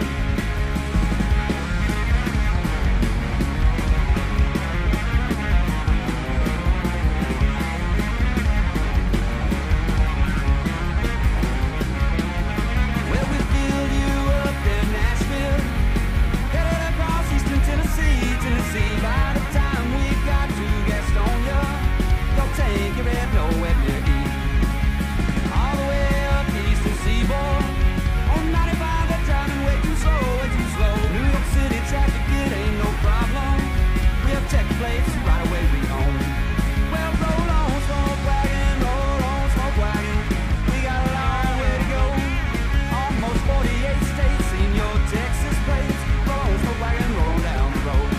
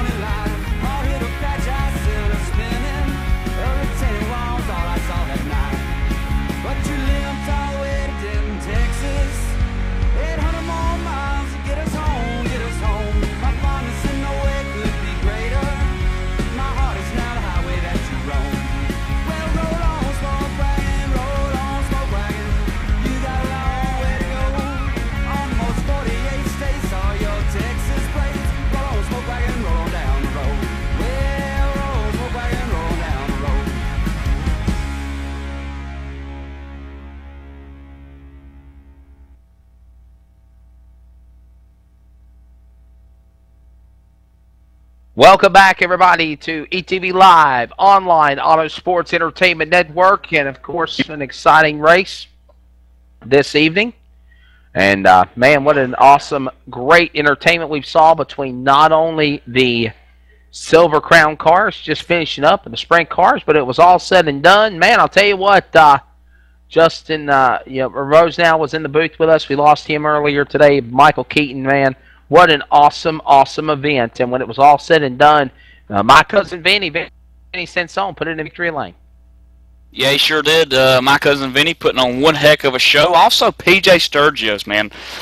Good show for him. Tough break for Alan Bender. I know Vinny and PJ and possibly Butchberger are biting at the nail trying to get word and find out what happened with him and you know.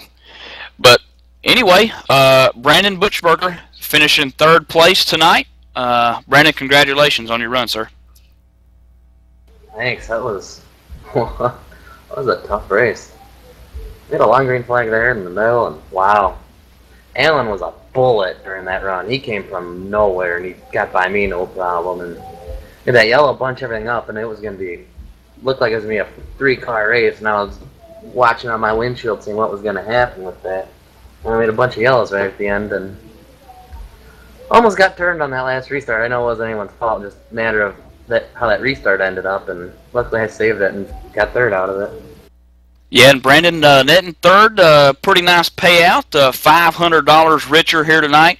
What's the plans with the money here? And we'd like for you to throw out your sponsors too as well.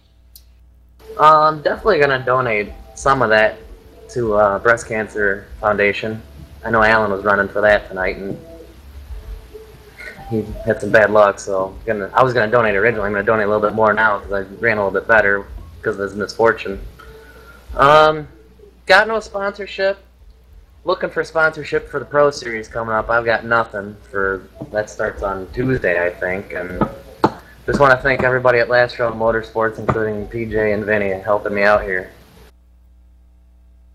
Absolutely, Brandon.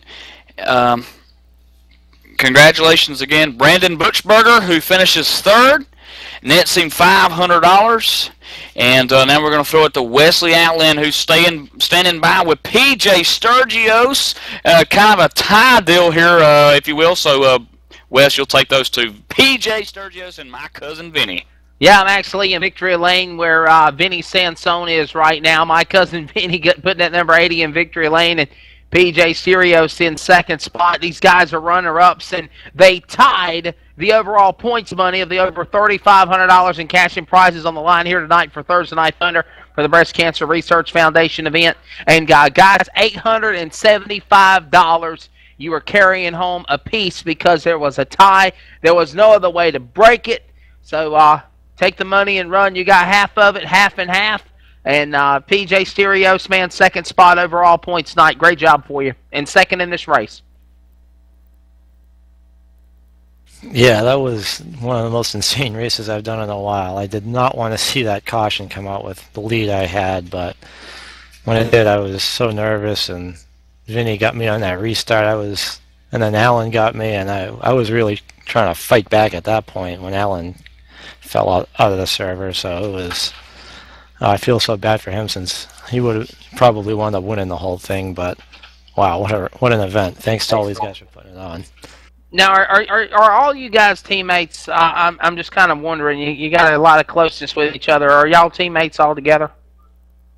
Yeah, well, me, Brandon, and Vinny, we all raced for Last Row Motorsports, and we did the Oval Pro Series last year, and those guys are doing the Oval DWC and this Oval Pro Series, so we've been together for a while running these cars. Are you happy with a tie with Vinny Sansone?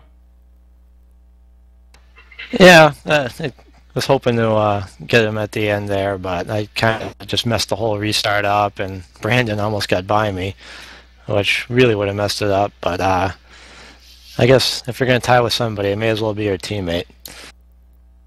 Absolutely, man. Real quickly, who you want to thank before we talk to your buddy, talk to your teammate Vinny, who won the race? Well, of course, thanks to all these Kevin Kirkman for putting this whole thing on.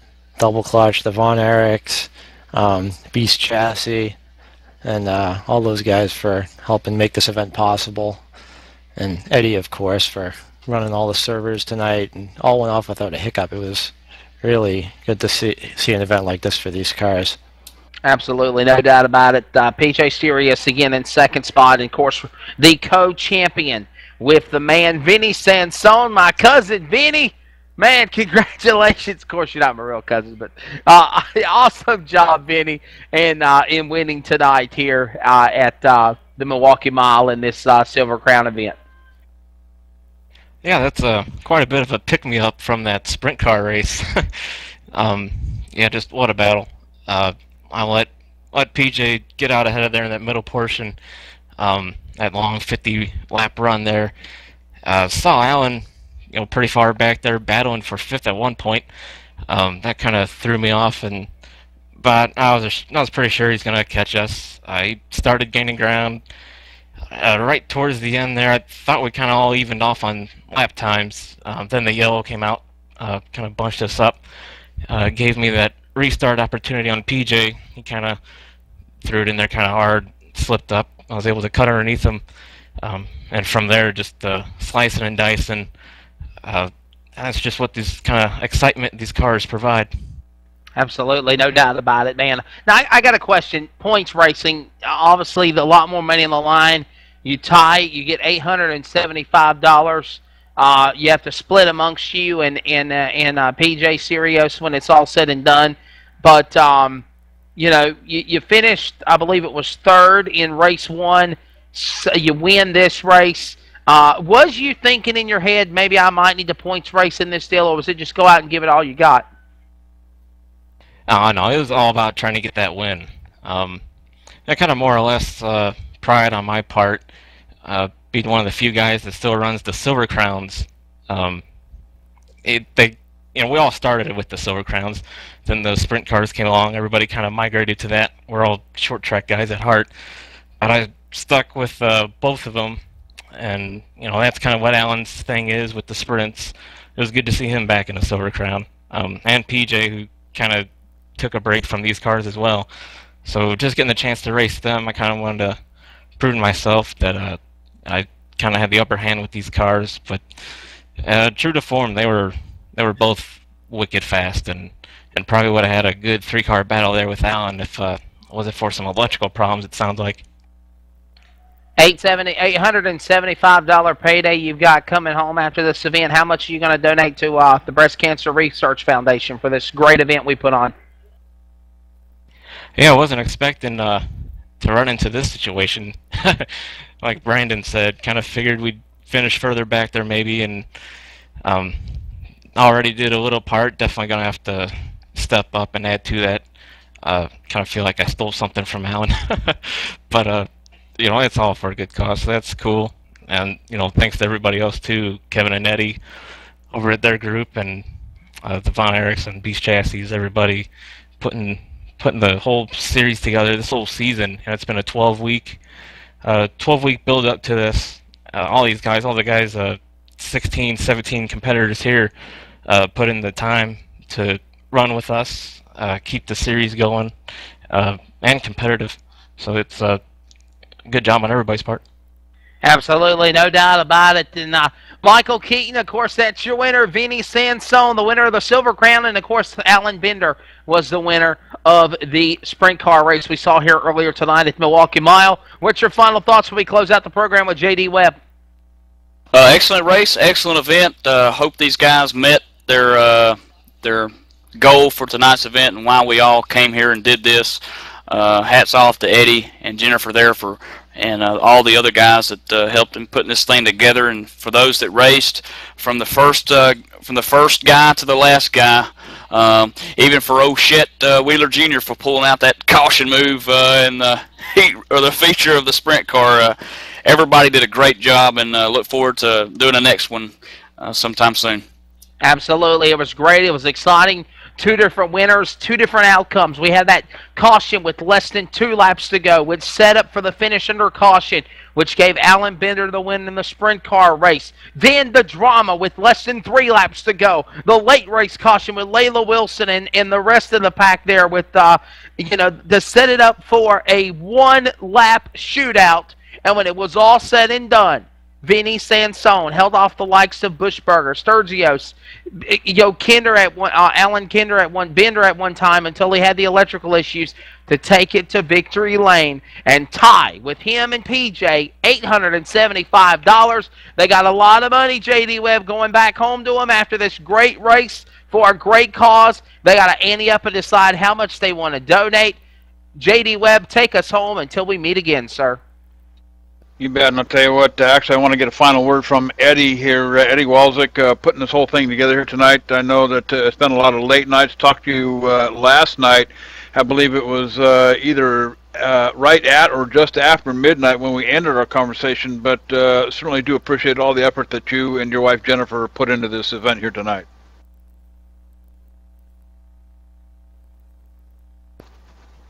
Eddie, of course, Cat's got his tongue, I guess. But oh no, I didn't. I had the delay going on over there. Yeah, 8 to Fate. Michael Clement had just said something to the event on the forum there that he was tired or his arms were tired, and I said, well, hey, our voices are tired. Yeah, there's a lot tired. So 8 to Faint, no rest for the wicked. There you go. Well, I'll tell you what, Eddie, thanks a million for everything that you and Jennifer did to put this event together for us for sure tonight.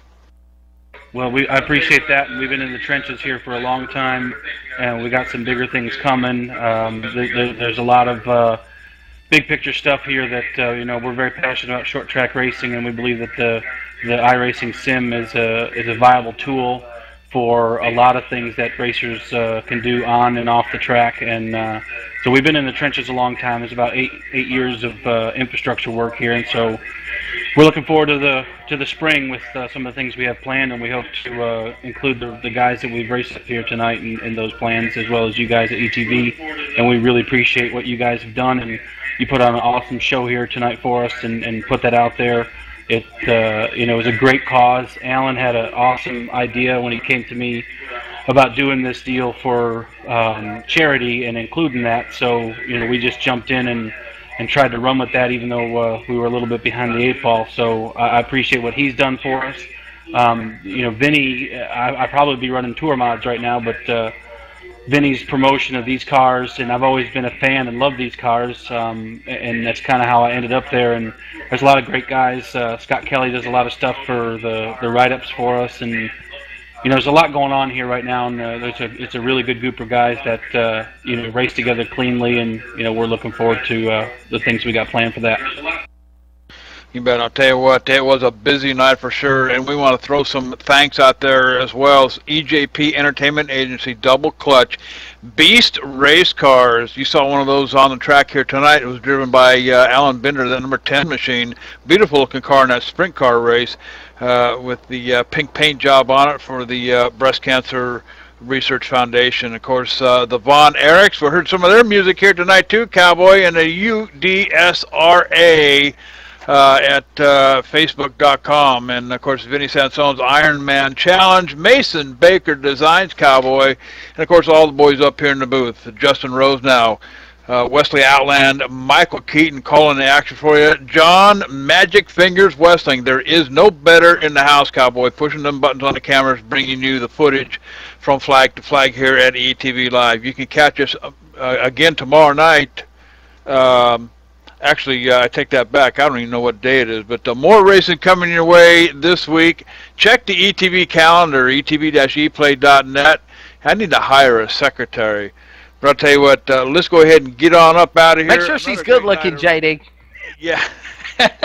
Another night of great racing here on ETV Live. Hey, make it your choice, Cowboy. etv-eplay.net, and we'll catch you next time.